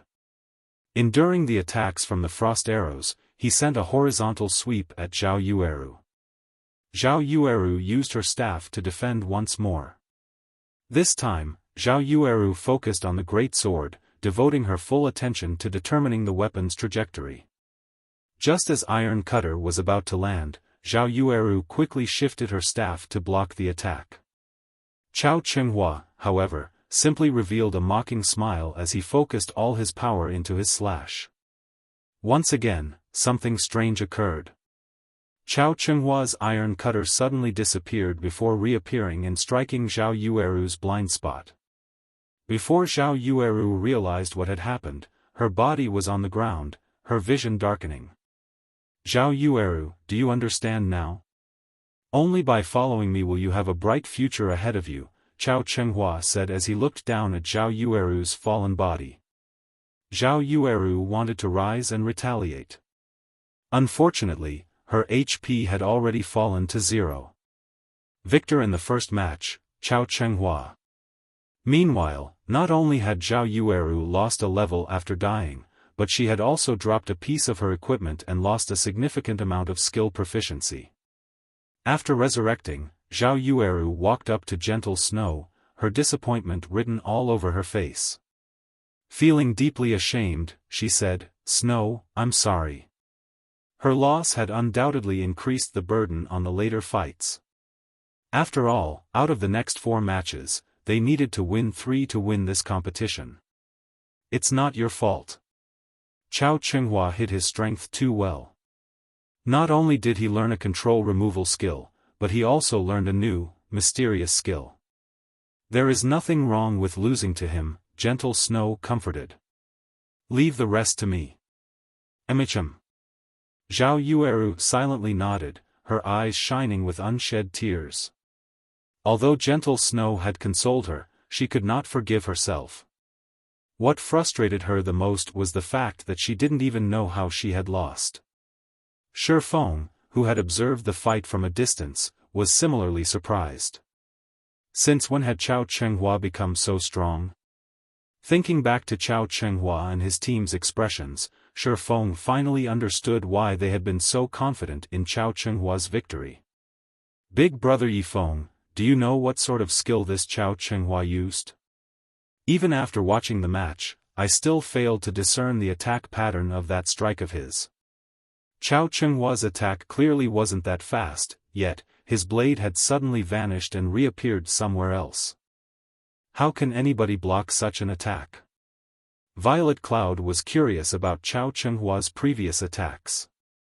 If Chao Chenghua possessed such a strange skill, then one could only kite him and kill him from a distance. Did you think that was a skill? Xiaofan chuckled. Was it not a berserker's skill? Violet Cloud asked, surprise filling her face.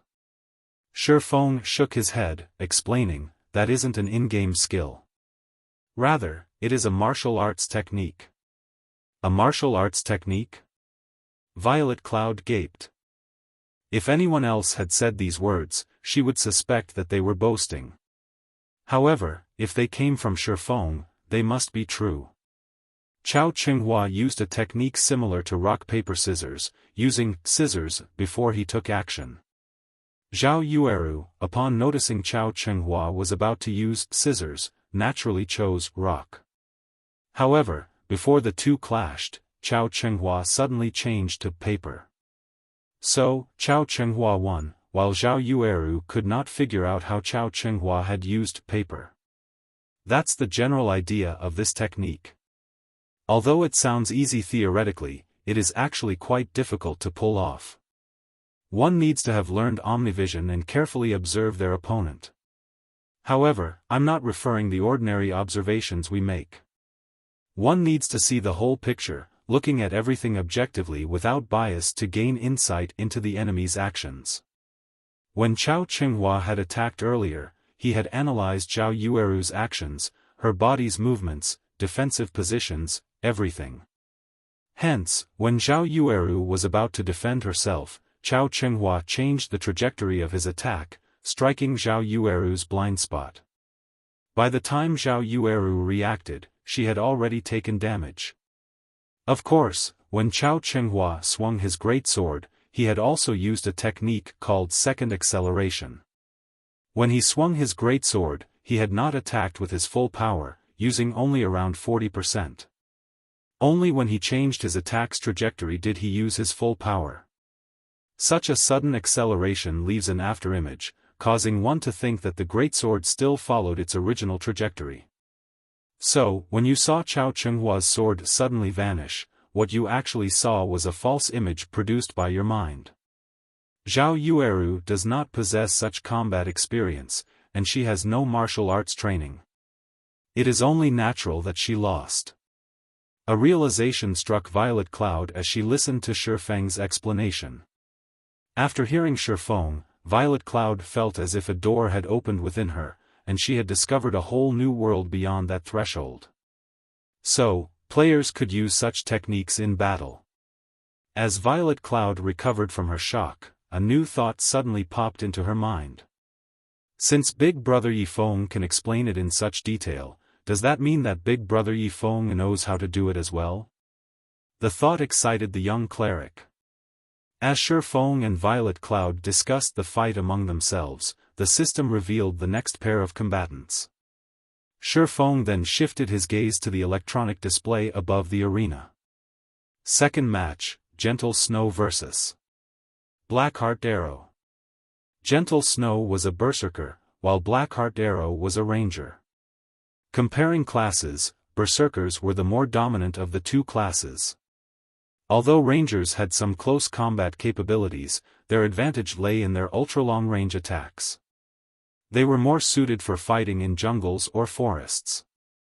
In this arena with limited space and no obstacles to use as a cover, rangers were at a disadvantage. Furthermore, Gentle Snow's techniques were stronger than Blackheart Arrow's. Despite being in such a disadvantageous position, however, Blackheart Arrow was still very calm. There was even a hint of scorn in his eyes, his gaze void of the respect he had shown Gentle Snow in the past. When both fighters entered the arena, the countdown for the battle began. 5, 4, 3, 2, 1. Start. Blackheart Arrow immediately spun around and activated Wind Chaser, intending to increase the distance between him and his opponent. However, Gentle Snow's first attack stunned everyone present.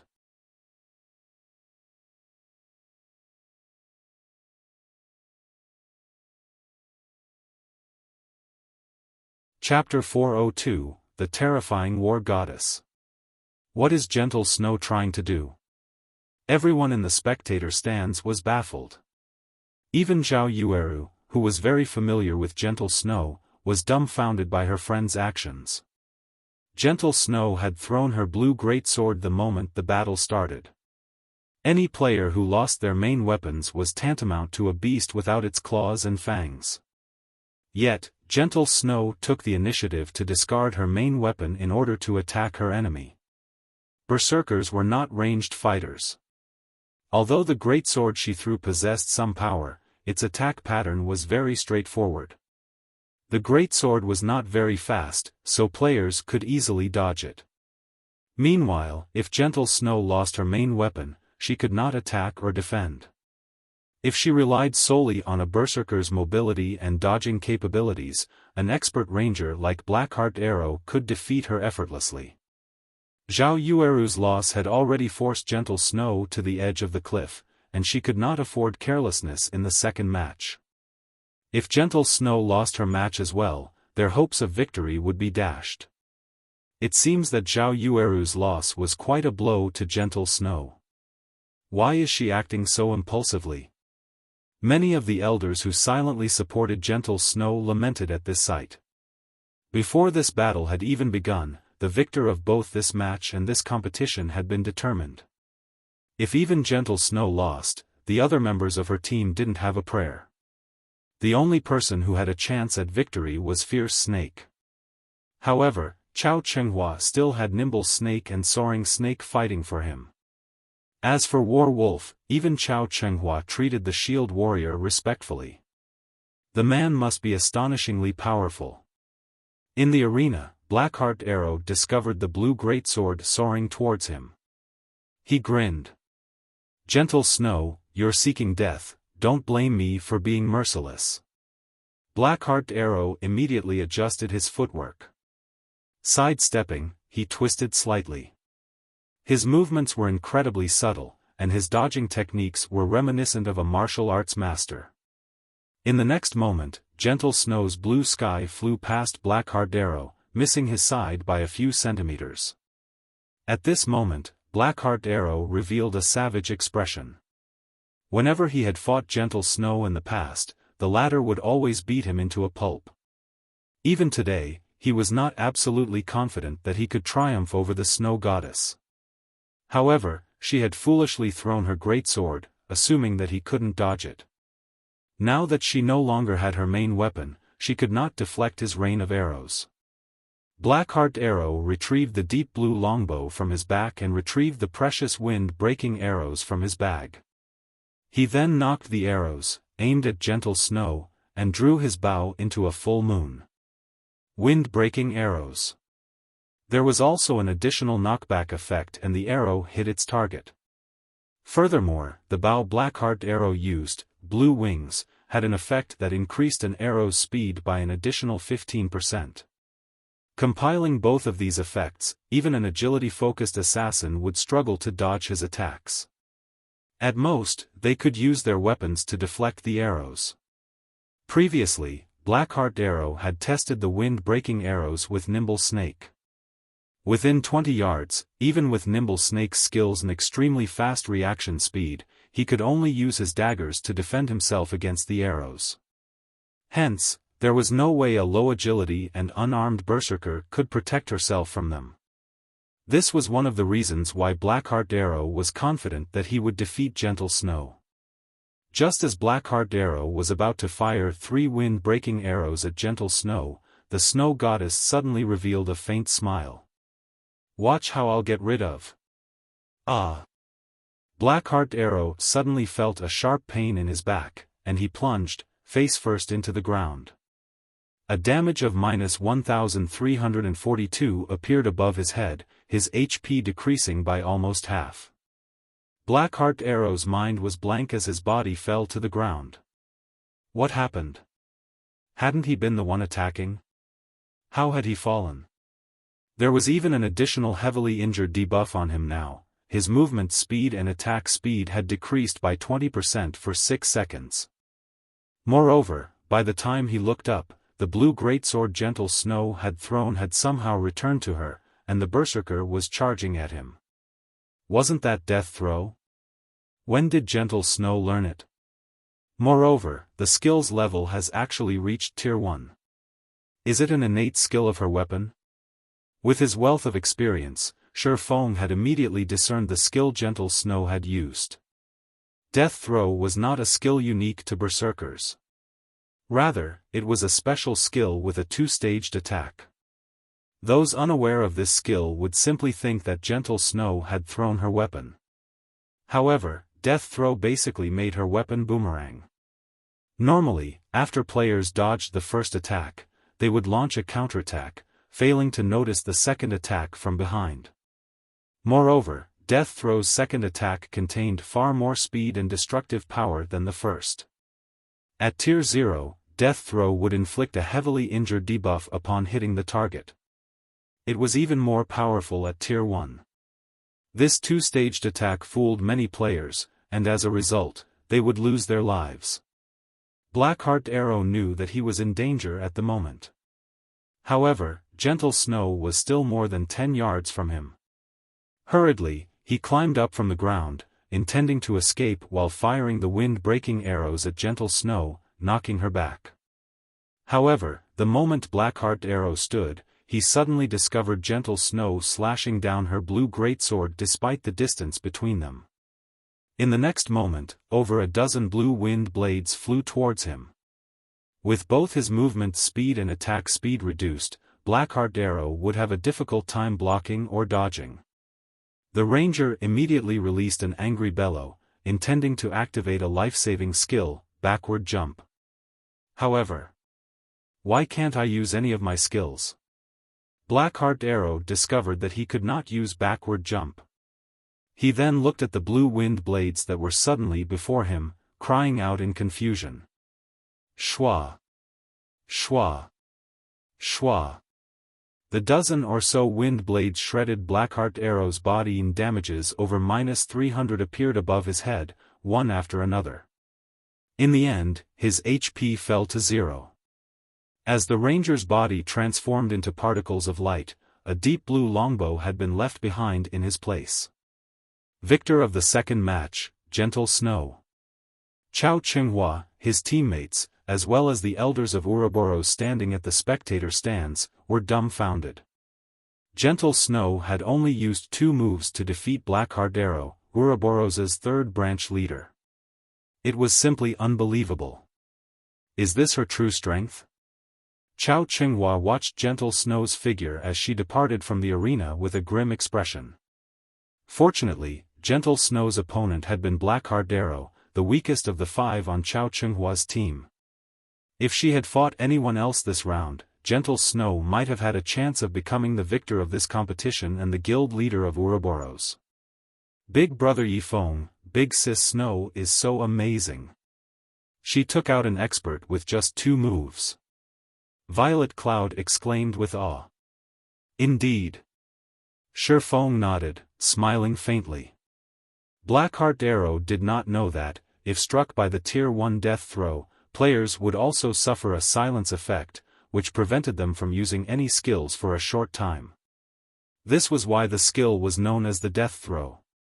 Gentle Snow's brilliant victory had undeniably increased the morale of her team.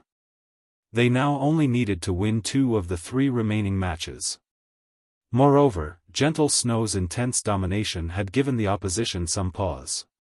Just as Zhao Yueru and Fierce Snake celebrated Gentle Snow's victory, the next combatants were announced.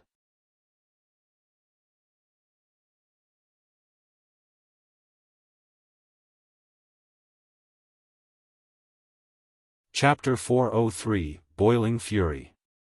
Chao Chenghua's team, who had fallen silent due to Gentle Snow's display, suddenly smiled upon seeing the names for the 3rd match. 3rd match, Fierce Snake vs. War Wolf. Fierce Snake was a berserker, while War Wolf was a shield warrior. Regarding combat power, berserkers held the advantage over shield warriors. However, shield warriors possessed high HP and defense, as well as plenty of life-saving skills, making them far more difficult to deal with than other classes. In general, neither class had an edge over the other. Hence, the players' techniques would determine the outcome of this 3rd match. Gentle Snow looked at the shield warrior who had remained silent and calm throughout the competition. Despite doing nothing, War Wolf exuded a faint pressure that made one unconsciously distance themselves from him. No matter how Gentle Snow examined War Wolf, she could never mistake him for an ordinary expert. Even her core team's MT, Ghost Chop, had admitted that he had only started playing a shield warrior because of this man. Furthermore, Chao Chenghua and the rest of his team treated War Wolf with great respect. This showed that War Wolf's standards were top tier, and he should not be any weaker than Nimble Snake. Of the 12 apostles, Soaring Snake ranked 1st, Nimble Snake ranked 3rd, and Fierce Snake ranked 9th. If Fierce Snake fought Nimble Snake, his chances of victory only hovered between 30% and 40%. If War Wolf was stronger than Nimble Snake and was about equal to Soaring Snake, then Fierce Snake's chances of victory were only around 20% to 30%. However, War Wolf did not play a damage-dealing class, his attacks would not be very powerful. On the other hand, a berserker also wore plate armor. Unlike leather and cloth armor classes, berserkers would not die so easily. Knowing this, War Wolf was prepared to fight a battle of attrition and slowly exhaust Fierce Snake to death. After all, that was the shield warrior's specialty. Fierce Snake, your opponent is not simple. Make sure you don't cross swords with him for too long and give him any openings, Gentle Snow whispered a reminder to Fierce Snake. She then took a gold-rimmed skill book from her bag, carefully handing it to Fierce Snake, saying, "Learn this skill. If you use it at a crucial moment, you might defeat him." Fierce Snake's heart pounded the moment he read the introduction of this skill book. This skill book was an extremely rare burst skill for berserkers, Boiling Fury. For a short time, the skill increased the player's damage by 40%, strength by 15%, and attack speed by 30%. Moreover, the less HP the player had, the faster their attack speed would become. To a berserker, this skill book's value far surpassed that of 1 or 2 dark gold weapons. Big Sis Snow, Boiling Fury is too valuable. I can't learn it, Fierce Snake said, shaking his head. War Wolf will not be easy to deal with, and you know this. You don't want me to lose, right? Worried that a powerful enemy would appear, Gentle Snow had prepared for this competition. As the underground arena prohibited players from using any tools, the only way to raise a player's combat power was to learn new and powerful skills. Boiling Fury was one such skill Gentle Snow had prepared. She also had another advanced skill for Nimble Snake. Unfortunately, that skill book would not come into play during these matches. Sitting a short distance away, Xiaofan was slightly surprised upon seeing the skill book Gentle Snow pass to Fierce Snake. Gentle Snow had actually obtained such a super rare skill book. Boiling Fury would only drop from High Lords ranked field bosses, and its drop rate was 2%. One needed immense luck in order to obtain it. I understand. I will not lose. Fierce Snake nodded and chose to learn Boiling Fury. He then watched the thin war wolf walk into the arena, his eyes blazing with fighting spirit. Originally, he only had a 30% chance of defeating the shield warrior. Now that he had obtained Boiling Fury, he had a 70% certainty of coming out victorious. Following which, Fierce Snake also entered the arena. Snow, you're simply too amazing. I can't believe you had something so powerful hidden. Fierce Snake will win for sure. Zhao Yueru hugged Gentle Snow excitedly, her previous depressed mood scattering to the winds. In response, Gentle Snow lightly tapped Zhao Yueru's forehead and revealed a faint smile. Meanwhile, inside the arena, the battle between Fierce Snake and War Wolf had begun. I'm interested to see just how powerful you are. The moment the battle started, Fierce Snake lifted his silvery gray battle axe and charged at War Wolf. When his axe descended, even the air roared. However, without even retrieving the shield and saber from his back, War Wolf simply took a step back and allowed the battle axe to brush past his body, slamming into the ground. War Wolf immediately stomped down on the battle axe, the weapon becoming completely embedded into the ground. He then unsheathed the saber covered in golden magic runes from his back and slashed at the berserker's neck, the weapon creating a beautiful arc. The entire process flowed like water, and everyone who witnessed it was amazed. Before Fierce Snake could respond, a damage of -536 points appeared above his head. Although War Wolf's attack had not dealt a significant amount of damage to Fierce Snake, who had over 3,200 HP, this strike had dealt a heavy blow to the berserker's mentality. Before he could even react, War Wolf's attack struck him. In Fierce Snake's memories, this had never happened in any of the PvP battles he had participated in before. Seeing War Wolf's saber slashing at him again, Fierce Snake hurriedly used Whirlwind Slash. At this moment, War Wolf lifted his shield, blocking Fierce Snake's skill and taking a single step back. Fierce Snake took advantage of his small victory to follow up with a series of attacks, using skill after skill to force War Wolf into a continuous retreat. Yet, to everyone's surprise, Fierce Snake's HP continued to decrease despite being on the offensive. Every time Fierce Snake attacked, War Wolf would effortlessly block it with his shield and counterattack with his saber. Fierce Snake had no idea what was happening. Although he had tried to dodge and block War Wolf's counterattacks, the shield warrior's saber would always somehow land a hit. Even when War Wolf took the initiative to launch an attack, he couldn't dodge or defend himself. War Wolf's saber would always disappear in mid-swing before suddenly appearing elsewhere. By the time War Wolf's saber reappeared, it was too late for him to react. He could only watch as his HP fell, powerless to do anything about it. Damn! Seeing that he had less than 1000 HP remaining, Fierce Snake gritted his teeth and activated Boiling Fury. At this point, if he hesitated to activate Boiling Fury, he would die in a few moments.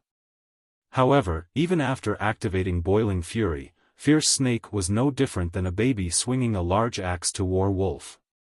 This time, the shield warrior did not even bother to use his shield and relied on his reflexes to dodge every one of Fierce Snake's attacks. It looked as if Fierce Snake's axe actively avoided War Wolf as the weapon brushed past him, never hitting his body. Fierce Snake nearly crumbled.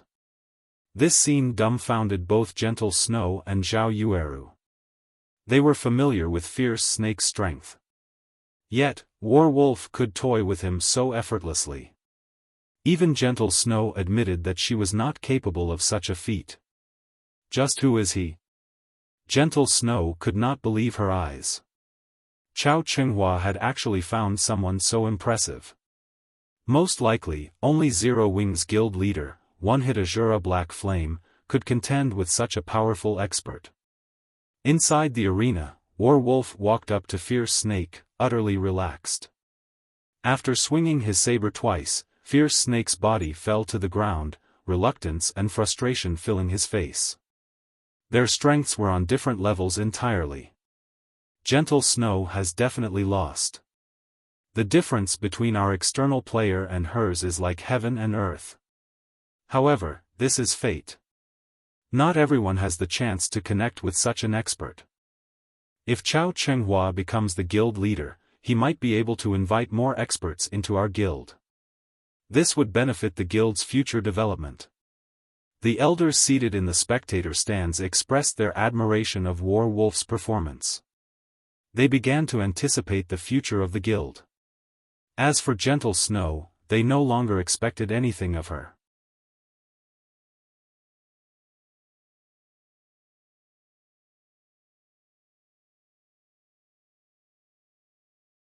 Chapter 404, The Difference Between Outsiders. Gentle Snow, you should now see the difference between us, right? Chao Qinghua said, laughing as he grinned at Gentle Snow. From the very beginning, you never had any chance of winning this competition.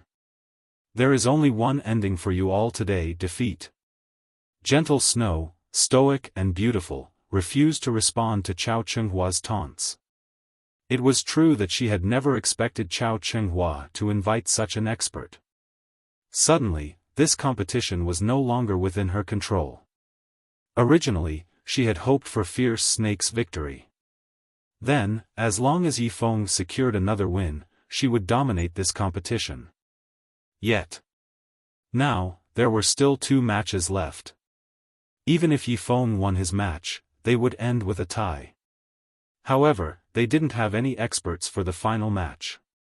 Big Brother Yifeng, what is going on? Violet Cloud's eyes widened in shock when she witnessed Werewolf's demonic attacks. Why does he know it, too?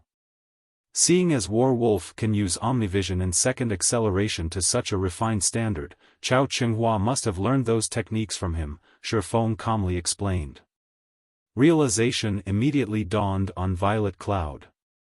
However, Xiaofang's words had undeniably given Gentle Snow and the others a shock, each one of them falling silent. If Nimble Snake and Soaring Snake had also learned such mystifying techniques. Ha ha ha. That's right. Both Nimble Snake and Soaring Snake have also learned those techniques. Moreover, they are more proficient than I am. Chao Qinghua could not help but laugh when he saw Gentle Snow and the others' expressions. Gentle Snow, you understand now, right? You have no chance of winning this competition. On top of that, the 2 outsiders you've brought are merely 2 level 22 players. How could they possibly compete with the empowered Nimble Snake and Soaring Snake? Gentle Snow, just admit your loss right now. If you do, you won't have to suffer a humiliating defeat. At this time, both Nimble Snake and Soaring Snake shifted their gaze to Xiaofan and Violet Cloud, disdain filling their eyes. How boring. They are the last opponents. With this, I can't test out my new techniques, Soaring Snake sighed with disappointment. If I fought Gentle Snow, I might have been able to display some of my strength. I heard that Yifeng is quite strong. He was previously the first player to enter White River City and had even defeated hundreds of players by himself during the initial stages of God's Domain. He should provide some challenge and serve as a warm-up for the both of you, Chao Qinghua casually explained as he smirked at Xiaofan. At this moment, Werewolf opened his mouth and said, "That's right. You should not underestimate Yifeng. I have seen his battle videos. Even though everyone's levels were very low at the time, based on the way Yifeng moved and took action, I guarantee that he possesses a significant foundation in martial arts. Although he has yet to grasp Omnivision, you two should still be careful when fighting him. After Wolf had agreed to aid Chao Chenghua, other than speaking while he trained them, he was usually silent. Wolf's sudden and casual comment drew everyone's attention. Him? Nimble Snake looked at Xiaofan, unable to feel any power or pressure from the ordinary-looking man. The corners of his mouth twitched slightly as he laughed and said, "Big brother Wolf, you worry too much. You taught both of us personally. Against such an amateur martial artist, I can easily take care of him alone." Before Nimble Snake had joined Chao Chenghua, he had never known that he could apply so many martial arts techniques to playing a game like God's Domain. When Chao Chenghua had first approached him, Nimble Snake did not even humor the thought of defecting. At that time, he felt that Gentle Snow's combat techniques were the epitome of what it meant to be an expert. However, after dueling Wolf and suffering an overwhelming defeat, Nimble Snake realized that he had merely been a frog in the bottom of the well. It was like meeting Superman. Superman was the creation of man's imagination, a fictional character that could never exist. Yet, reality suddenly revealed that such fictional characters actually existed. This revelation had shaken Nimble Snake's beliefs. Hence, Nimble Snake had joined Chao Chenghua's side without hesitation and received special training from Wolf. After spending a lot of time and effort, he finally grasped the technique called Omnivision. After grasping Omnivision, Nimble Snake finally realized how huge of a gap there was between him and Wolf. If Gentle Snow was the peak of mortals, then after grasping Omnivision, Nimble Snake had exceeded mortal standards. The two were on entirely different levels. Top-tier experts? Great experts? They were just jokes in Nimble Snake's eyes. Nimble Snake, stop speaking nonsense. Brother Wolf definitely has his reasons for what he said. No matter who faces Xiaofan, you must go all out against him, understand? Chao Chenghua reproached Nimble Snake, glaring at the assassin. Yes, I understand, Nimble Snake hurriedly lowered his head. At this moment, the fourth combatants had been revealed. Fourth match, Xiaofan vs Soaring Snake. Ha ha ha. Perfect. Since Big Brother Wolf said to be careful of Xiaofan, then I'll use him to test my new skills and see just how much I have improved. Soaring Snake walked into the arena excitedly. Soaring Snake was not a brawny man. On the contrary, he was very lean. However, although he was thin, his muscles were packed with explosive power like a cheetah's. Out of everyone in Chao Chenghua's team, Wolf was the most optimistic about Soaring Snake. Not only did he possess the highest talent for combat, but the speed at which he learned also left everyone speechless. He had only taken half the time to learn Omnivision. Moreover, he was a natural-born fighting maniac. Under Wolf's tutelage, Soaring Snake had developed with unimaginable speeds, and right now, he was definitely the #1 powerhouse in all of Ouroboros. If not for Chao Chenghua's wish to hide Soaring Snake's strength, the latter would have long since made it on the God's Domain experts list. Xiaofan, how confident are you? Gentle Snow suddenly asked as Xiaofan was about to enter the arena. If you don't feel confident, just admit defeat. You are Zero Wing's backbone. It would not be beneficial for you to lose a level here. This competition was a miscalculation on my part. I never expected that Chao Chenghua had such a monster on his team. Not only is he a powerful fighter himself, but he has also enhanced Soaring Snake and Nimble Snake's strength. As for the losses you have suffered by joining me, I will pay 5 million credits. In Gentle Snow's opinion, Xiaofan was undoubtedly stronger than Soaring Snake. However, after finding out that Soaring Snake had completely changed, even Gentle Snow didn't think that she had much of a chance against him. Meanwhile, how much stronger could Xiaofan possibly be? A promise is a promise. Since Miss Snow has already invited me here, and I have agreed to help, how could I possibly flee without a fight? Feng revealed a faint smile as he entered the arena. Feng is such a fool. Zhao Yueru huffed angrily. Didn't he see how powerful War Wolf was? Since War Wolf guided and taught Soaring Snake, even if he is not on par with War Wolf, he is probably not too far behind. Feng is just trying to die. Alright, Yueru, everyone has their own bottom lines and styles of conduct. It is my fault for telling Feng to give up without a fight, Gentle Snow placated Zhao Yueru. She then shifted her gaze to Feng inside the arena, a mix of feelings filling her heart. However, while Gentle Snow and Zhao Yueru both worried, Violet Cloud suddenly giggled and said, "Since Big Brother Feng has given his promise, he will fulfill it. You can rest assured about this." Both Gentle Snow and Zhao Yueru turned their heads to look at the little girl named Violet Cloud, confused. Just why was Violet Cloud so confident in Feng? Violet Cloud simply smiled and remained silent. Only she realized that their opponents should be the ones worrying. Soaring Snake was about to fight none other than Star Moon Kingdom's #1 powerhouse, One Hit Azura. You're tuning into the Xiaofan's Wuxia Tales YouTube channel. Don't forget to subscribe and join us on this journey to catch the most captivating stories.